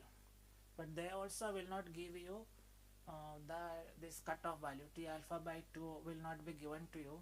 But instead of that, the packages will give another measure called p-value. It is a probability value. So the packages will give the p-value. So p-value is sufficient to know whether the standardized difference is within the limit or beyond the limit. So how it is will be known from p-value is, if it is close to 0 in the center, in this white region, no, your p-value will be always greater than or equal to 0.05. And if it is in this region, the p-value will be less than 0.05, and here also the p-value will be less than 0.05. 0.05 is corresponding to 5%. So 1 minus that will be 95%. So 95% is the cutoff generally we take. So this is that graph I have drawn. Once you calculate these statistics, we want to know whether it is coming close to 0. 0 is at the middle. So if it is between these two region, minus T alpha 2 plus T alpha 2, in the white region, somewhere here it falls, we'll take it as equal to 0. But if it is more than T alpha by 2 or less than T alpha by 2, we take it as not equal to 0. But this cutoff value will not be known to us, but a p-value will be known. So look at the p-value. If it is 0.05 or above, you can see that this T statistics, that is the standardized difference is relatively close to 0, mostly between -2 to +2. So we will take it as 0. That means mean equal to specified value. Otherwise we say that mean is not equal to specified value. Like that only the conclusions will come. So in this case, how the result, and equal to will be always with h naught, no? So if you get a smaller p value, that is it is in this blue region, that means h naught will be equal to part will be rejected. So now let us see in this case what will happen. To see mean equal to 5, we compute the mean, standard deviation and number of data points. First you take the difference from the target, that is mean minus 5, but based on the difference we will not conclude. We divide standardize by dividing by standard deviation by root 10 and we get the standardized difference. So 0.55, whether it is coming close to 0 or not only we have to see. As I told you, if it is between -2 to +2, generally it will be close to 0. So 0.55 will be somewhere here only, because the corresponding p value is 0.59 or 0.6. 0.6 is much higher than 0.05. So we will say that 0.5 is very close to here on the positive side, but it is not crossing the limit. If it has crossed the limit, means very high, means your p value could have been less than 0.05, but it has come as 0.59 or 0.6, much higher than that. So the standardized difference is here, means mean minus specified value will be 0 or mean is equal to 5, like that we will conclude. So this is the procedure. So now let us see how will you do it with our R package. Let us see. So we have to only give the data and also the specified value. It will compute mean, standard deviation, test standardized difference, and it gives you the p value. Look at the p value and we have to conclude that whether the statement is as h0 or h1 we should accept or not. So one example we will take. So one company claims that on an average it takes only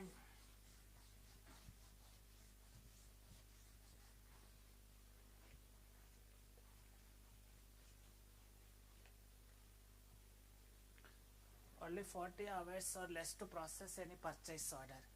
That means it's the process of purchase order processing.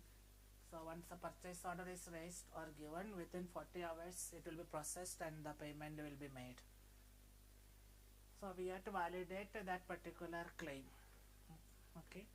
So the claim is on average of processing and the specified value is 40. Average processing time less than or 40 hours or less is what we want to validate. So the data is given under purchase order processing, PO underscore processing. These are the values. So one purchase order has taken 49 hours, another one 46, but some others are taken less than 40 also. So their claim is that it will take averages 40 hours or less. So how will you validate that using R package? Let us see. So before that, we'll have to write h0 and h1. How will you write h0 and h1? Let us see. What is the claim we want to validate here?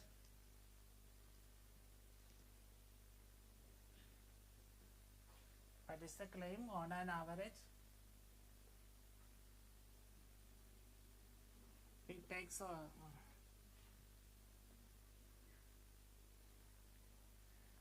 only 40 or less hours to process a purchase order, to process PO. This is the claim we want to validate now. So first we will write it in this plain English, then we convert it into mathematical form. So the claim is on average. Time to process, so we can say it as processing time. And what is the claim? 40 hours or less means less than or equal to 40. This is the claim we want to validate. So you need not be concerned about whether it is h0 or h1. First you write it, then if this is not true, what is the correct statement you have to write. What is the correct one? Complement of this, greater than 40.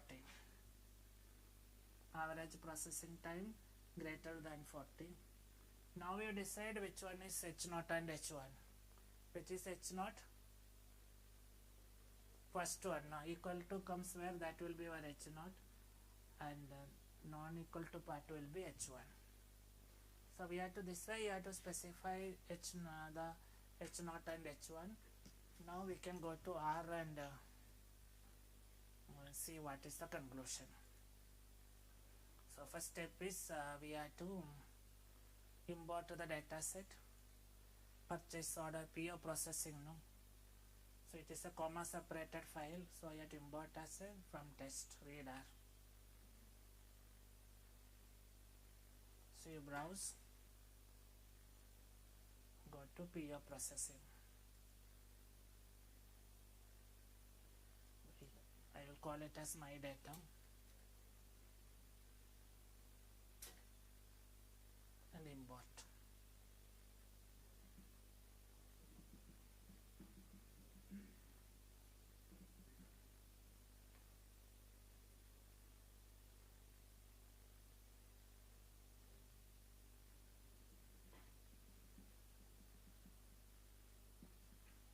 All of you done?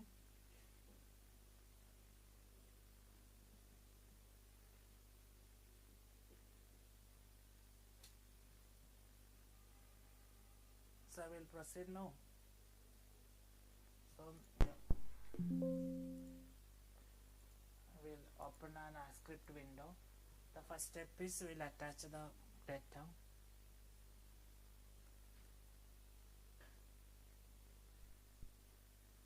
Attach my data. You have to run it, no, control enter. Second one is we will perform the test hypothesis.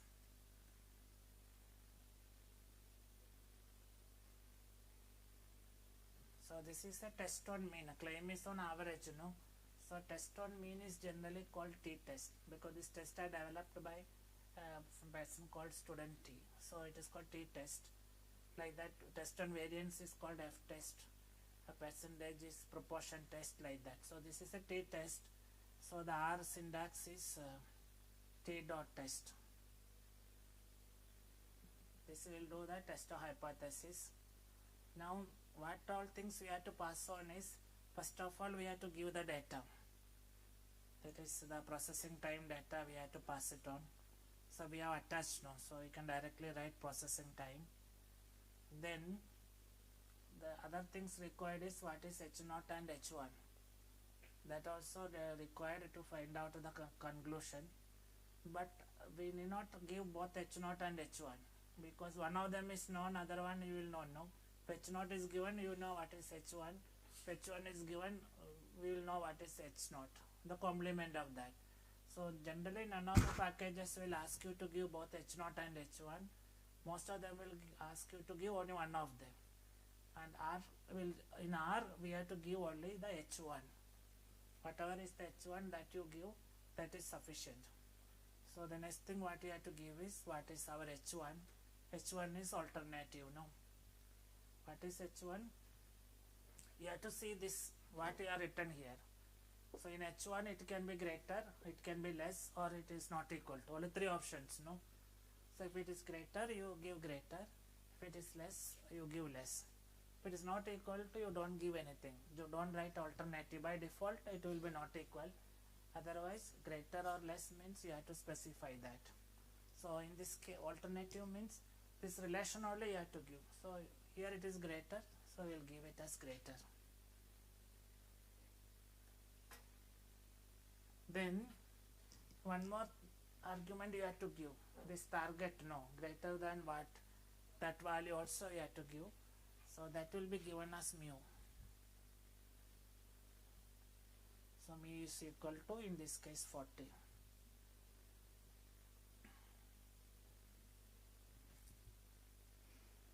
So you give the data, then what is your H1? H1 means the relation is greater, less, or not equal to. That only you have to give. And what is the claimed value you want to validate. the value to which you have to compare the mean. So you run it, you will get the result. So this is the T statistics, that is the standardized difference. All of you got this output? So standardized difference means mean minus specified value by standard deviation by root n is 3.7. So now our question is, okay, 3.7 can be taken as close to 0 or not. Or is close to 0 or not close to 0, only we have to see.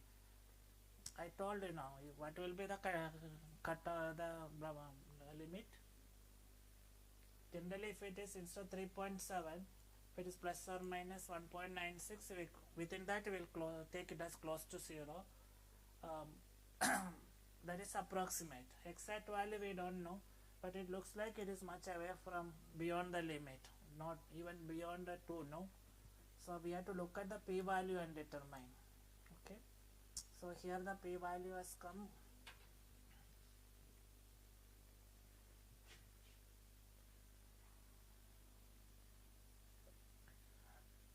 0.000175, no,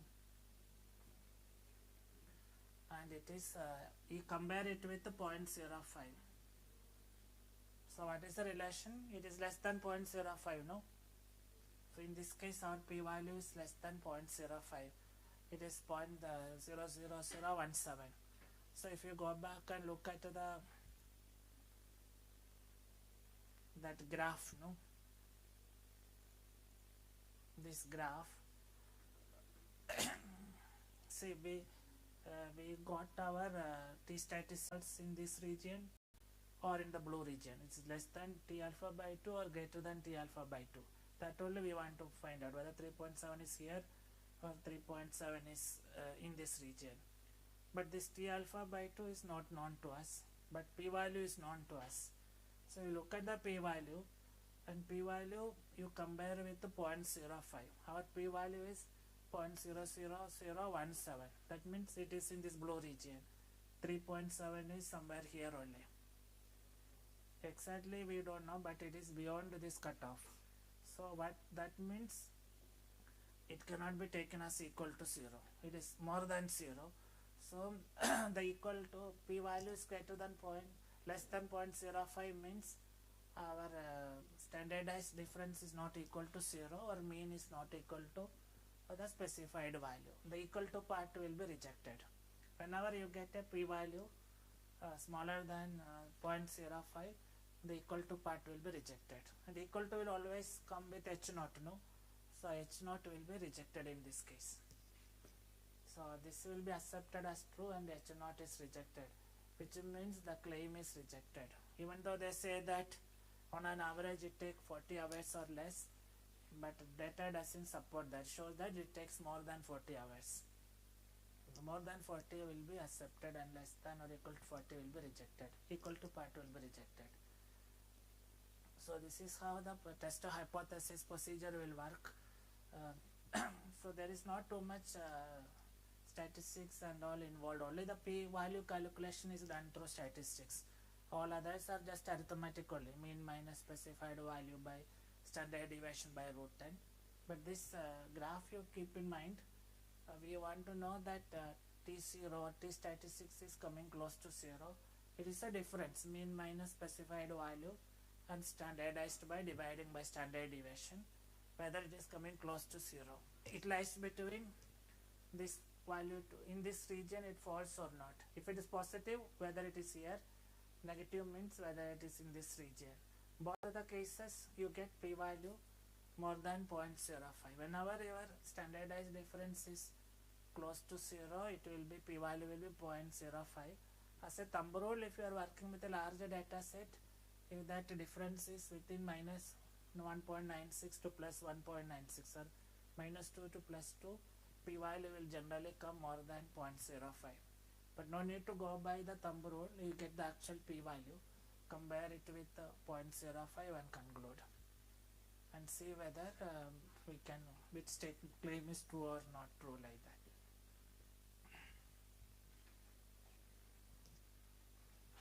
And all other tests also, the procedure is very similar.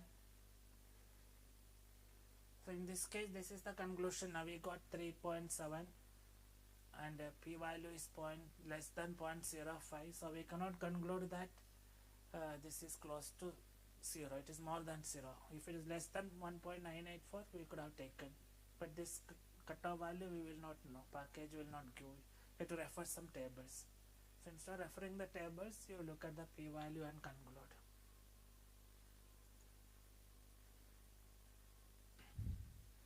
So one more example we will do, then we can one more example of the same test.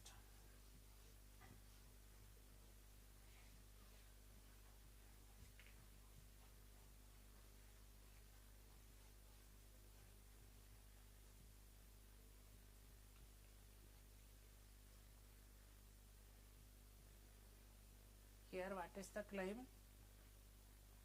So one computer manufacturing company claims that on an average it will respond to any complaint logged by the customer from anywhere in the world within 24 hours. See, nowadays when you buy computers, laptop or most of the packages, softwares will come, you have to download. Now even if you pay, they will give some link, you have to download and you have to install it. But there will be some support, means if you find some error, it is not installing, there will be, you can raise a complaint and they give some solution. So this is based on that process.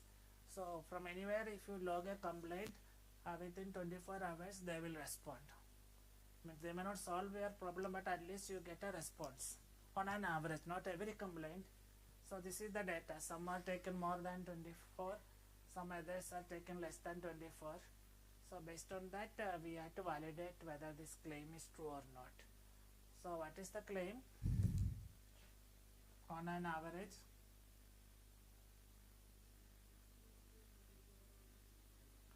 they will respond. No, response time is less than or equal to 24. So first we have to write it in mathematical form. Average response time less than or equal to 24. Then you take the complement of that. Average response time. If this is not true, what is true? Greater than 24. So this is the claim. And which is H0 and H1? First one is H0, second one is H1.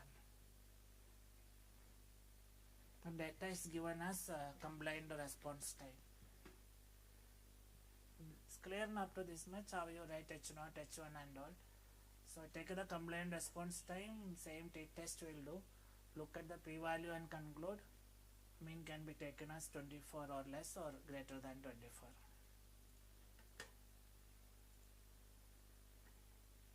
So there is a data set, na, combined response time. This one, it's Excel file, no, you have to read as Excel. Steps are time, anyway, I will delete and do it once again.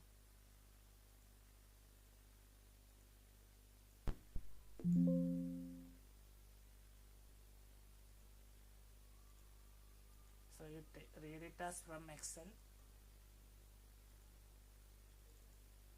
Which one combined response time you take? You can give a shorter name, my data. That is the nomenclature used in your slides. So 30 data points only. So data is not very big. So better to go by p-value. That plus or minus 1.96 may not be very applicable here. So there are two steps now. What is the first step? Attach the data.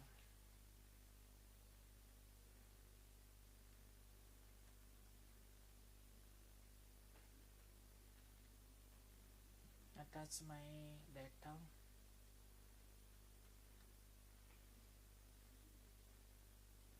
Then we have to do the perform test hypothesis.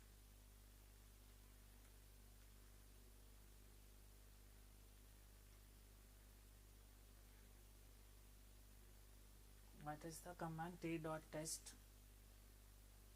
Then we have to give the data, the variable, that is response time. So it is a double word, no, within that symbol it will come. Then we have to give alternate H1. What is our H1? H1 is, we have to see the relation, no. H1 is greater, no, you have to give greater.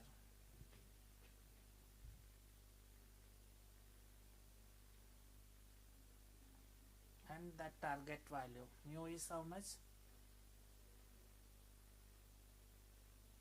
How much is mu? 24. Here they are checking whether average is less than or equal to 24.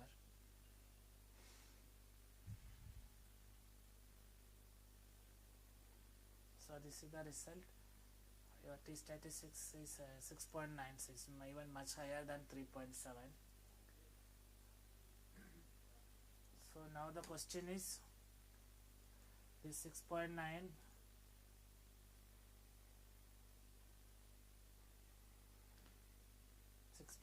is anyway it is positive, no? So whether it is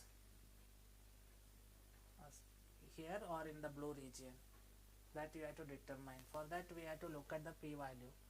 How much you got p-value? P-value is a fraction, no? It cannot go more than 1 and all. So it will always lie between 0 to 1 only.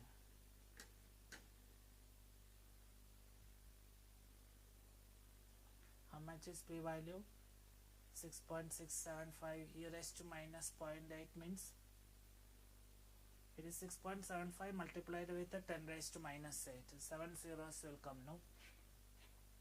0, 0, 0, 0, 0, 6, 7, 8. 6, 6, 6, 7, 5. This is the p-value. E minus 0.08 means divided by 10 raised to 8 or multiplied with the 10 raised to minus 8, like that. So it's very small, no? It's less than 0.05.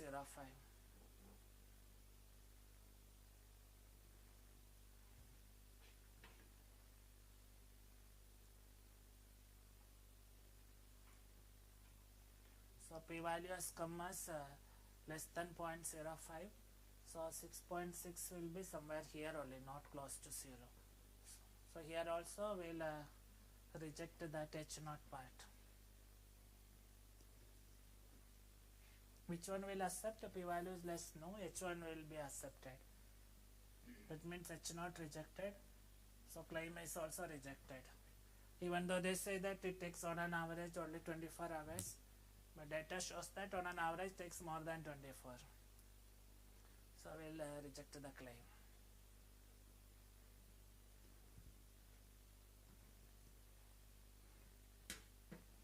So this is how the test hypothesis will work.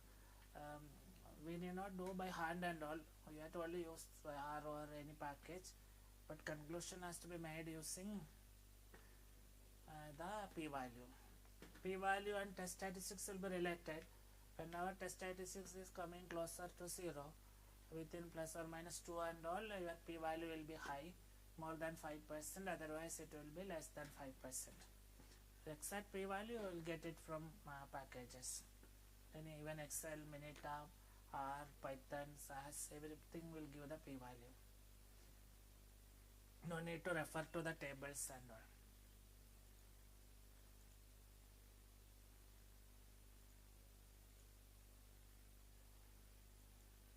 Similarly, other tests also there, now comparing two means and all.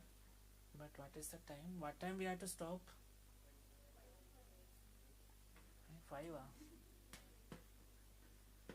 But they told 4:45.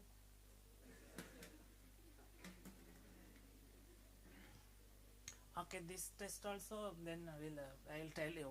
Here what happened is that we had to instead of comparing mean equal to a specified value, we are comparing two means. Okay, you have two data set, like maybe if you are comparing the sales performance of this quarter with the last quarter, or the result after your improvement and before improvement, anything two groups you want to compare with respect to mean of a particular matrix, productivity, yield or anything, then we can use to this second test. It is also t-test. So the procedure is very almost very same.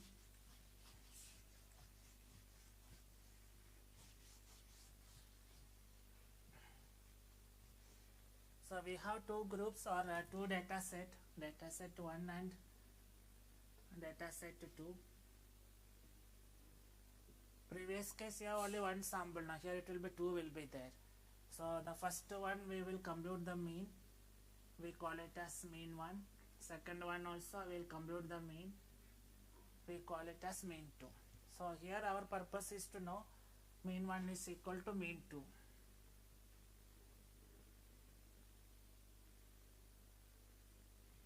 So this is what we want to validate. So what statisticians will do, they take the difference, mean 1 minus mean 2, and see whether it is coming equal to 0. This is what they do. But we cannot look at the absolute difference and conclude, so they have to standardize. So the difference they will standardize. And how will you do standardization? Standardization is always done by dividing by some function of standard deviation and number of data points. But here the difference is that we have two data now, so you get two standard deviations from the first group and the second group, and number of data points also will be different, need not be equal. Here n1 value and here n2. So we'll combine these two and divide it. So this mean difference will be divided by SP into root of 1 by n1 plus 1 by n2. What is n1? Number of data in the one group, first sample. N2 is number of data in the second group. And x bar 1 mean of first group, x bar 2 is mean of the second group. SP is called standard deviation pooled.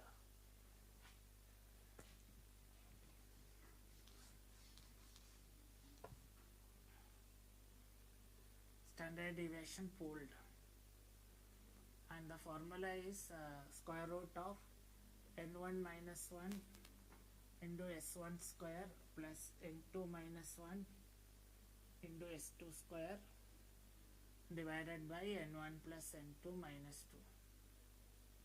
So you take that SP and divide it, that is called the standardized difference, and see whether again it is coming close to 0 or not. Means it is not s1 plus s2 by 2, not the average.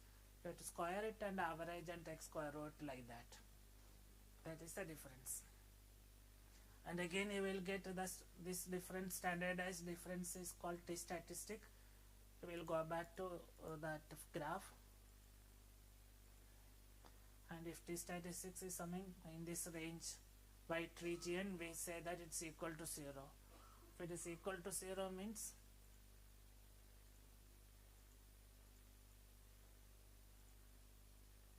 this numerator is equal to 0. x1 bar minus x2 bar is equal to 0, or both the means are equal. Like that we conclude. And again, if it generally if it is between plus or minus 2, it will be treated as equal to 0. But exact cutoff we will not know. It will depends on n1 and n2 values. But the package will give you the p value, and based on the p value, the conclusion is same. Whenever the difference is close to 0, p value will be more than 0.05. If it is pushed to this up positive, far away from 0 or negative, both cases p value will come less than 0.05, like that. So that is the logic. You want to do one problem? Okay, then after that we will conclude.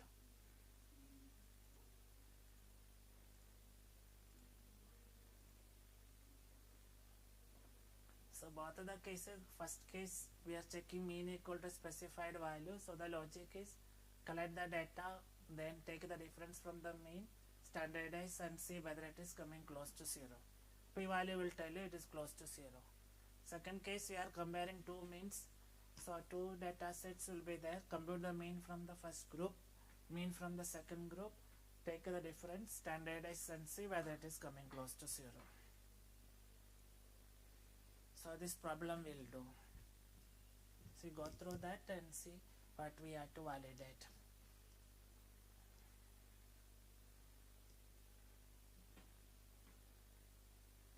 So there is a supermarket chain like Spencer's or Reliance, like that, Reliance Retail or something. So in a city like Bangalore itself, there are many shops are there at different places, Indira Nagar, maybe Airport Road, and also many shops are there. So some of the shops, what they did is they introduced some promotional activity, maybe some offer, discount or some other kind of offer or something they introduced in not all the shops but some of the shops in the city, and some others without offer also. On the same period they measured how much is the sales in the wherever we say outlet is one. These are the shops whether there was a and also the same shop, the same supermarket, so many products are there, more than 10,000 products are there, but in wherever it is written one, all these places there was that offer was running, and wherever it is written 2 means those shops those offer was not there. At the same period they collected the sales volume or sales value, maybe for 1 month or something they run the offer and collected the data. So based on this we want to validate whether the promotional activity has increased the sales or not. On an average it has increased the sales. So that is the thing we want to validate. You understood the problem, no?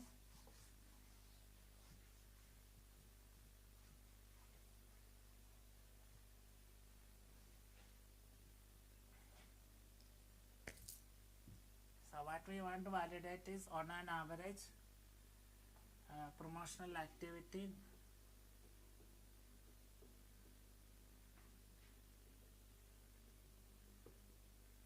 improved sales.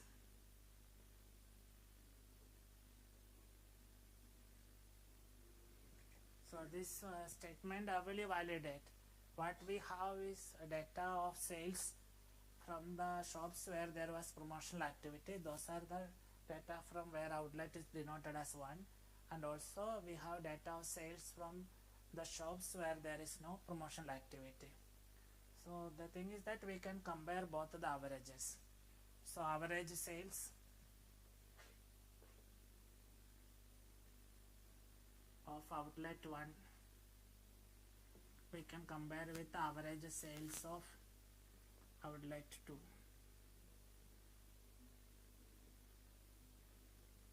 These two can be calculated and we can say both are equal or not. Now if their claim is true, that is promotional activity has increased the sale, what will be the relationship? If both are equal, we can say average promotional activity improved the sales. When will you say it is improved? Our higher value of sales should be where? Outlet 1, no? So if it is greater than this one, then we say that the promotional activity has improved the sales. So this is the claim we want to validate. So if this is not true, then average sales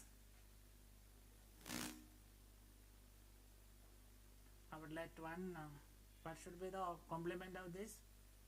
Less than. It remains same or it will slightly reduced also.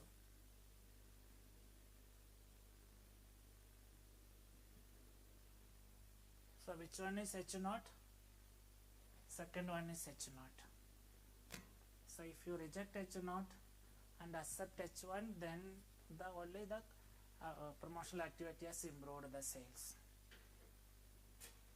So data is given in sales promotion, same data is available. So we'll quickly do that and conclude.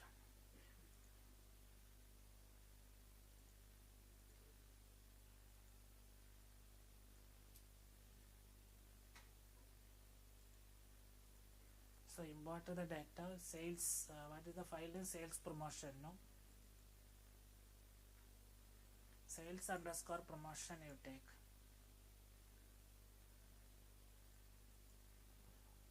my data.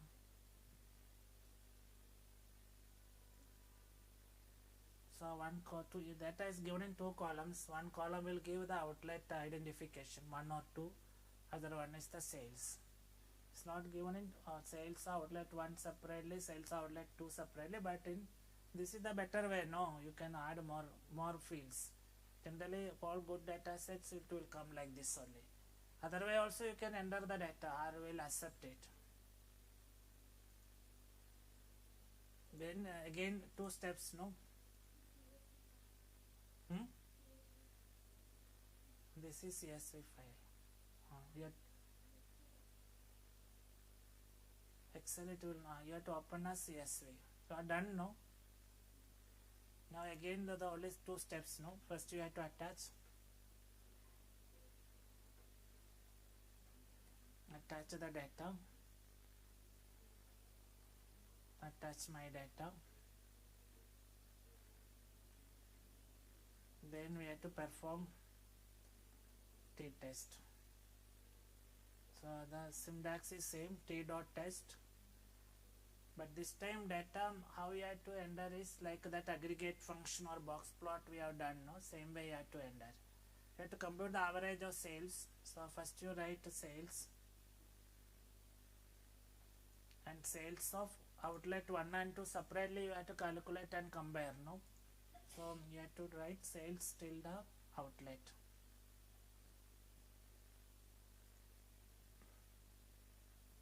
So it will compute outlet 1 sales, outlet 2 sales, take a difference, standard deviation all separately calculate, and statistics it will compute and also give us the p-value.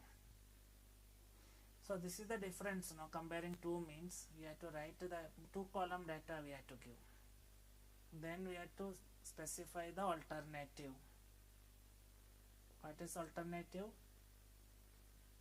H1, the symbol is greater, no? So here also greater.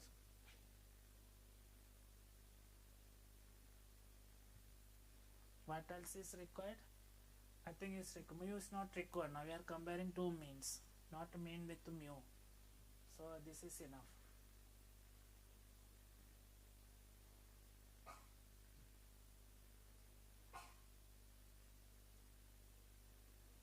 So you run it, we'll get the statistics as 0.96252. Whether 0.96 is close to 0 or not, we have to determine now. All of you got it, no? Whether it is close to 0? Yes, no, because generally it will be plus or minus 2 now. 0.96 very close, smaller than that, and more than that you look at the p-value. How much is p-value?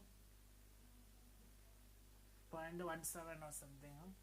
1745. So it is greater than 0.05. So we can conclude that this 0.96 is in the graph. 0.96 will come where? It will be somewhere close to here now, positive side, but it has not crossed this because p-value is small. 0.96 is very close to 0, like that. So which one will accept? H0, no. H0, then the claim is rejected, no. Say that outlet 1 and outlet 2 sales are more or less equal, or even outlet is slightly less also. Definitely it is not more. So there is no improvement happened because of promotional activity. On an average, no difference.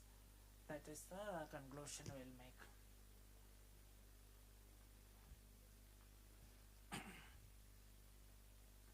So the second test is called a 2-sample t-test. First one is when you compare with some target or goal, it is called 1-sample t-test. If you want to compare more than 2 groups, mean 1 equal to mean 2 equal to mean 3, etc., then we have to do ANOVA, analysis of variance. T-test is only up to 2 cases. So the logic is very simple now. For 1-sample t-test, compute mean minus specified value, standardize and see it is close to 0. two sample t-test, compute mean from first group, mean from second group, take the difference, standardize and see which is coming close to 0, like that. And there are some other variants also. Two sample t-test has some different special cases and all. But anyway, time is not there for discussion. We'll stop it here now. If you have any questions, you can ask. Otherwise, you can mail also, not a problem.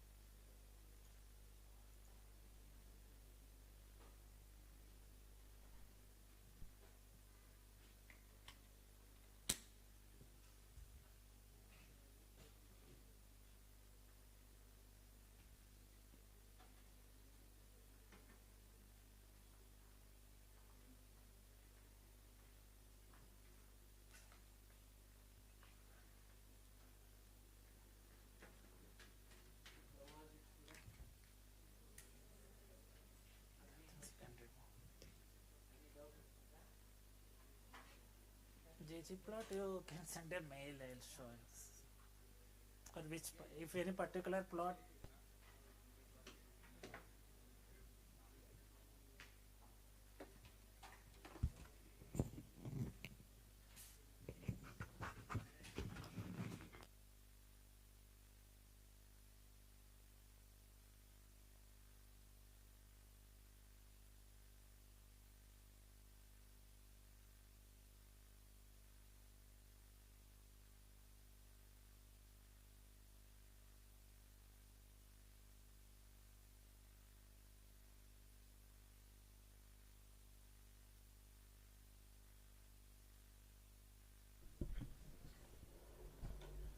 So thank you, sir, for your so excellent hands-on training session.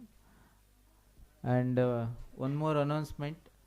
So tomorrow, as usual, 10 o'clock we will start regression, covariance, those kind of things from Triple ITV. Professor Uttam Kumar sir will come.